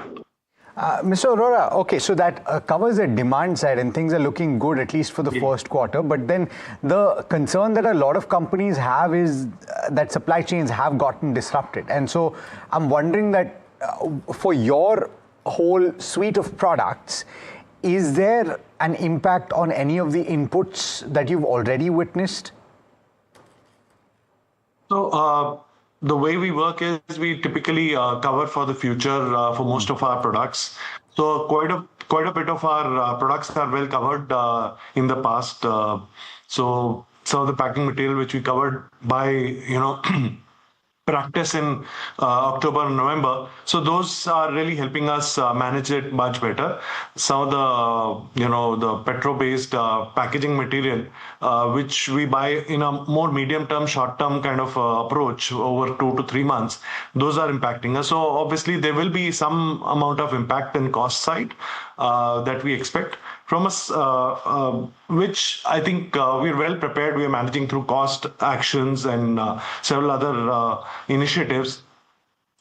Right now, today, I don't have anything which could lead to a availability shortage. So that I think is we are well covered from a supply chain point of view. So I think if the ceasefire persists or the war remains shut, I think while the environment will be tough, we'll have some challenges, but we'll ride it well, hoping that demand catches up as well. Tarun, Neeraj here. When one looks at what you've done in the last 4 or 5 years, about a 10-11% CAGR revenue growth for the segment that you are in, it's great. But do you reckon that with these challenges and you saying that you largely should be unscathed if indeed the ceasefire lasts, do you reckon that is replicable or improvable for FY27? So, in my view, I think last 4-5 years, while we have just crossed that double digit as you mentioned, our plans are to to meet or exceed those numbers in the coming years, and I mean, there is no reason why we shouldn't be doing it even in FY27 or FY28. Of course, disruptions are external to us, and I can't really bet on which way it'll go. But each of our brand actions, our work on each of the category development is built towards a double-digit journey, and I'm quite hopeful that we should be able to do that. Mr. Arora, hi, Tamanna here. I just want to understand what is the kind of, and I know you're in silent period, not asking you about your quarterly numbers, but you have had an acquisition in the last quarter, which has also panned out, right? Comfort Click. What is the kind of synergies you're already seeing with this acquisition, and are you looking at more? Because that is really the trend in your entire industry, to look at more D2C brands and bring them on. So Comfort Click is a very exciting space that we've got. We're quite hopeful it will play out the way we've imagined. So vitamin, minerals and supplements is a space that we were eyeing for some period of time. And therefore, when this came our way, we were very happy to build forward on it. So 2 or 3 areas that I find overlaps. One is actually, when we talk about nutrition, and our business is more about nutrition, both macro as well as micro. With macronutrition, we focus through proteins and other supplements through Complan and Right Bite business. The micronutrition was a space which we thought we could do much better with a VMS portfolio, and that's where this fits in. The synergy value comes from the fact that we had aspirations to play a much larger international business, game, and that's really where it is fitting in. Secondly, it also helps us become sharper in terms of our choices if we were to launch a VMS in India. If we were to, we've been evaluating various categories, so we could consider that. And third is also, if I were to put all things together, all businesses together, almost 40%, 35 to 40% of our business will be online.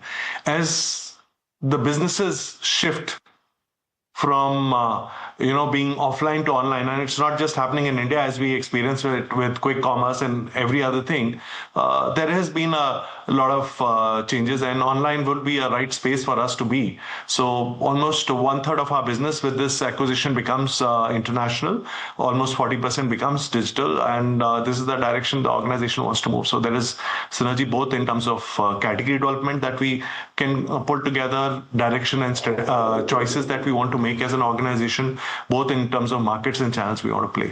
So, and to answer my second question, which I had asked at the same time, so more acquisitions that you would look at, because you are, increasing your presence in a very hot space right now, supplements, healthcare, and micronutrients, as you said. Would you need to look at more companies? Acquisitions have been more a part of our overall strategy. We first choose the spaces we want to operate and then look at if something really fits in. So these have been more bolt-on acquisitions and not out of, that it just came our way. Of course, we've looked at several others before we chose this one. So there are more spaces which we're evaluating. I think from a right now current perspective, I think we are leveraged well, and we're in no hurry to jump at another acquisition. But if something compelling comes our way, we will take it back to the board and have a conversation of what we could do with it. But there are spaces of interest to us, whether organically or inorganically we could, get in as we move forward. Yeah. I completely understand, Tarun. I guess we'll be able to talk in more detail, more granular, more numbers once your numbers are out as well. Would love to understand the global expansion piece as well, because as I see your presentation, you are fairly well rated in a lot of European markets too. So it'll be a great conversation to have once your numbers are out. Thank you so much for joining in today for this particular part of the conversation, but we look forward to talk to you post your numbers. Sure. Thank you. And my pleasure being on the show, and look forward to that conversation. Our Thank pleasure you. entirely. Well, we have been joined by Mr. Girish Wagh. He's the MD and CEO of Tata Motors Commercial Vehicles. And many thanks for being to NDTV Profit. Today, indeed, is a big day for Tata Motors CV, considering that you have rolled out the 10th lakh CV from the Lucknow plant. But besides this, which are the other major milestones that the company is chasing at the moment? So, first of all, I think today's milestone, very satisfying kind of a milestone.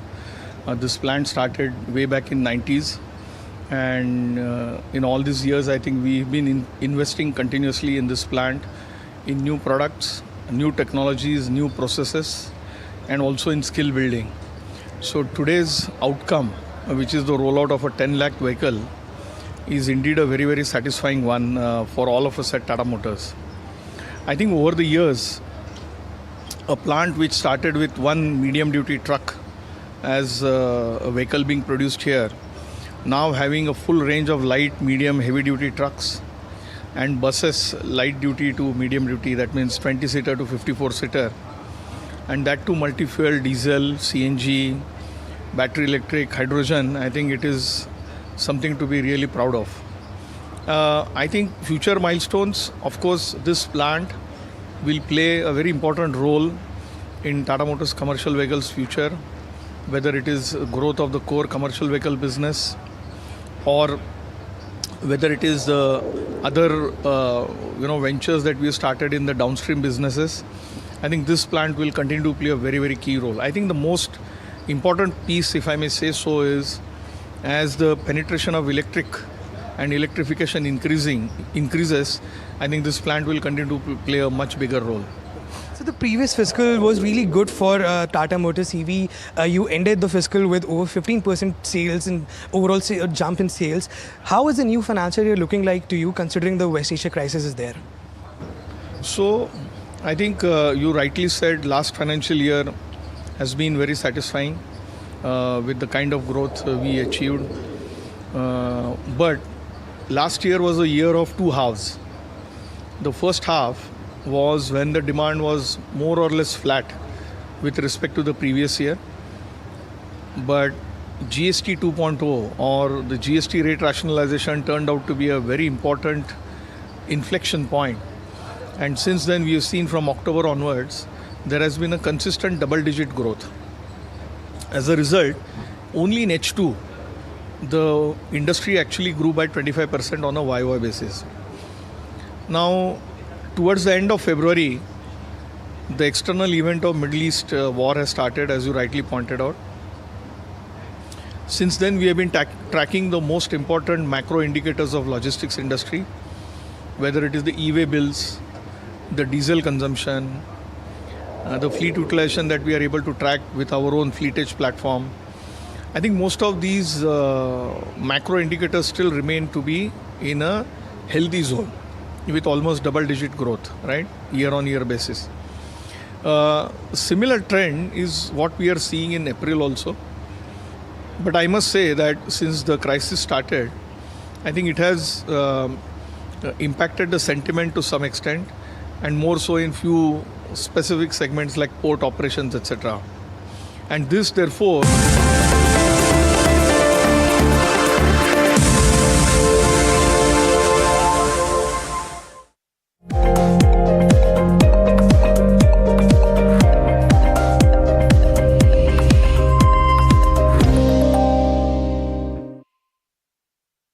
Anand Shah, CIO, PMSNE, IFAT, ICICI Prudential, AMC, manages dollops of money. Johnson right now to talk about how does he think about this. Anand, great having you. Thanks so much for joining in. An opportune day, right? Simply because it seems that we are putting the specter of peak conflict behind us. Would that be your assessment? And it could be completely wrong, of course, 10 days from now. But is that your assessment right now? And therefore, would you believe this is a good time to put money to work? Yeah, I think, look, never say never. And as you rightly said, we don't know, it might play out differently. But yeah, looks like at this point of time that both the parties want to negotiate and both the parties want to de-escalate is what one can believe, given that despite of a failure in the one round, the second round is still going, and nobody expected that there will be a complete agreement in the first round itself. So to that extent, I agree with you. Having said that, still, the work, a lot of work needs to be done as far as fund managers are concerned, as far as analysts are concerned, because while we might see a peak of conflict, but there will be some structural shifts that would be more permanent, or rather at least in the medium term will stay and will have impact on the economy and markets. Okay. In which case, Anand, there are two schools of thought, right? Because every bull market, let's assume, has new leaders. For now, it does seem that this one has some well-defined actors at play in the minds of the market: energy transition, defense. You look at some bit of manufacturing, critical manufacturing, and that seems to be asset owners, for example, the metals, rare earth, etc. All of that. Is that the cohort where maximum money should go to work, or do you think differently? Indeed. Look, even before this conflict and its impact on energy prices, we had elements which are telling you that there is a certain structural shift, be it deglobalization, tariffs, and protection of the local manufacturing, friendshoring, be it supply chain. The geopolitics was very, very stable between 2007 and 2020, and that's been sort of a challenge. And to that extent, there has been supply chain disruptions. Even within China, which was one large supplier of manufactured goods and a deflationary power in the world, where it did export deflation to the world, is trying to work anti-involution within. So they are trying to see how the competition within China eases, and to that extent prices improves to the level that the corporates make decent profits and decent return on equity. So there are many factors which are coming together, which would have otherwise anyways inflationary. What this conflict does, and what the higher energy prices does, is that further over next 6 to 12 months, we would see this push into many elements like fertilizer, food, plastics, clothes, textiles. Everywhere should slowly and steadily inflation should move up. So yes, the call is that the inflation in the next decade should be higher than the previous decade, previous 15 years, that we had a very benign inflation. And that has implications in terms of what you're saying, that asset-heavy businesses, value stocks should do better than the asset-light and the growth stocks that have done extremely well in those eras. I want to ask about a couple of themes specifically, Anand, which is that in the run-up to this conflict, you had this whole capex theme that was running, that a lot of people were talking about. You had consumption that people were talking about, where they were saying that green shoots were emerging. Has that gotten rocked to a certain extent? Would you look at it slightly differently with today's lens? So there are two reasons why consumption is faltering. One, of course, look, as the per capita income grows, the consumption of products sort of stagnates, and the incremental income actually goes into consumption of services. Simplistically saying, look, anybody and everybody who had to consume soaps and shampoos and washing powders have already consumed, or rather at least that product has got penetrated. And to that extent now, there is one cycle of upgrading to a superior product, or maybe a little bit of more per capita consumption, but the growth would always be challenged. So if you see our portfolios also, we are actually overweight consumer services like telecom, airlines, travel, restaurants, and so on and so forth, where incremental money is being spent, whereas and households' expenditure in products is sort of stagnant as a percentage of total income.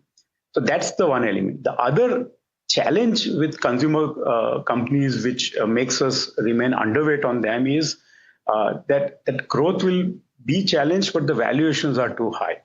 And they had a very benign environment of a very low input inflation for almost decade and a half, which allowed them to expand margins.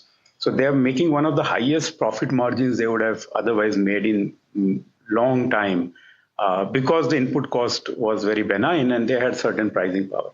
That is also reversing. If you see last 2, 3, 4 years and coming few years, they will have a much more input price inflation, which at the time when your consumer is not ready to take price inflation, because that consumer is getting hit and should get hit on even the fuels, LPG, clothes, in every other element also the cost of living is going to go up.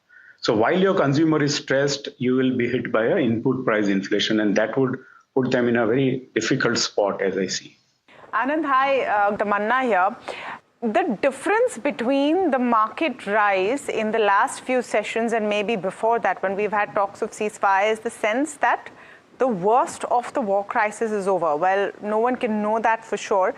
Do you get a feeling, or do you now have that conviction that all things remaining as they are right now, and if numbers come in decently for Q4, we will see a continued positive momentum in the markets versus the rocky phase that we've had since the start of calendar year 2026? I think we have two things going in favor for us. And the first one is not that pleasant, but over last, I think since September 24, India would have underperformed the global markets and the global emerging markets, anything between 40 to 50%. And we would have underperformed by a lot larger versus markets like Korea and Taiwan, right? So yes, India's premium valuations and absolute high valuations have sort of tapered. At least the premium valuations versus emerging markets and other global markets have come off significantly. So that one element of valuations is out. The other challenge for India over last 18 to 24 months had been very, very low earnings growth rate. So we were coming off a very high earnings growth rate from 2021 to 2024, and then we sort of fell off the cliff. And that's also slowly recovering, but the expectations are still in the line with nominal GDP growth rate of 11 to 12%. And that's something relative to the valuations will not allow us to make too much money. But my take is that at an individual stocks or a sector level, we will find opportunities in this market. And to that extent, yes, even our models are also telling that it's a time to gradually increase equity in the overall portfolio in our various asset allocation funds, as well as for an individual investor. You can start nibbling into the market given that the valuations have come off. The other thing is that high inflation and the rupee depreciation, while would be a short-term negative for overall demand, consumers' growth, because consumption will get hit, and it's negative for general in economy. But over a medium to long term, again, when you go back to manufacturers, asset-heavy businesses, you would see that a combination of a high inflation and rupee depreciation would actually help them to improve earnings a little better than what it was in the times when the inflation was low. So in that sense, with a lag, the earnings will actually pick up because of a high inflation and a rupee depreciation. Got it. Important point that you're making, Anand. Thanks so much as always for taking the time, and pleasure having you. Thank you so much.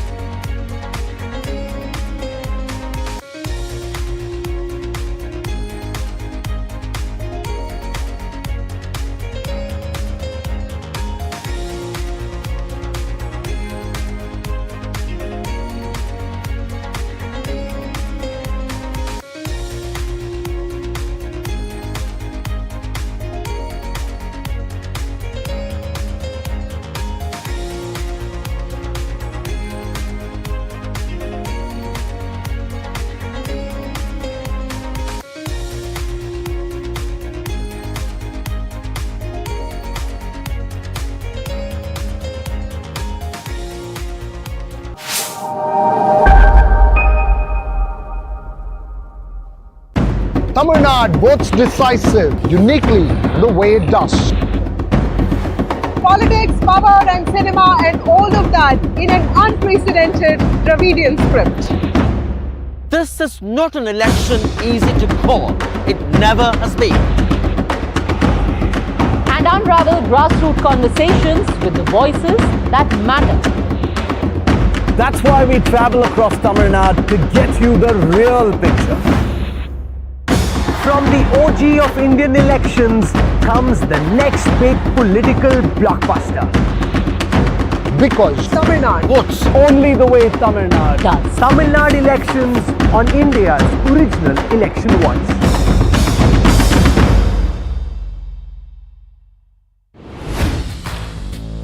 Hi, I'm Tamanna Inamdar. Watch me on NDTV Profit, where I break down the day's biggest business stories. What happened, why it matters, and what it means for your money. Hi, I'm Neeraj Shah. Watch me on NDTV Profit for the most incisive market intelligence and meaningful corporate conversations. And I'm Alex Matthew. Markets, mutual funds, insurance, personal finance. I help you cut through the noise and make smarter financial choices. And here's where you can watch us.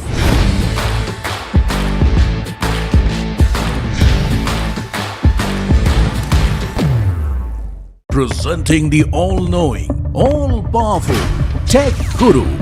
Whoa. Guru? I'm no guru. Okay. I'm just a guy who loves his tech. A show where the mysteries of megabytes and motherboards shall be unraveled. Bro, nobody talks like that anymore. This is all about connected ecosystems, EVs and AI that you can use in your daily life. That's what we do on Tech 360. Real talk, real review.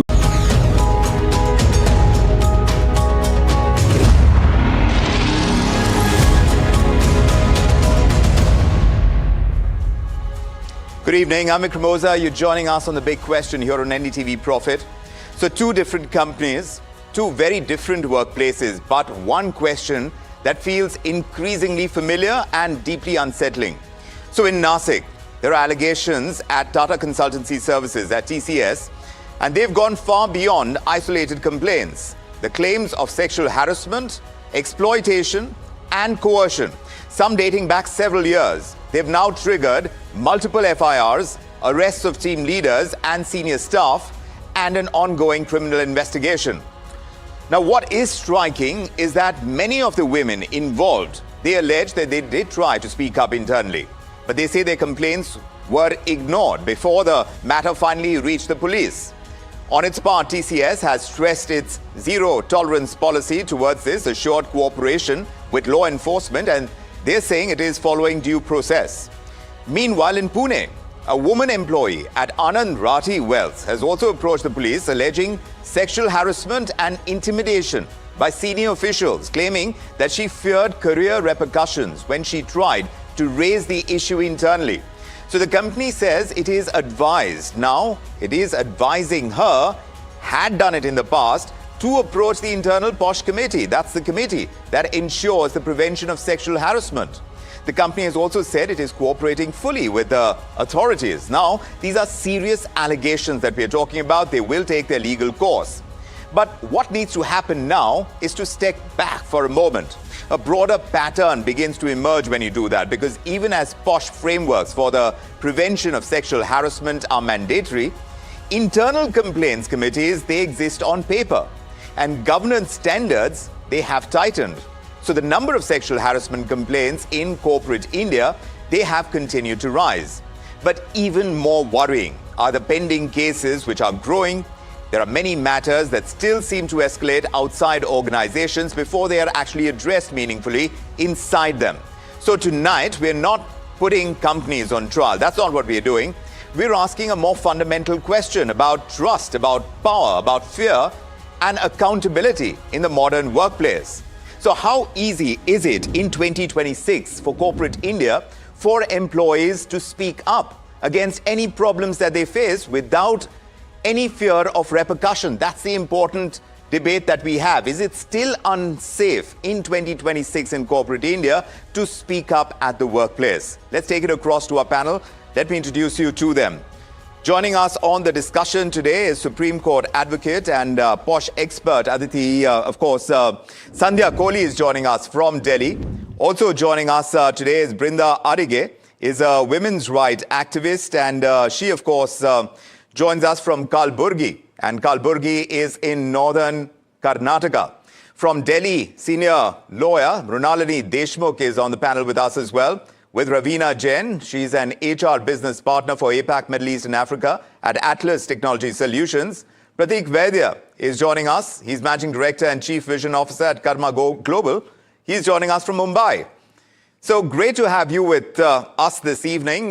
Let's take you to the big question, and let me begin by asking Sandhya Kohli.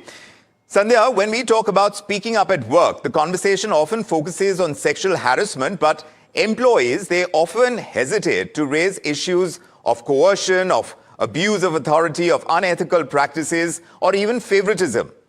According to you, why does silence persist across such different forms of wrongdoing despite multiple protections that are available legally on paper? See, the reason is, the mindset of the people has to be changed first. The mindset is totally against. If the female employee tries to bring out her voice, then she suffers humiliation, she suffers boycott within the office, she suffers the other hazards like not being given a promotion. So that's the reason that some females, because of the social stigma, they prefer to keep quiet. So first, the mindset has to be changed. You're saying the mindset has to be changed. There are provisions in law, and yet the mindset is not changing. Why do you think that is? Ravina Jain, the TCS Nasik case, it involves young women, many in their first jobs, and they claim they did not feel safe speaking up internally, and this happened for years. From your work, perhaps that you've done in the past, perhaps worked with young adults who are just entering the workforce, is the fear of speaking up real, or has it become a learned perception that is shaped by what they see around them? First of all, thanks for inviting me, and honored to be a part of this esteemed panel. I think this is a very, very important and a crucial question in today's day and age. More so, I would emphasize the fact that because of the social media age, I would like to emphasize on that part. I think the fear is, I won't say that it is, may not be real everywhere. Definitely, it depends on the organization, the structure, the culture the organization is offering, and depending on that, it completely depends that if an employee feels safe to open up, the management is having an open door policy. I think they should at least have an opportunity to speak. They always should have access to the POSH committee set up by the organization internally. We also provide an access to an external member in the internal committee as per POSH guideline and act. So I think these things are very crucial when we talk about the fear that if it is still persistent, that employees should at least have complete visibility, awareness and knowledge. And maybe that should help them to, if at all there's any fear, it should help them to at least go and confide in their HR or maybe the internal committee or maybe someone else in the organization, and that message could still be passed on. Do you agree with that perspective, Ravina Jain? The provisions are all there as far as corporate culture is concerned in India. If you're talking about a mindset shift, one wonders why it hasn't happened yet in 2026. What has changed according to you, and what hasn't that is bringing forth cases like this in this day and age? So see, I would like to talk on basis of some facts, which I have done a little bit of a homework here. I think with the awareness that has been increasing over the years, from 2013, if I may quote it correctly from my facts and quotes. So I think 970% increase has been seen in terms of POSH formal complaints, and there have been over 10,000 plus formal complaints which have been registered under the POSH Act with the organization. So I would say that mindset is changing. However, there needs to be a larger talking point about it. There needs to be more awareness, and there needs to be a constant reminder, sort of a healthy and a working safe place environment provided to our employees across all, levels. So we need all of this. We need all of this. Prateek Vaidya, what would you say from an organizational leadership perspective? Many founders talk about values. They talk about integrity. But when scale, revenue pressure, hierarchy, all of these increase, how easily does silence become the cost of stability in an organization? Yeah, thank you very much to invite me. See, companies, employees, when there are a lot of large organizations like maybe Anand Rathi or TCS is there, three things, employee feel safe speaking up or not safe speaking up. First, visibly, their non-retaliation safeguards are there. They're not monitored for at least 6 to 12 months after a complaint. And that's the problem, actually. Even if you give to ICC, it takes 6 to 12 months after a complaint is there. Second, genuine independent committees with trained external members and clean reporting protocols are not there. Every location of every branch of the company needs to have ICC committee in place and as well as administration. Don't they? Third, the leadership behavior. If you talk about small companies or big company, the leadership behavior shows that one is too senior, too valuable, and too connected to be examined. And that is the most reason where the employees, they do not feel safe. They say that, okay, you follow the process, you go and approach the ICC, but underlying, words are that you do at your risk, So it's like unwritten code, you said, do not create trouble. And that's what has happened in these cases, Females are silent about not approaching because they fear about the stigma, one. Yes. And second is about their job as well, Right. So there is the stigma. Sometimes it is more, Yeah, there is the stigma. There's no doubt about it. And the repercussions of raising the complaint, like you said, you can raise your voice, but do so at your own risk. That seems to be the underlying message that comes through if you read between the lines within an organization, is what you're suggesting. Brinda Adige, do you agree with that? In Nasik, several women are saying that misconduct continued. It continued from the year 2022 to now to 2026, despite the complaints being there. So when allegations like these persist over the years, does that indicate individual failure, or there is a systemic breakdown that actively discourages speaking up in an organization, especially for women who come from vulnerable backgrounds? It is a systemic and institutional failure. We must remember that POSH is a robust law. And the last couple of years, the ICC is now the IC, which means it is an internal committee. You do not have to act only when you have a complaint. There is a responsibility, greater responsibility placed on the IC, the internal committee, to be proactive, to observe, to be vigilant, to be diligent, and say these things may be happening, someone's not complaining, but let's take it into cognizance and address it. Now, in this particular TCS case, what we have seen is the HR itself has been the biggest hurdle. But that said, what about the rest of the other members? Because the law is very clear. You're supposed to be meeting quarterly. You're supposed to have MOMs, and you're supposed to have posters and things like that. Now, if that itself has not been done in a global brand, it is a institutional issue. Fear of retaliation is very, very high. Career damage where women are concerned, very high. And this whole thing of disbelief. See, that is the biggest problem. Women are not believed. And that disbelief, then if you go about, and in this particular case, they said, let it be, why do you want to rake up something like this? Exactly. Is also giving you a message that your job is in danger. So Pratik Vaidya wanted to jump into this. He just made that point about the fear of retaliation. Pratik, you wanted to take that on from what Brinda is saying? Yeah, I'll tell you. In fact, when you talk about fear of retaliation, one point is that POSH is not properly, or primarily administered like a classic labor law. Unlike you have PF, ESL, labor law, a lot of labor laws are there. It is a standalone central statute, which is called as Sexual Harassment of Women at Workplace 2013. With a rights-based design, focus on dignity, equality, safety at work, we know, etc. and all. And they say that ICC or IC might be there. So it is administered in practice by district officer, usually collector or district magistrate, or additional district magistrate, which is there in place.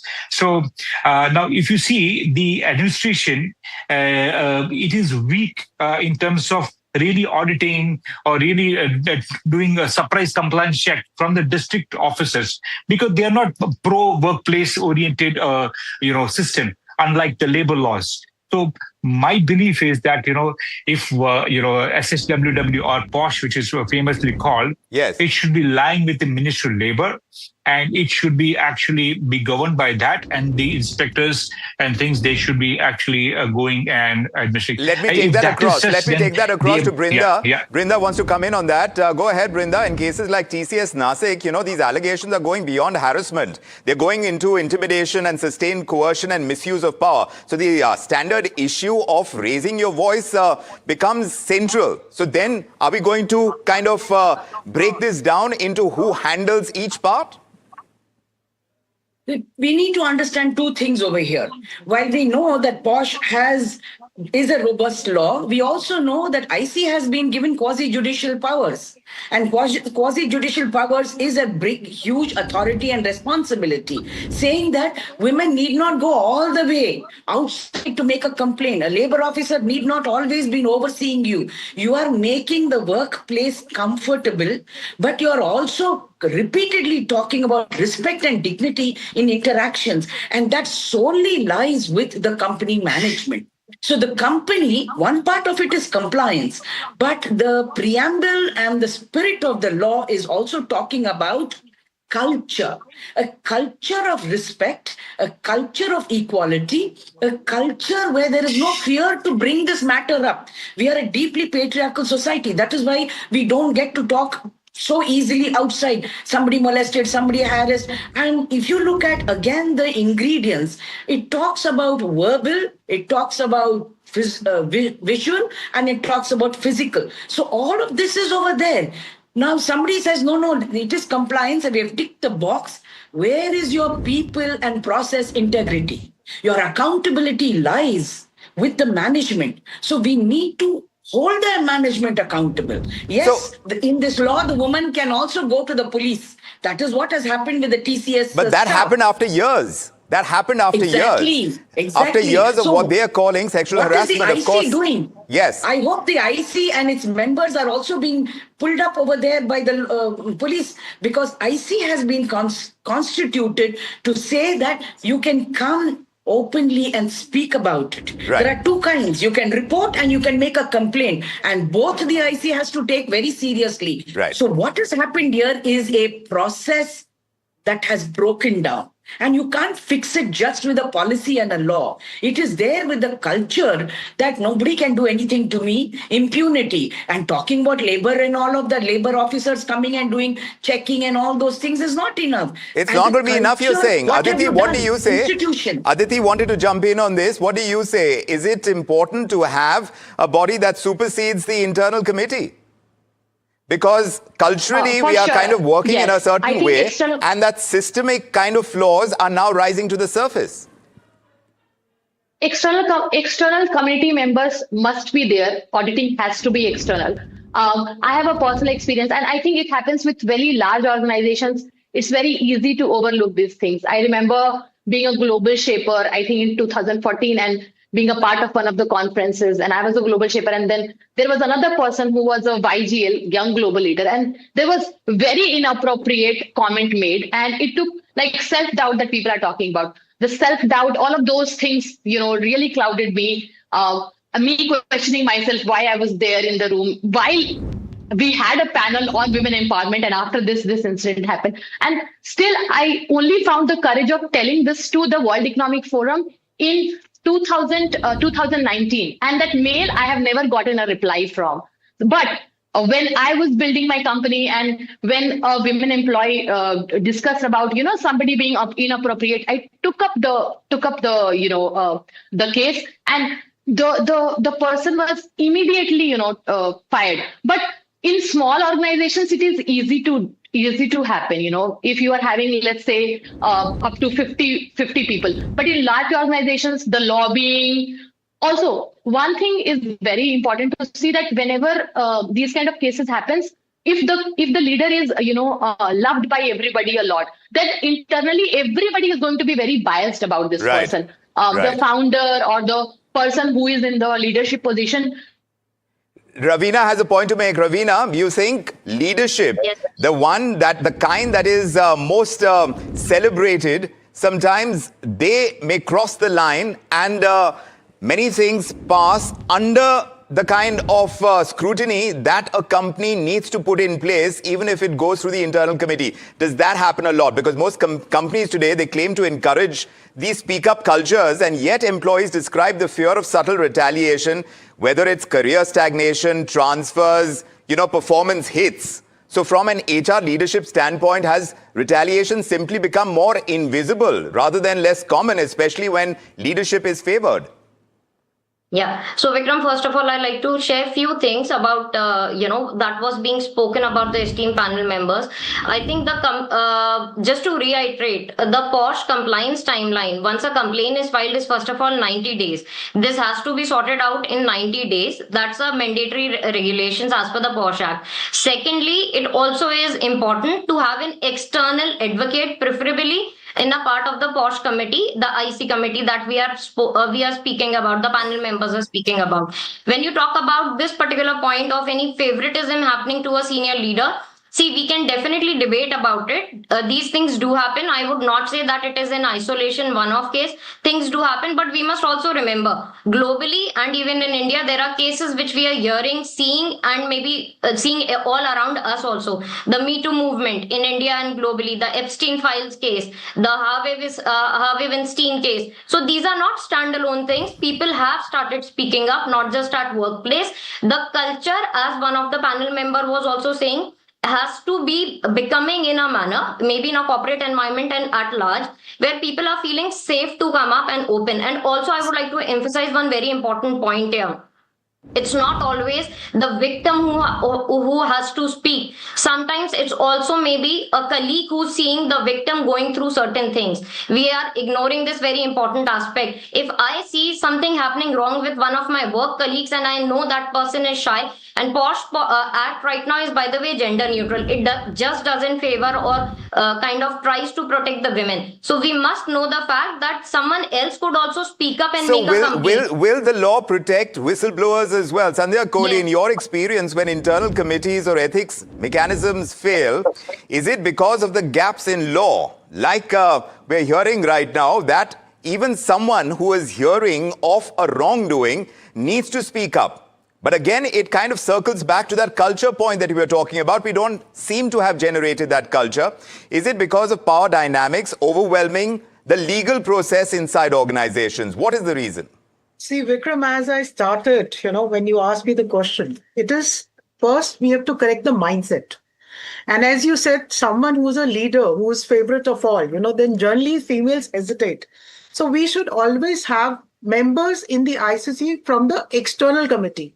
It should not be within the organization.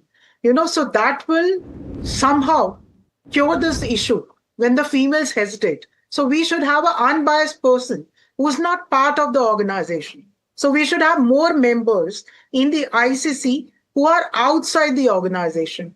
That will help majorly in solving the problem. Ravina, you want to take that on? When complaints of whistleblowing involve the senior leaders, the top performers, how difficult is it for HR to act independently without implicit pressure from the business leadership?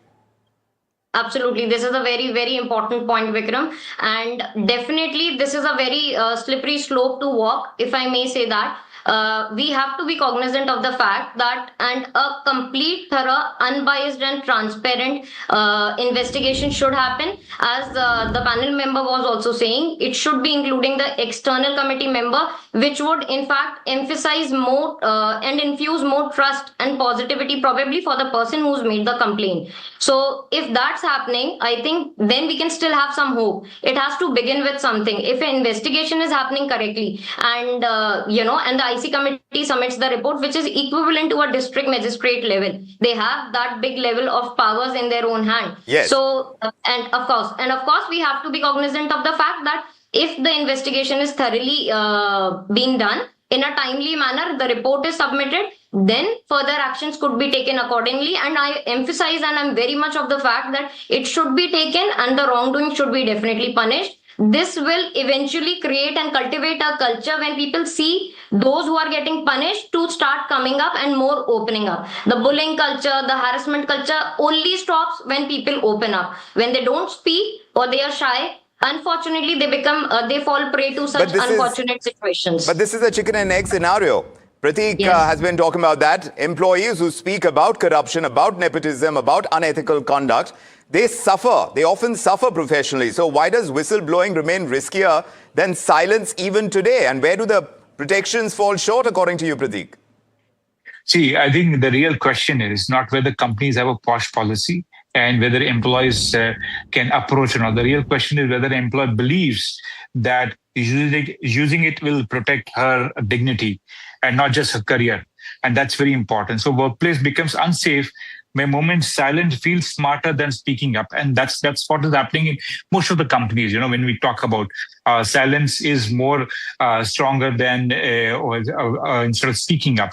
So that's what I just wanted to share. That, yes, indeed. Brinda wants to jump in as well. Brinda, you have a point to make about this because, Brinda, as far as this entire debate is concerned about whether or not whistleblowers can really raise their voice and, of course, be protected under law as well, how much of that have you seen in your experience actually taking place? I have seen some of it in some of the companies, both large and small. And that again brings us back to the management. The management is willing to address these issues, even if it may not look too good on whichever scenario that we are talking about. Then again, we want to ask this question. Mindsets, yes. But that is why the IC, even a report, not necessarily a complaint, even a report and the IC must take cognizance. So you don't have somebody who gives their name and says, here is the way, here is what I'm reporting. This is something that I have seen, inappropriate behavior, inappropriate speech, that is inappropriate. Whistleblowers are protected again, because the management that comes in and says, protect this person. Confidentiality must and should be maintained. So you are empowering the IC, empower and have an empowered external member. All of this falls with the management. We love to say that the labor must look in, somebody else must look in. Yes, they will all look in. But you and I know that labor officers are very few. Far 1,800 companies they have to inspect on a single day. If we are asking them to do inspections, highly impossible. So the responsibility is on the management. Yes. Management is the one that must take Brinda, would you say that women, Brinda, would you say that women, particularly the young, the economically vulnerable women, they seem to pay a higher price for speaking up? Is silence still disproportionately gendered even when the issue is not sexual harassment? Absolutely. Silent is disproportionate and it is women. Let us not even classify them as lower economic or middle economic. We know that there are different kinds of challenges faced by women and different cadre and caliber. But you and I know that because the government has said that you must take in more women into all of these factories and into the companies, women coming from smaller suburbs, villages are suffering more. Aditi, as someone building an organization today, what would you consciously do differently from hiring to leadership behavior to make employees genuinely believe that speaking up is not going to harm them? Yeah, so Vikram, I think one of the things that women's cell has gotten very right, if you call a women's cell, if you are feeling, you as a woman are feeling unsafe, if you call a women's cell, a person will come along with a police and they will always trust the women. I think why women are not speaking is because I think the mindset is a huge mindset gap where women are always doubting. But it's important to say that, okay, we believe you. Most of the time when women are not raising their voices is because that, because that I won't be believed. Then again, the value thing, how value is it shows in the leadership. It has to always trickle down and come down, but at so many levels. I think that has to be a benchmark. And again, a mandate cannot be made. It's a very what can I say? It's a very cultural thing. Cultures are built because of the values that you exhibit. Your there is no doubt about that. Value that is trickled down to the junior and all of those things. So I think two things. One, always believe the person who is complaining and then do the investigation. Exactly. So the challenge of speaking up at work is no longer confined to one law. It is not confined to one committee, one category of complaint. It's about how power is exercised and how silence is sometimes normalized and how fear often travels faster than trust inside organizations. And we heard tonight that policies do matter. And when it comes to speaking up, it carries professional, social, economic cost. The silence stops being an individual choice and it becomes a systemic outcome. So the bigger takeaway is that employees don't stay silent because they don't know their rights. They stay silent because they don't trust the outcomes. Until organizations treat dissent as data, not disruption, until leadership accountability is as strong as compliance paperwork, and until power no longer decides whose voice matters, speaking up is going to continue to feel quite risky. And that brings us back to that big question, not just about safety at work, but about fairness and credibility and leadership in corporate India. I want to thank the panel for joining us this evening. Thanks indeed for making the time for the big question. And to our viewers, thank you. This is the big debate. Of course, this is going to be an ongoing one as corporate India develops and creates new practices and procedures to follow. When it comes to employees and protecting their rights, it is a systemic kind of shift that needs to happen. When it comes to mindsets, the laws are in place. How much further of that mindset shift can happen is something we're tracking on the big question. I'm Vikram Oza for me and the team. Thank you and good evening.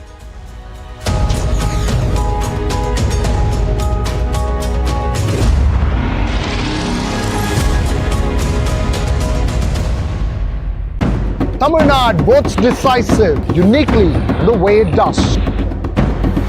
Politics, power and cinema and all of that in an unprecedented Dravidian script. This is not an election easy to call. It never has been. And unravel grassroots conversations with the voices that matter. That's why we travel across Tamil Nadu to get you the real picture. From the OG of Indian elections comes the next big political blockbuster. Because Tamil Nadu votes only the way Tamil Nadu does. Tamil Nadu elections on India's original election voice.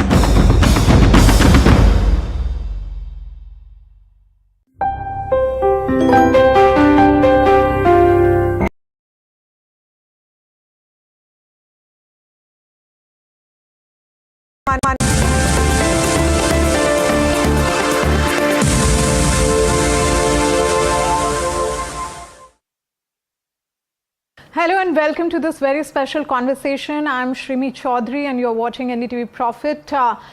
Even as negotiations with Iran are underway, there's still no clear timeline on when this conflict will end. And even if there is some easing, which we all are hoping for, the recovery in supply chains and prices will take time to play out. India clearly is already feeling the impact across energy, fertilizer and key industrial inputs, with disruption no less than what we witnessed during the pandemic times. Amidst of these challenges, India Inc., led by FICCI, has submitted a detailed and a very robust report to the government outlining both the risk and urgent measure needed to navigate this crisis.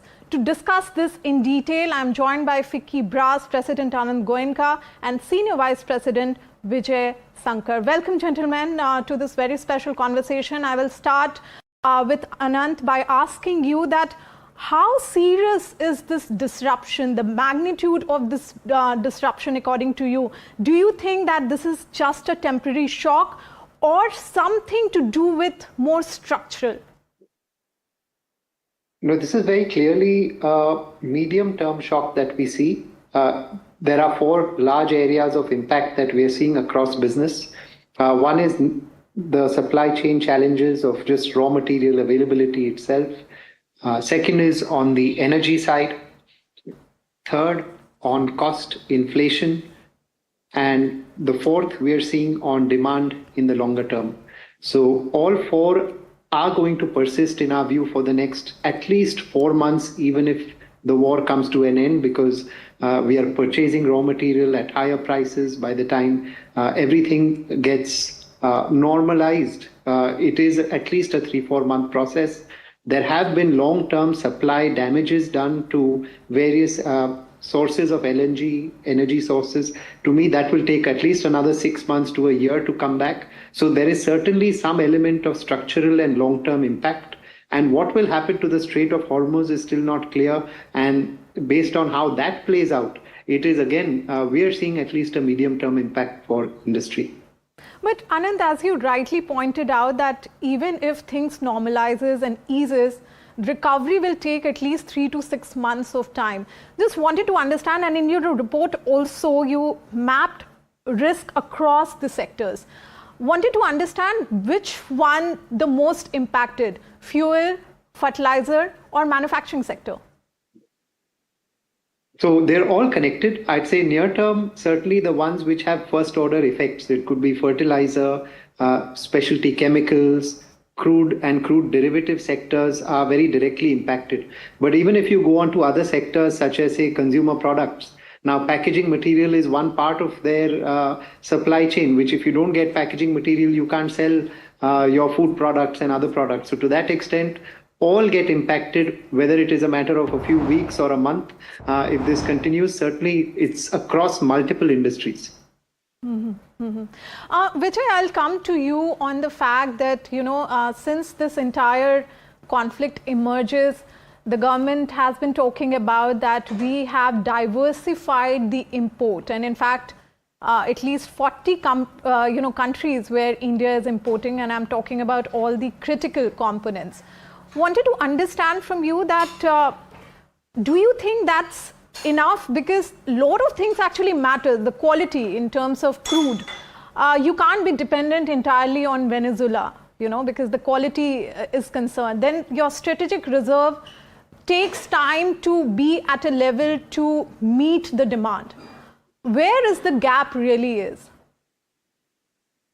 I think it's a very good question. I think India had reacted very quickly, in terms of, reacting to the initial days of the Hormuz blockage, especially on the LPG side and the crude side by diversifying its sources. I guess a little easier on the crude side. Already they've brought down the percentage of crude coming through the Hormuz. But we still are, impacted by the Hormuz blockage, even on crude. I think the bigger impacts are on LNG and LPG. But also on fertilizer. I think, as you know, urea is an element that India is significantly dependent on the Gulf and through the import through the Hormuz. So I think those are things that will take a little bit of time to play out, and also for for the Indian economy to absorb. Same with sulfur as well, which has got impact across so many sectors. So I would say that it's not a easy thing to overcome. I think the government has done a good job in reacting in the short run. But I think in the medium term, if this war lasts much longer, I think the impact will take some time to, overcome. And as Anand said, even if the war ends immediately, I think for us to recover will take some time. So there will be some impact on the economy because of the war, because of what has already happened. The impact on the supply chain facilities, Ras Laffan, for example. So I think there will be an impact, residual impact, even if the war ends now. You rightly said, in fact, on fertilizer end, if you see, the prices are already firming up. Just wanted to understand from you, Vijay, as a follow-up on this particular point, that we have seen government has increased the subsidy also because they already overshoot its FY26 target of subsidy. Do you see the impact coming on the food inflation? Why I'm asking, given the fact that if you see the March numbers, it's not, a significant increase in your CPI inflation at least. And March having a full impact, you should have full impact on that inflation number. Now you can justify that being a base year, but still, do you see that coming in the upcoming months, the impact of fertilizer ahead of the Kharif season, which, probably start from June end? Yes, I think there will be some impact. I'm sure the government is going to take steps to mitigate that impact on the farmers by absorbing more, like you pointed out. But I think there is no escape for India. That absorption will have a cost in our fiscal deficit. So I think that is something that we have to brace ourselves for. I think there will be some impact. I think government will try to mitigate that impact to the extent possible on the farmers and the poorer households. But it is something that we have to live with. Anand, I would like to come to you on the Vijay's point on, curbing sulfur export, and that's also the part of your suggestion as well in that report. Wanted to understand how extreme is the situation right now after we are seeing, some sort of challenges coming from China? So I think across the board, we have been working live with the government on a day-to-day basis. So it's not just the report, but on a continuous basis, identifying key raw material that are high risk, curbing export, tying up with different governments and different channels for imports. So all of that becomes very important. Not only sulfur, but I would also add to helium and of course LNG, LPG and other forms of energy become very important. For Indian business, the 2 or 3 most important areas I would say are business continuity. We cannot have a shutdown of our factories at this point of time. That will have various multiplier effects that will come in. So that is something that is high focus. Second is on focus on financial controls and making sure that we are fairly observant on our working capital, capex norms. Budgets, for example, are no longer relevant. Usually in the Jan-Feb cycle, we have our budgets ready for April onwards, but none of that is relevant. So redrawing of budgets, working on a war room basis where the CFO, CEO, maybe the COO are all very closely working on a day-to-day basis for making sure that quick actions are taken to solve the problems of whether it is sulfur, whether it is any other raw material, making sure we are very quick on that from the business side as well. Anant, as you rightly pointed out that, as an industry body, you engaging with the government and try to sort of outlining all sort of risk and the impact, of course, and also suggesting a lot of measures to kind of curb those. But wanted to understand what sense we are getting from, at least from the government, that there is this entire thing is not reached to a point where they have to reassess the entire budgetary estimation which they have fixed for FY27. But as you said in the beginning that it may perhaps, if it's linger and prolong for 3 to 6 months, you think that government have to recalculate everything, reassess all the budgetary target, and I'm talking about all the macro numbers, which is very important. No, of course, that will have to be relooked at it.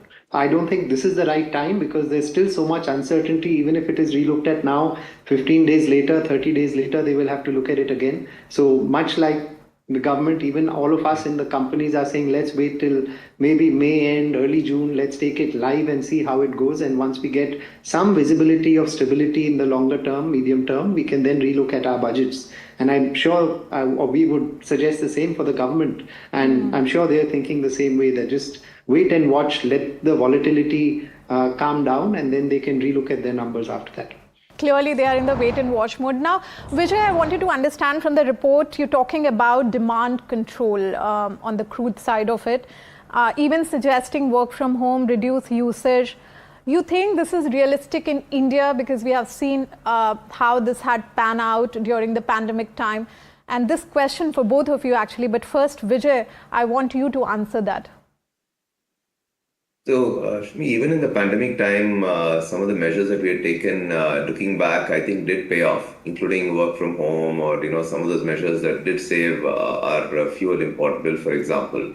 So I think those are things that are definitely worth considering right now, because as we discussed even in our report, the inflationary impact of this could be large. I think as Anand said, I think it's still early days, maybe wait and watch for the next few weeks till we know the direction that the war is going to take. Is it going to end immediately or is it going to prolong?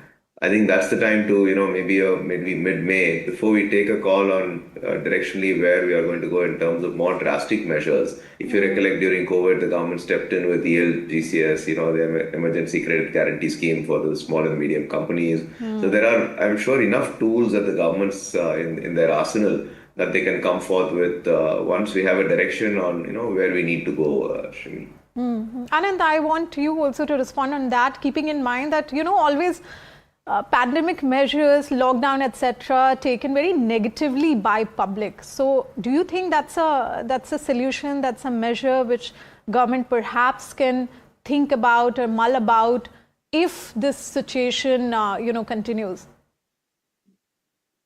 Right, I would not go to the extreme measure of pandemic, lockdown or anything at this point of time, but I would largely say wherever we can conserve without the panic we should. If we need to switch off the lights of half of our offices and factories which can continue to run, let's do that. if we have to encourage some people to work from home, canteens, if we have to ask people to bring one meal of their working time from home, all of those small measures also add up. But I would not yet say that we need to take drastic measures that, okay, shut down all offices and everyone needs to go into a lockdown mode, certainly at this point of time. But Anant, the fact is that even if you curb the demand in any which ways, it will have some impact on economy, right?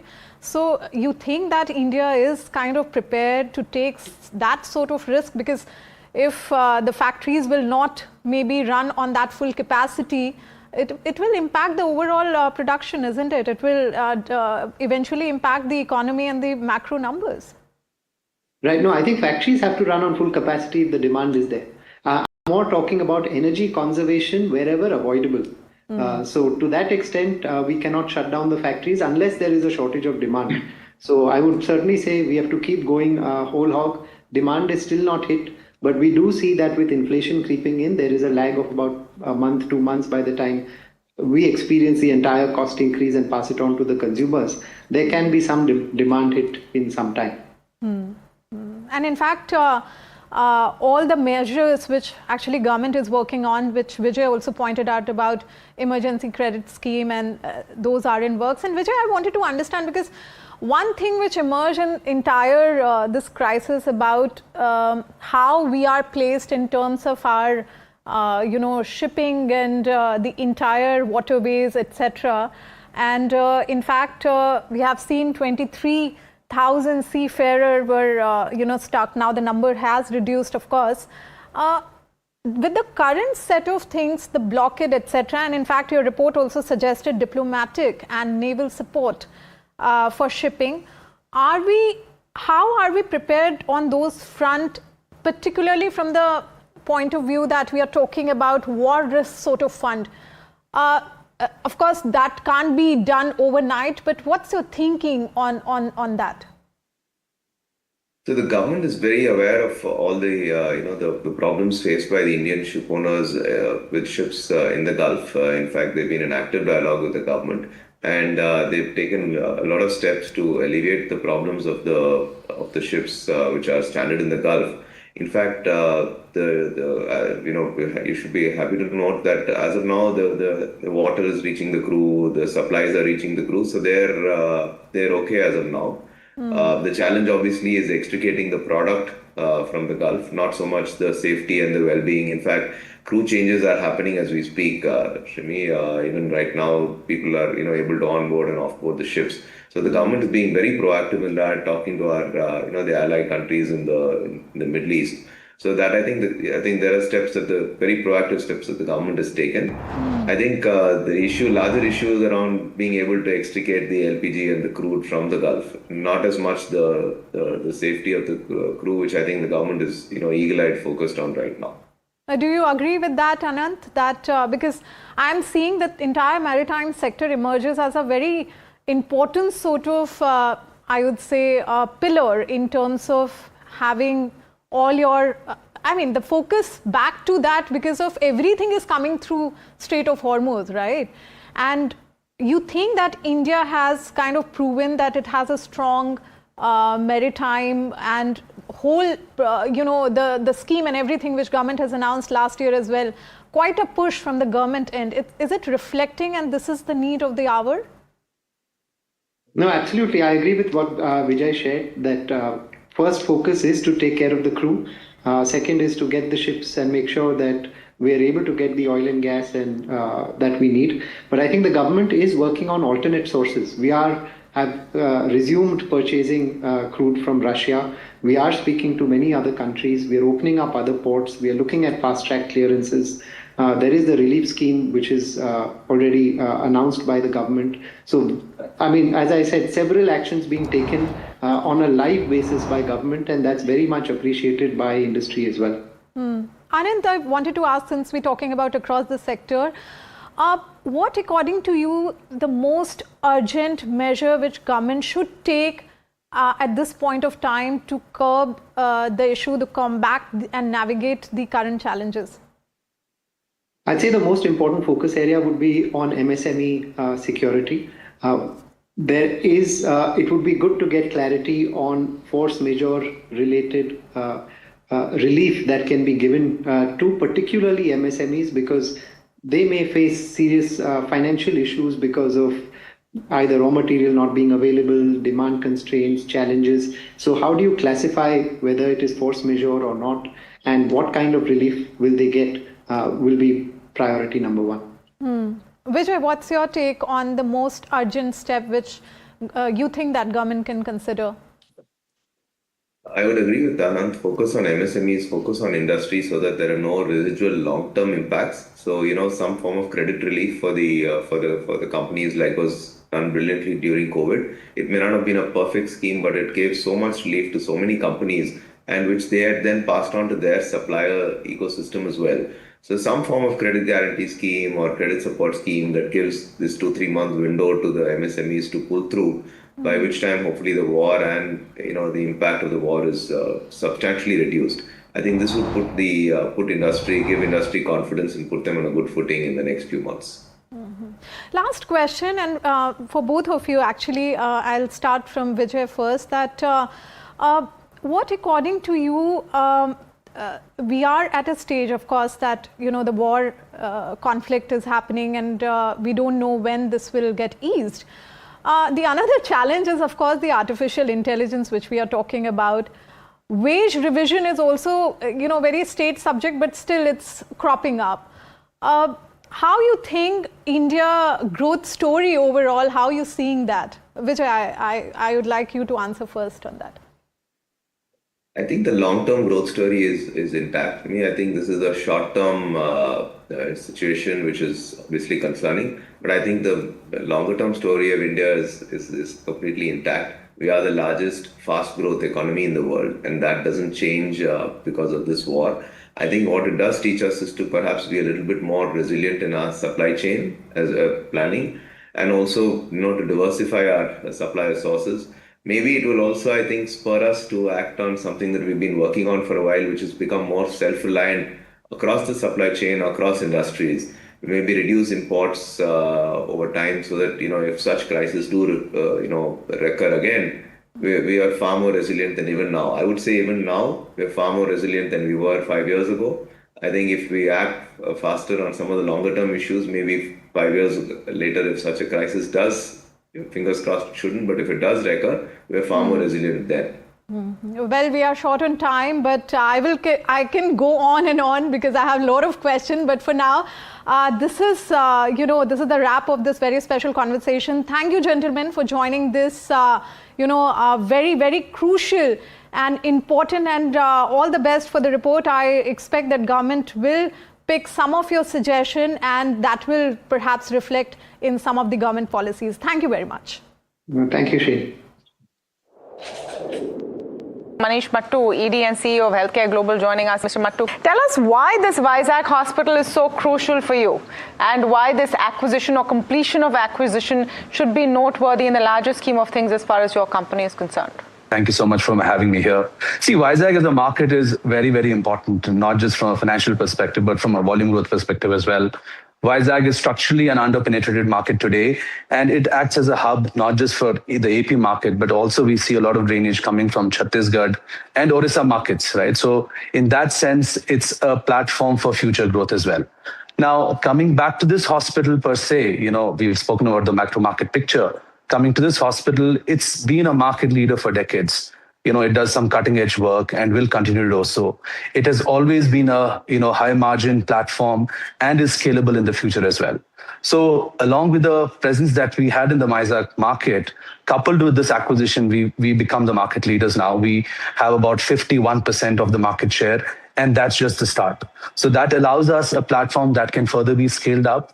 And this whole AP and that East Coast belt actually becomes a future funnel for us for growth. And the other part is that, prior to this acquisition, HCG was dominant in, Karnataka, West, the Gujarat and Jaipur belt. This helps us with the geographical diversification as well. Now we will become dominant players in this part of the country as well. So from multiple perspectives, it's a great acquisition to have. Okay. Hi, Mr. Mattu. Alex, I'm just wondering, how have you funded this latest acquisition? So there has been capital infusion by the primary, the shareholders, both KKR and some of the majority shareholders. And of course, there was internal accruals as well. So coupled with that, we've been able to fund this acquisition. Give us the breakup of that, Mr. Mattu, if you don't mind. Which one? Can you give us a breakup of what the contribution of equity infusion versus internal accruals was? So I think 70% of it was done through internal accruals, and the rest came from capital infusion. Understood. Now, with this additional stake, you were already majority holders in this entity, and so you've raised it to 85%. I'm just wondering, in terms of revenue contribution and impact on financials in the first quarter itself, one would assume that it's going to have a bearing, right? So where do you anticipate that? So the bearing is already coming in. We've had margin expansion and margin growth in that market. And in fact, our Q4 has been quite strong as well. So we've been seeing that, contribution coming in from late last year and will continue in Q1, and going forward as well. Okay.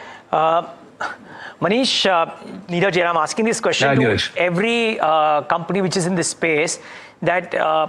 do you reckon that over the course of the next 6 to 12 to 18 months or 24 months, if I can give you that timeline, the RPOB numbers will move higher, or will they scale back as most peers of yours, including you two, I believe, have capacities coming on stream, and newer capacities largely will have lower occupancy, presumably lower RPOBs as well. So how does the average RPOB for the company behave over a period of the next 2 years? So, the average RPOB, we've seen a progressive increase in the last couple of quarters, and we think that the trend will continue. Our expansion is actually happening in a very sequential and gradual fashion. We're adding about 120 beds this financial year. So I think a lot of that dilution won't impact us in this financial year. But of course, there is going to be a significant ramp up of capacity over the next 3 to 4 years. We plan to add about 1,000 beds, both from greenfield and brownfield routes. So there may be some dilution in the subsequent years, but we don't see any dilution happening in this financial year. Okay, no dilution in this financial year at least. Okay, great. Thank you so much, Manish, for joining us and giving us this quick perspective. We'll have to call it today. We're just kind of running thin on time. Maybe we'll get a glitch-free conversation the next time we have you, but really appreciate your time.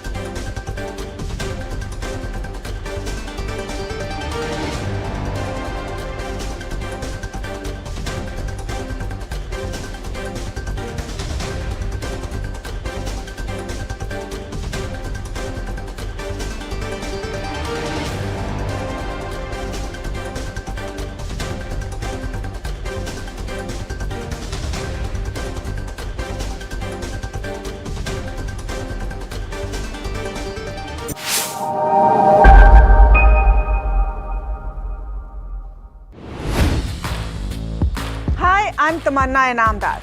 Watch me on NDTV Profit, where I break down the day's biggest business stories. What happened, why it matters, and what it means for your money. Hi, I'm Neeraj Shah. Watch me on NDTV Profit for the most incisive market intelligence and meaningful corporate conversations. And I'm Alex Matthew. Markets, mutual funds, insurance, personal finance. I help you cut through the noise and make smarter financial choices. And here's where you can watch us.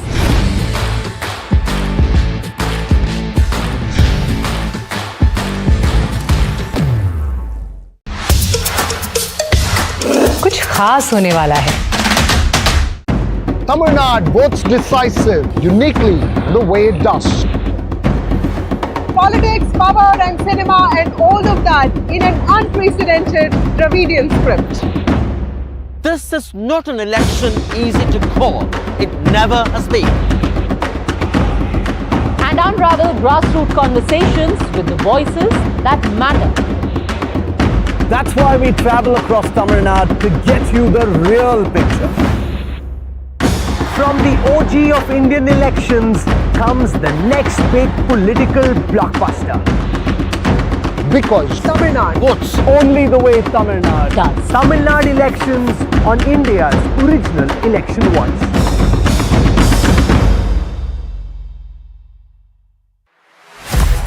YouTube doesn't have a favorite news channel. It has 3. NDTV Profit, India's #1 English business news channel. NDTV 24/7, India's #1 English news channel. NDTV India, India's #1 Hindi news channel. 3 channels, 3 undisputed leaders, 1 unstoppable network. NDTV. Presenting the all-knowing, all-powerful Tech Guru. Whoa. Guru? I'm no guru. Okay. I'm just a guy who loves his tech. A show where the mysteries of megabytes and motherboards shall be unraveled. Bro, nobody talks like that anymore. This is all about connected ecosystems, EVs and AI that you can use in your daily life. That's what we do on Tech 360. Real talk, real reviews, tech that you can actually use. Tech has changed. So should your tech show.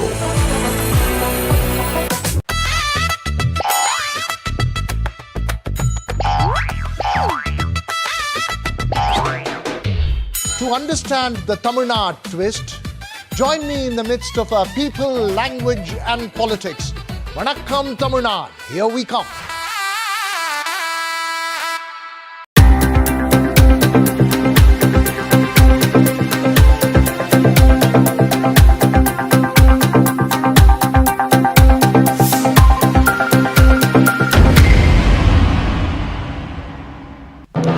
When others are warming up, I'm raring to go. The stories that matter, the stories that shape your life. Hello and welcome to Watching Prime. US President Donald Trump claims he is opening the Strait of Hormuz permanently and confirms US-Iran talks can resume in Pakistan in the next 2 days. Top government sources tell NDTV Profit amid West Asia tensions, Centre mulls fuel price stabilization to shield consumers from global oil volatility. Plan under consideration to create buffer for petrol, diesel and LPG. Middle East war pushes wholesale inflation to a 3-year high at 3.88%. This is driven by higher costs of crude oil, metals and manufactured food product. Sharply hits India's trade as well. Government flags over 50% drop in exports and imports to Middle East. Optimism over second round of talks cheers up Dalal Street. Nifty ends in the green, up 1.5%. Broader market outperforms benchmark. Realty and IT lead gains with all major sectors in the green. Amid elevated commodity costs, Hindustan Unilever increases soap prices, attributing the move to inflation in crude derivatives, palm oil and packaging materials. India-US trade talks picks up pace. Indian delegation to visit Washington from April 22nd to 20th for next round of talks with US authorities. After harassment allegations, National Commission for Women constitutes 4-member inquiry committee to investigate at TCS Nashik unit. The panel will be led by retired judge of Bombay High Court. Bharat Forge chairman Baba Kalyani rejects mediation plea and seeks full control over Empire as sisters demand 1/3 share in 1 lakh crore family feud.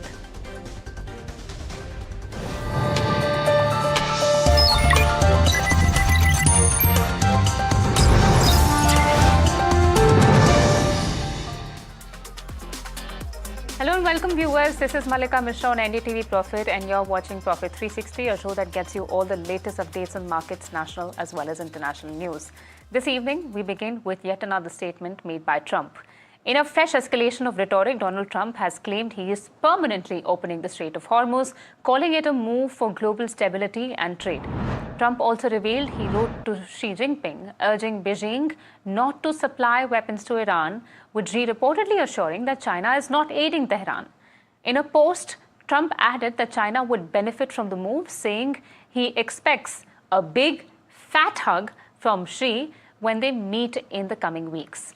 This comes even as back-channel diplomacy gathers pace, with US officials indicating an in-principle agreement to extend the current 2-week ceasefire with Iran, which was set to expire on April 22nd initially.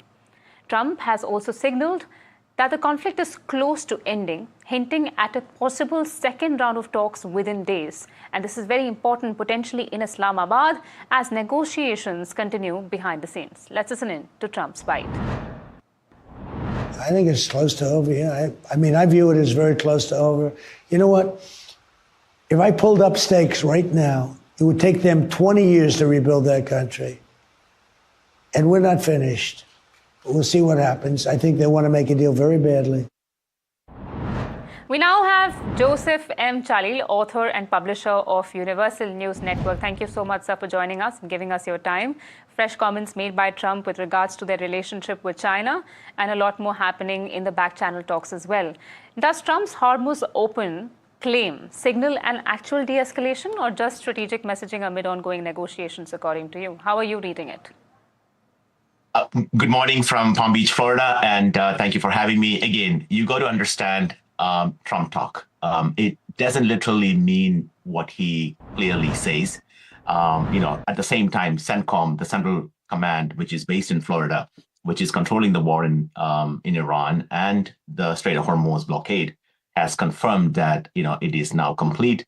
No ships are leaking through. Ultimately, what they're trying to do is that making sure no Iranian oil tankers are passing through the blockade. Again, just mere threat of letting no ship go through will prevent ships from coming in, because the insurance premiums will go up. The ship owners, they're not worried about the oil in the ship; they're worried about the ship itself. So they won't be doing it. And the challenge is, if Iran unable to ship more oil, because as you know, their storage may be around 70% or 75% full.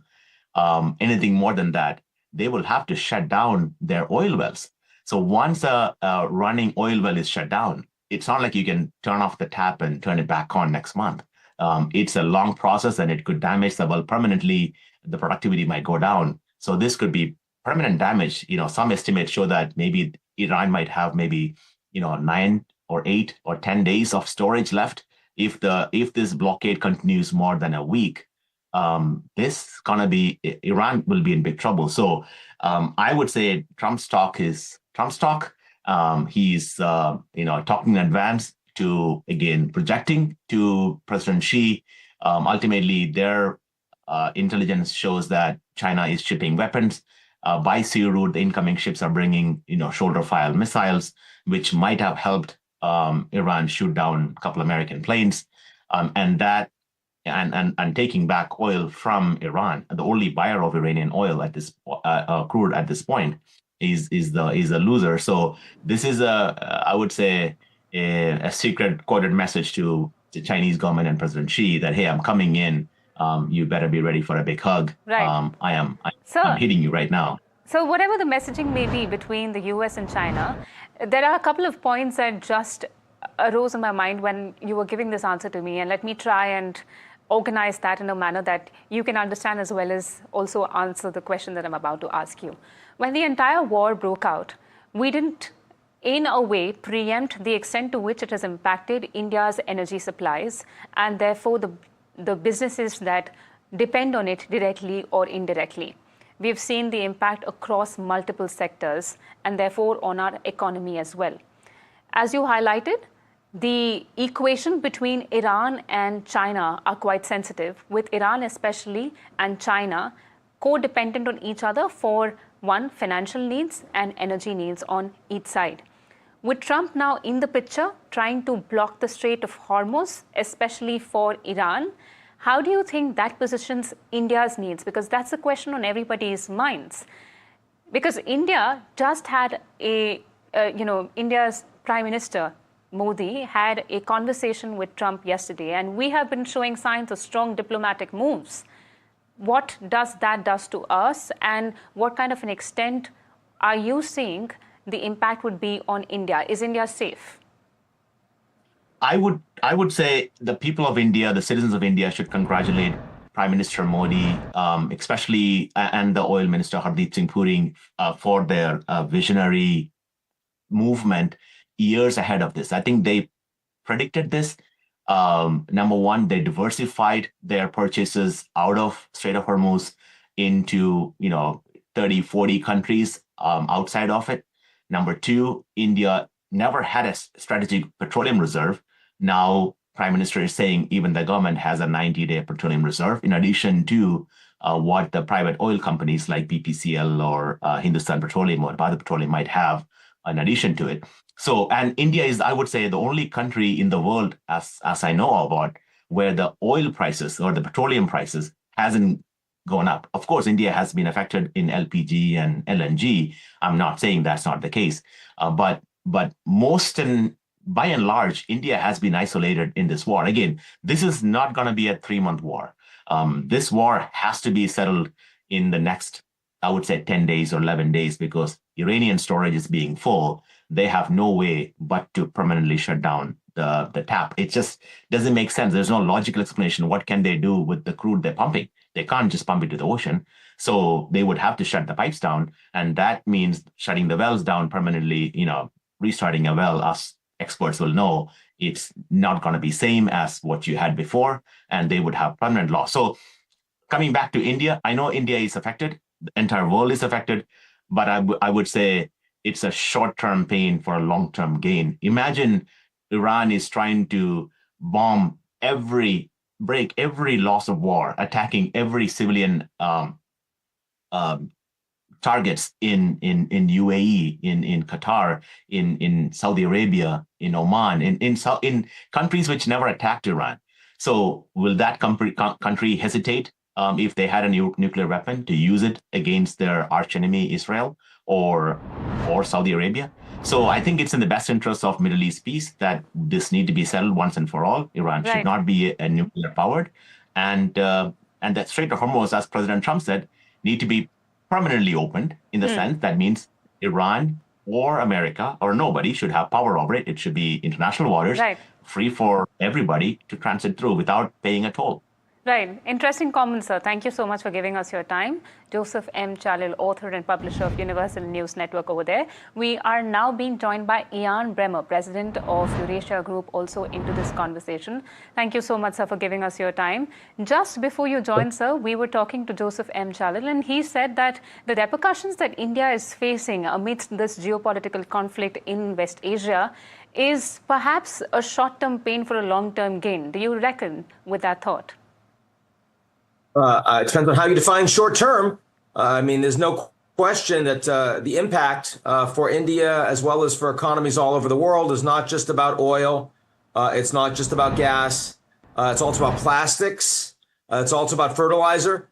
I mean, you are suspending the global supply chain from a critical choke point, and that's going to have knock-on effects for months and months. So it is going to impact the global economy in a much more severe way, I think, than the IMF updated outlook showed earlier this week. Long term, I agree that all sides are going to have to find a way to get the strait back open. And they'll also create resilience, and they'll create alternatives for these supply chains so that they don't have that level of vulnerability to predation going forward. But this is not a few weeks and over. Even in the best case scenario, where an agreement in Islamabad is announced by Trump, which I think he wants to do, and then, by the way, that agreement is implemented fully by the Iranians, the United States, not to mention by bystanders that have been antagonists like Israel, like the Houthis, and that's a much less certain proposition. Right. Thank you so much, Mr. Bremmer. But I have another question, and I was also asking this to Mr. Chalil. Given the repercussions that India has faced so far, as you mentioned, the IMF has come out and also revised global growth, And there's been a revision in terms of India's economy as well. Although our inflation does stand in our comfort zone at the moment, but if the conflict had to continue, it is going to have its ripple effects on our economic health as well. According to you, how do you think India is standing geopolitically, especially given the fact that Prime Minister Narendra Modi had a conversation with Trump and they discussed what's happening currently in West Asia? And do you think the Strait of Hormuz continues to be a choke point, even though Trump claims that he has permanently opened that strait? Well, until it's open, it's closed. This is not Schrodinger's Strait. As of right now, there's a blockade. But the reason that people are more optimistic is because there's also a ceasefire. That's a hell of a lot better than bombs and missiles going off in Iran and in the Gulf. Much more dangerous when the war is on. And also because Trump continues to tell the American people, as well as other countries, that this war is going to be over in short order. Trump told the American people in a primetime address, the only one he's had on Iran war, that within 2 to 3 weeks, this war would be over. So next week, done. He told Maria Bartiromo on Fox Business just a few hours ago, this war is almost over. It's going to be finished. He's feeling good about the Islamabad talks that he believes will be rescheduled for a second round in short order. There were 21 hours of talks between the vice president of the United States and a high-level Iranian delegation that included experts. And so, yes, I think Trump, who's the person that decided unilaterally to start this war, and he decided what the war goals were, has now decided unilaterally he wants to end this war because it's too costly and too unpopular for him. And he's changing the war goals. You'll notice that he's not talking about rescuing the Iranian people anymore, as he did at the beginning of the war. He's saying that he could end the war now. It would take them 20 years to rebuild. Well, how are the Iranian people going to be rescued if it takes them 20 years to rebuild? That's no longer a war goal for President Trump. Why not? Because he can't achieve it. But that at least means that Trump understands that he needs to change and moderate his war goals so that he can end the war. It may not look good for him politically, and he's going to lose the midterms as a consequence, but it helps the global economy. Mr. Bremer, speaking of goals, goals have changed throughout this conflict. When the conflict started, Trump had explained a different ambition out of this attack. And then now today, as you mentioned, the goal has completely changed. It has costed him economically. There's political pressure as well. Neither are Americans in support of what's happening in West Asia from America's side. Now, do you think that the back-channel talks are active perhaps, and second round of negotiations have been green flagged by President Donald Trump as well? What are the chances of a peace deal finally arriving? Remember in The Empire Strikes Back when Darth Vader shows up on the gas giant Bespin, and he goes to Lando Calrissian, and he says he's going to leave a permanent detachment of Imperial stormtroopers, and Lando says, that wasn't the deal. And he said, pray that I do not alter the terms of the deal any further. Trump changes his mind more times than you and I talk on these issues. And so the fact that he is inconsistent and has now decided that the war goals are different is actually makes it much easier to get to yes, because he has decided that he no longer wants this war. So whether or not that is credible to anybody else, including his own supporters, it is still much more likely that we have a second round of talks in Islamabad and he comes out of those talks saying, this was great. And this deal is amazing, and no one else could have ever done it. That is what is very likely to happen. Now, will the deal that Trump announces be the same deal that the Iranians believe they have? Right. That's an open question. Mr. Will it be Bremer, implemented I really by the hope. Iranians? Open question. I really hope that that is the case, because that's going to bring a big breather to the world, as this war has had repercussions beyond what just meets the eye. Thank you so much for giving us your time. And that was Ian Bremer, viewers. for us on this geopolitical update. As well as the story unfolds, we will catch all the action for you. But in a big news for companies eyeing the primary market, SEBI has relaxed rules for IPOs due to Middle East tensions and weak investor participation. Companies can now increase or decrease their IPO size by up to 50% without filing fresh documents. Earlier, the limit was only 20%. Now, this relaxation is given only on a case-to-case basis after SEBI approval, and it applies to IPOs opening till September 30th, 2026. My colleague Nimin Dixit sent us this report on all the key details. Let's take a look. Yes, another well-intended measure from SEBI given the ongoing situation and the stoppage of primary markets because of the ongoing situation in the Middle East. SEBI, in a letter to the AIBI, has said that it's issuing flexibility up to 50% on issue size for IPOs that are going live in the next few months, that is up till the end of September 2026. What SEBI has written is that while the earlier rule allowed IPO size changes up to 20% without refiling, now those will be up to 50%. So an issuer can change their IPO size up to 50% without refiling, without a lot of extra documentation. And an email that was exclusively viewed by NDTV Profit. Now the move follows industry concerns over weak investor participation given the ongoing crisis in the Middle East. The SEBI has been in constant touch with investment organizations as well as companies that are looking to list and are looking to push their listings or reduce their listings in size. And the SEBI is responding to regulations like this in that age. Now, this is not applicable across. This is, of course, the SEBI has clarified on a case-to-case basis. With the permission of the SEBI, there are certain documents and regulations that need to be followed. This includes that the issuer must ensure that there's no change in the core objectives of the issue. The lead managers have to certify regulatory compliance of the issue, and companies must disclose changes via their DRHP addendum, and a formal application, of course, has to be made to SEBI. The Investment Bankers Association of India will, of course, guide banks on how to do this, and the email was addressed to them. So the rule change essentially allows companies to change their issue size by 50% without additional regulatory filing. Well, we now have J.N. Gupta, former ED at SEBI, joining us to discuss this development. Thank you so much, sir, for giving us your time. Sir, how might this 50% IPO size flexibility encourage more companies to proceed with their listings despite current market volatility that we're seeing? See, the issue is very simple, that today there is a perception in the market that the risks have gone high, and it is likely that when IPOs come to the market, people may not participate. As can be seen, earlier the IPO used to be subscribed by 100 times, 500 times. Now the subscription is not happening.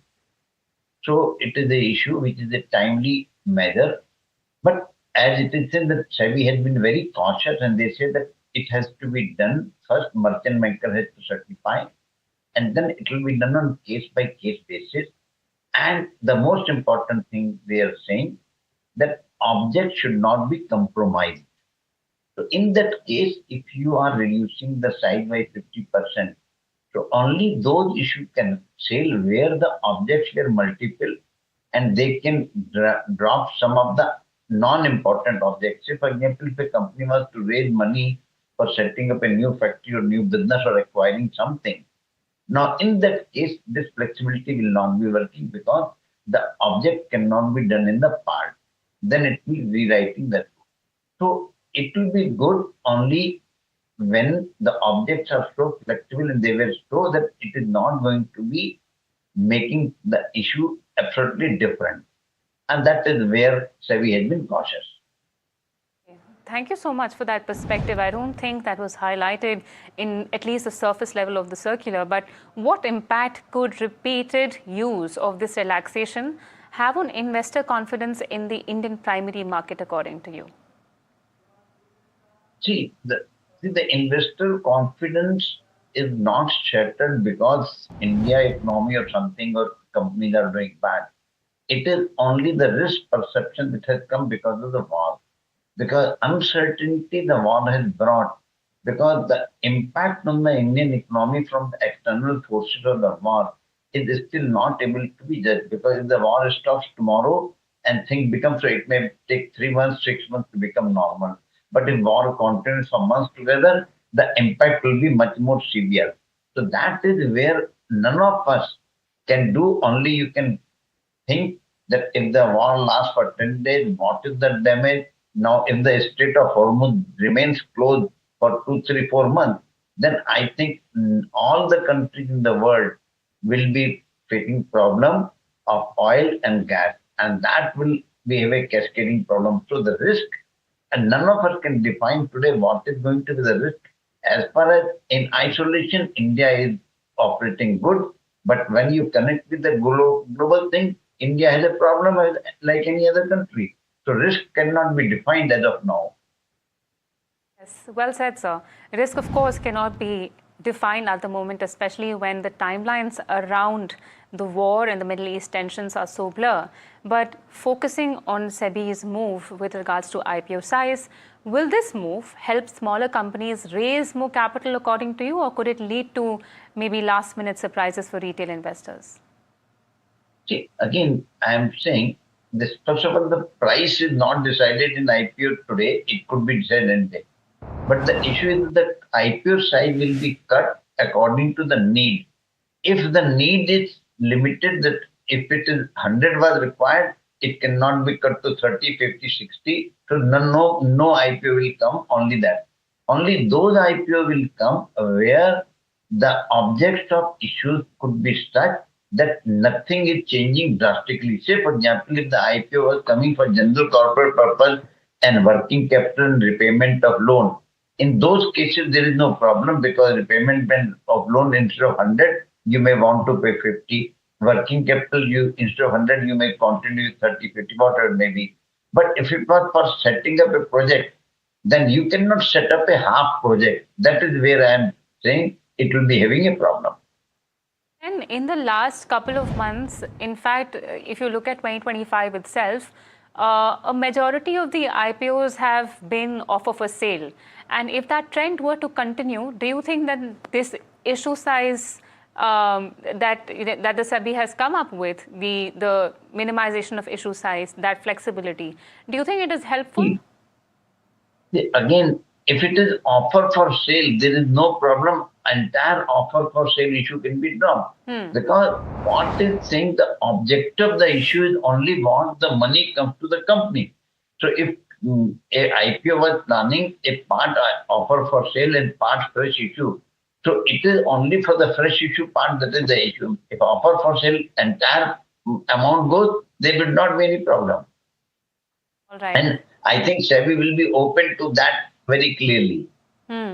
Interesting, sir. Thank you so much. J.N. Gupta, former ED at SEBI, joining us to have this conversation on SEBI, in fact, giving flexibility to companies to cut their offer size by up to 50%. But as he highlighted, the objective of the issue is going to be the key focus here for a company to execute this provision. However, SEBI and the Department of Telecommunications, in another important news, have signed an important agreement to fight market frauds more effectively.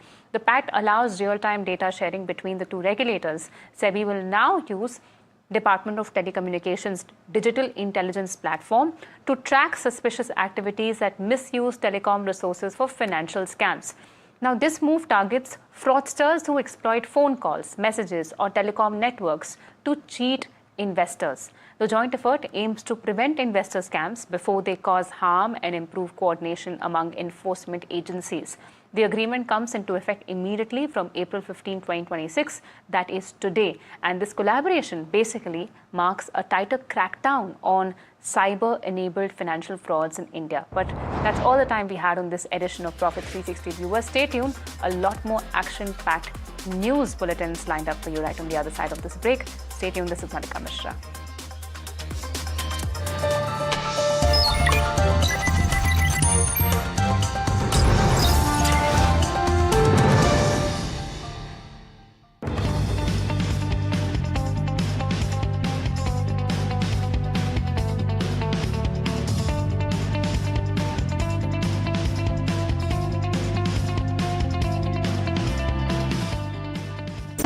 Tamil Nadu votes decisive, uniquely the way it does.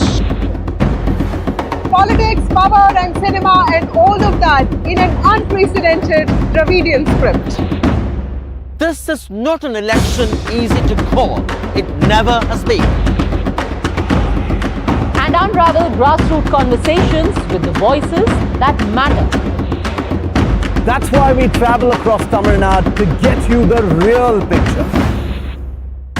From the OG of Indian elections comes the next big political blockbuster.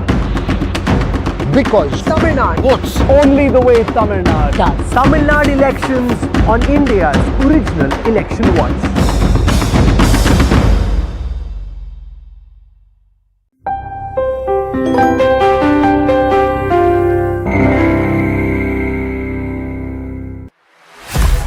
YouTube doesn't have a favorite news channel.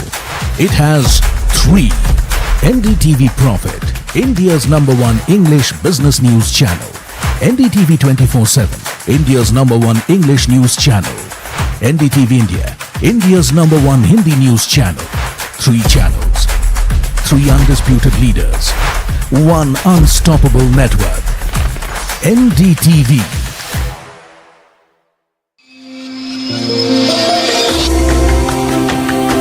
कुछ बड़ा होने वाला है. Presenting the all-knowing, all-powerful Tech Guru. Whoa. Guru? I'm no guru. Okay. I'm just a guy who loves his tech.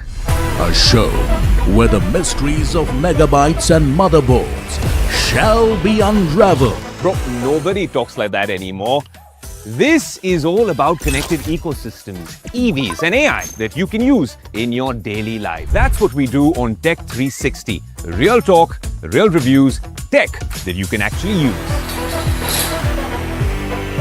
Tech has changed. So should your tech show.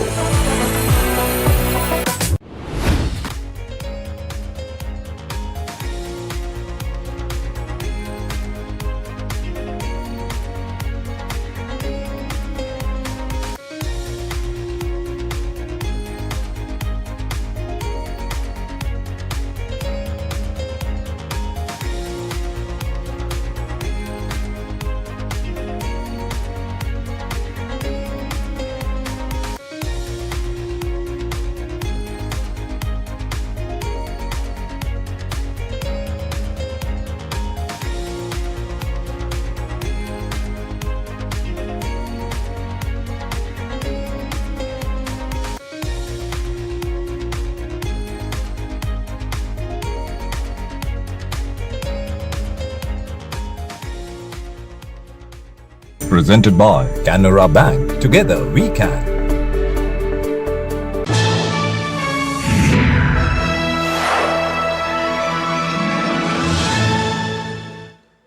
Hello and welcome to KYC. I am Sharad Dubey and you are watching NDTV Profit. This is the show where we get you the hottest companies, hottest announcements, and whether this company will give you profit or not. That's the main bottom line. But interesting company today, but I'll give you some hints. Try to understand what this company is all about. The company is a B2B procurement platform. Yes, there are 2-3 peers also in this space, so you need to work a little bit more hard.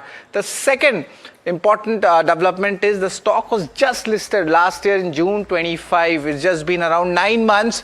So you must be getting close to the company which I'm talking about. But sadly, the stock is down 49% from its IPO price. But if you have been reading the recent news flows, the stock is in focus. The stock recently had an MOU with Capsite Infra as well. Enough of hints. Let's go to the company.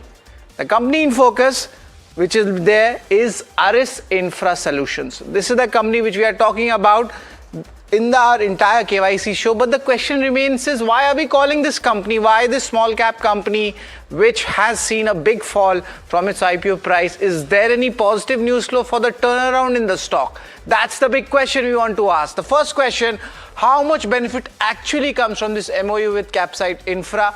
It's almost an 800 crore project, a 5-year tenure. What does the role company have in this MOU? The second important question we'll be asking is, what is the B2B and the B2C profile of the company? Is the company moving towards the B2C segment? If yes, their margin profile and the numbers do change going ahead. There is a seasonality at play as well.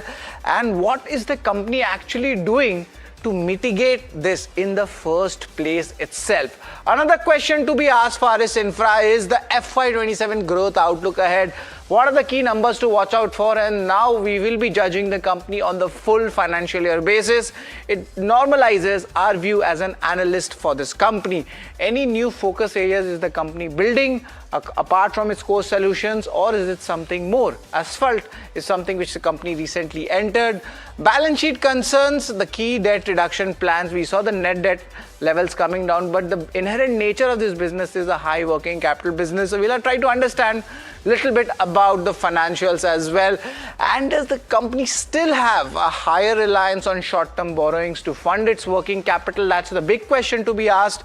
And this is something which we had seen during the IPO as well. Some questions were asked, some questions were unanswered, but some were answered. To give us the entire picture will be Srinivasan Gopalan. He's the CEO at Aris Infra Solutions, where Mr. Gopalan will be answering to our queries and also a lot of issues which the investors have written to me, and we'll get that in front of the management.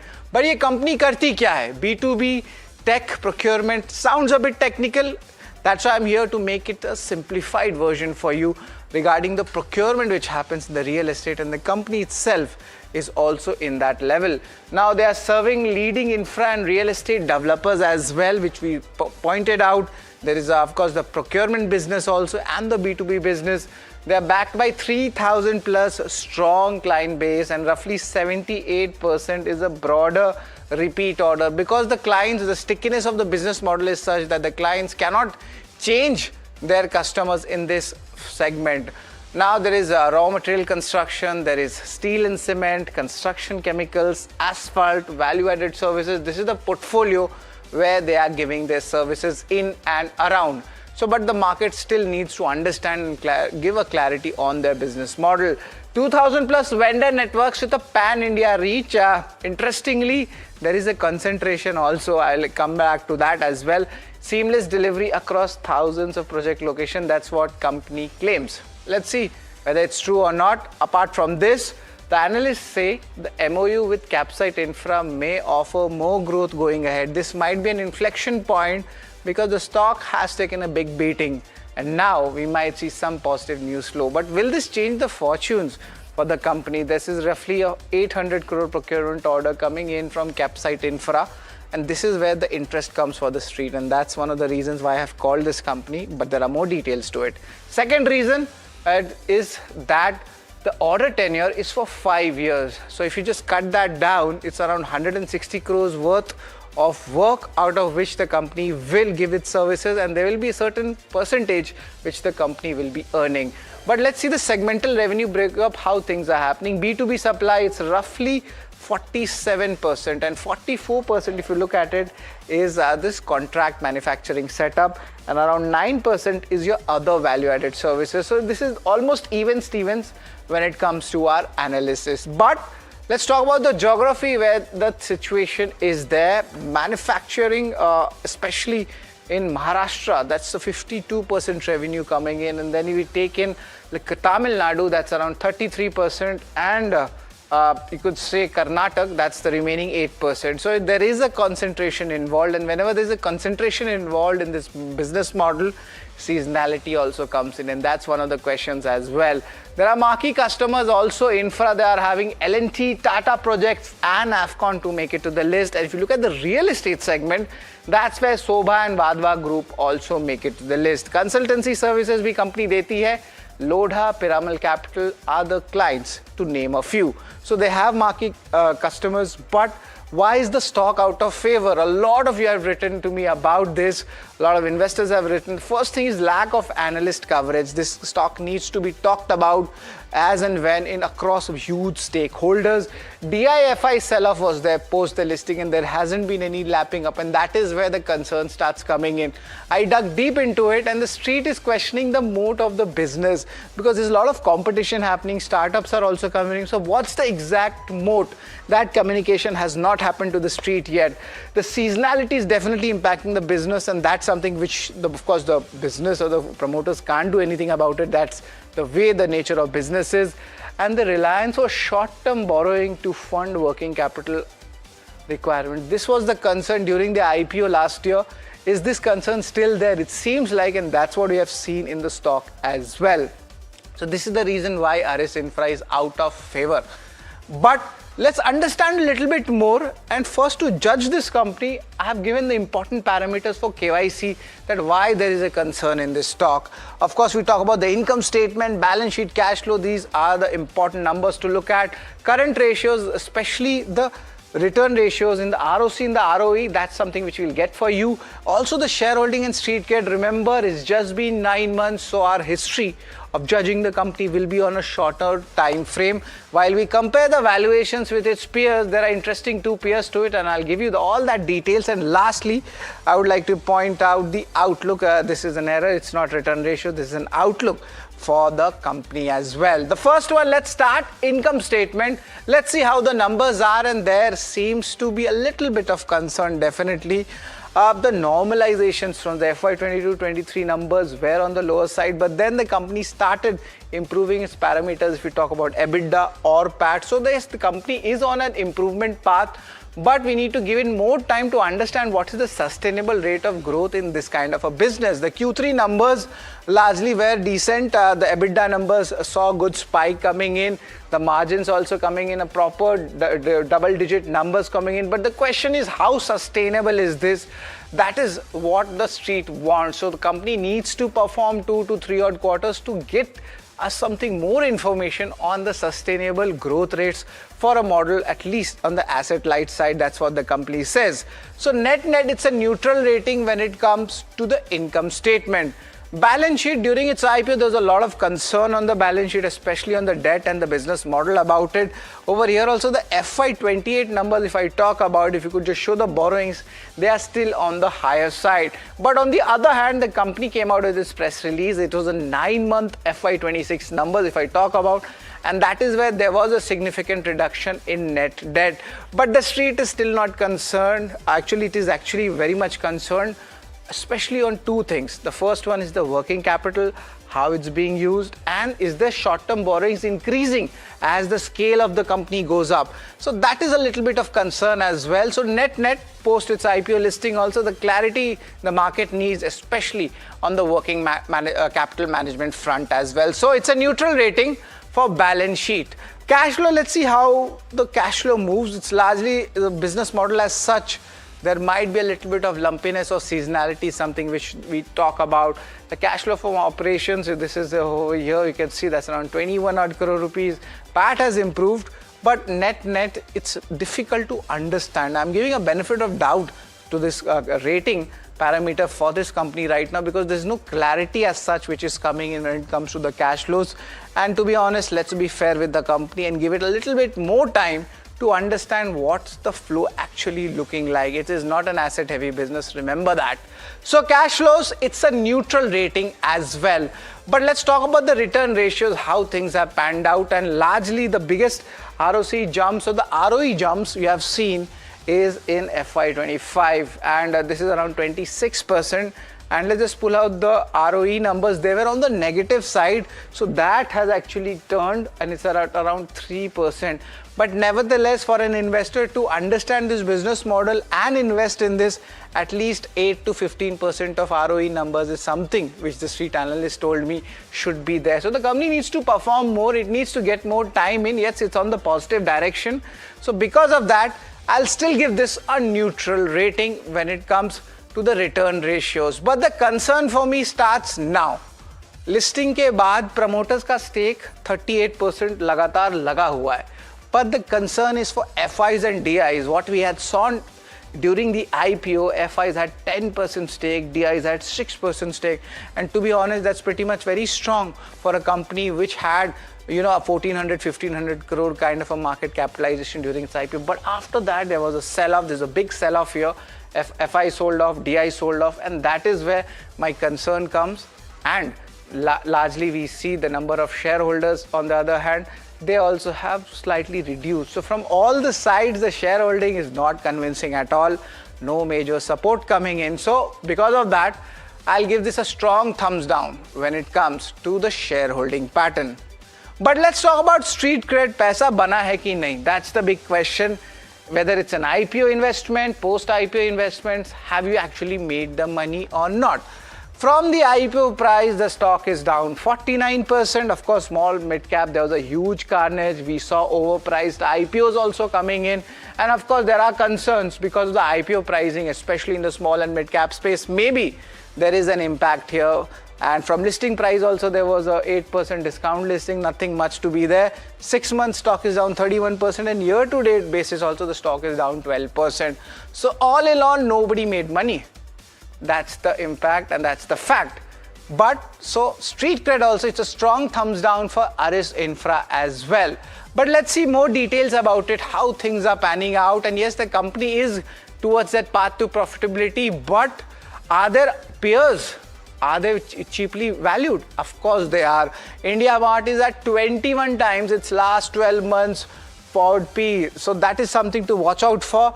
And also let's look at SG Mart. They have the same business model, B2B procurement ka rehta hai. Of course, if you move to the B2C segment, the street expects a little bit of premium as well because of the margin angle to it. But SG Mart is also 64 times. So it is still cheaper than Aris Infra. Aris Infra is at 331 times. So we need higher earnings so that this number keeps coming down. Maybe in the next 2 to 3 odd quarters, that's what the management will give us that important view, and then maybe we'll be able to understand. But right now, valuations, despite the correction, is on the higher side if you are a long-term investor. So it's a negative rating when it comes to valuations for Aris Infra as well.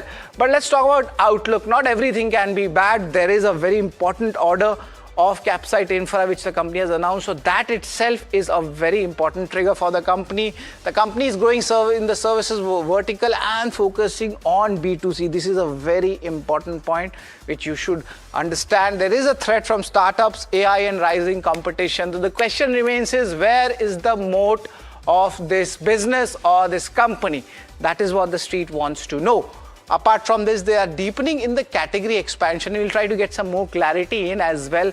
Is what's the exact outlook, because you need some quantified outlook as well. Maybe FY27 outlook the company will announce post its Q4 earnings. The recent announcements into the asphalt market, how big the market is and how is the company placed. That is something which we'll be asking the management as well. But net, the outlook is neutral. It's not negative. There is, of course, a scope. It's a futuristic business model, and maybe the markets might take a little bit of time to value this company and this industry as a whole. So net, it's a neutral rating. But total numbers kya hai? Where is the concern lying in my ratings? Definitely there are some concerns which we'll try to address it from the management. Largely all of these ratios which I have spoken about is neutral. There isn't anything very great about it. Of course, there are some overhangs also, but a little bit of concern starts coming in when I see the shareholding, when I see the stock price movement. That is where the concern starts coming in. The valuations are not attractive at all right now, but the outlook is still neutral. And we'll ask the management overall what is their thought process going ahead, especially with a very, very large order MOU signed with Capsite Infra. But net, the total rating parameters for Aris Infra stands at 2.5 out of 8. This is the final rating coming in for this company. And of course, the company needs to show that in its numbers, in its announcements. And of course, the street also needs to understand where is this company actually functioning and what valuation should be given. And to join us is Mr. Srinivasan Gopalan. He is the CEO at Aris Infra Solutions. And a little bit of about him. He has 30% years of experience across industries. Also more than 15 years of that coming in the leadership roles, especially in the real estate. Mr. Gopalan is a man of very much hats. And I'd like to point out he held leadership positions in real estate firms, Chambers.com and ROW2. These are important companies as well years ago, and he's a qualified CA and a cost and works accountant as well. And to join in is Mr. Gopalan. Good afternoon, Mr. Gopalan. It's always a pleasure to have you. First and foremost, this important announcement which you have given, this is worth around, you could say, 800 crores from Capsite Infra. Just explain us, how is this order going to play out, and by when the timelines can be there for this order? So thank you, first of all, for inviting me. I saw your presentation, and we will definitely strive to be on the positive side the next time you have Know Your Company for Aris Infra. Coming back to the Capacity order, we have been working with Capacity for the past 3 years. We have done close to 600 crores of business. All of them were very tactical ways in which they were purchasing materials from us. We wanted to bring in a predictability, and April, May, June, the Q1 is like the first 6 overs of the T20 match for us. So we fix up our entire year's orders in the first 3 months itself. So that sets a tone for our T20 match.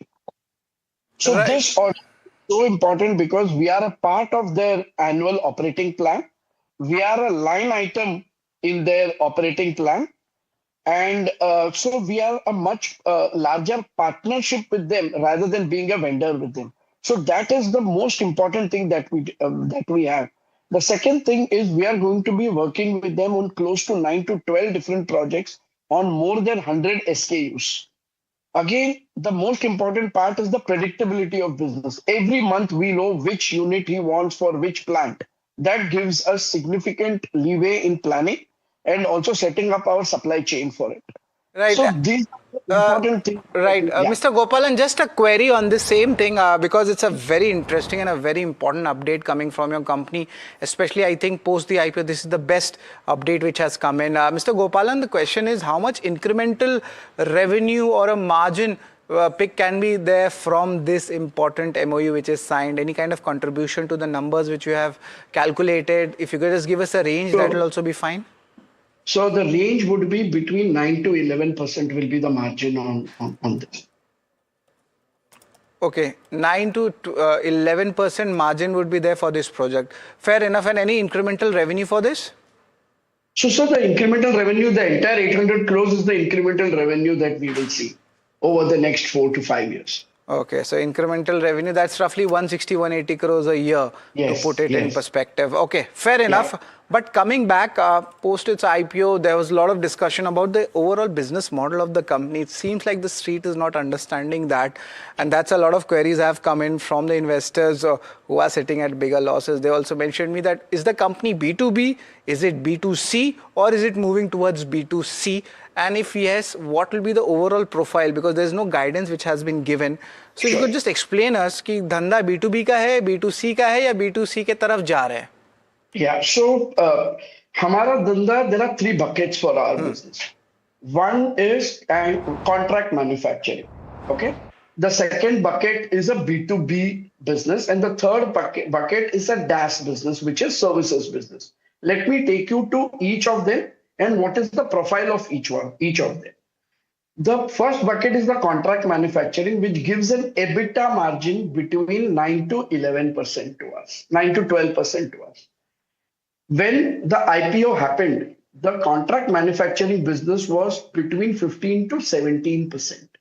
And that business now has gone up to December to around 46 to 48% of their business.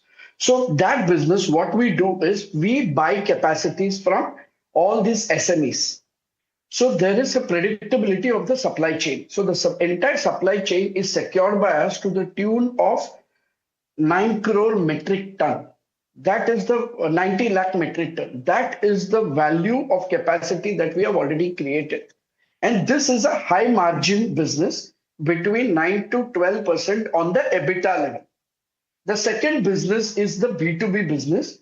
Again, in the contract manufacturing, it is a B2B business. We deal only B2B. We are not into B2C at all, nor are we moving towards B2C. So the second bucket, which we call as a B2B business, is wherein we have predictable business, like what we have done with capacity. Very soon, we are going to tie up at least close to 3,000 to 3,500 crores of predictable business over the next 3 to 4 years. This business helps us not only in the top line, it also helps us secure the demand side. The contract manufacturing, we have secured the supply side. In the B2B business, we secure the demand side. And the third business is the DaaS business, developer as a service, wherein the margins are close to 55 to 60% of the top line that we have. So let me explain the services business. In this services business, we already have contracts wherein the revenue that Aries will get is approximately 180 to 200 crores. Out of that, the profit itself, the PBT itself will be between 100 to 120 crores over the next 2 to 2.5 years. Also, this business gives me cross-selling opportunity of 300 to 350 crores, where materials will be supplied to these companies, these real estate companies. So there are three distinct... Right. Mr. Gopalan, you have explained us. But the thing is, there is a lot of value in the table, and I think the market is not able to understand whether all the value should come from your same company itself, or there must be some kind of a corporate action where we can see more value emerging right now. Maybe there's a little bit of confusion there, but there's one more thing. There's a confusion at the seasonality part. What's the seasonality element in your line of business, and is it across the industry, and how different it is impact when it comes to your other listed peers? So first of all, I don't think we have other listed peers who are doing what we are doing. There is practically nobody who does this contract manufacturing with a background of AI and machine learning and the services all put together. Okay. All these three businesses are integrated business. The one feeds into the other, the top line or the profitability. So from a perspective, I don't think there is any corporate action to be required. We don't believe in that. What is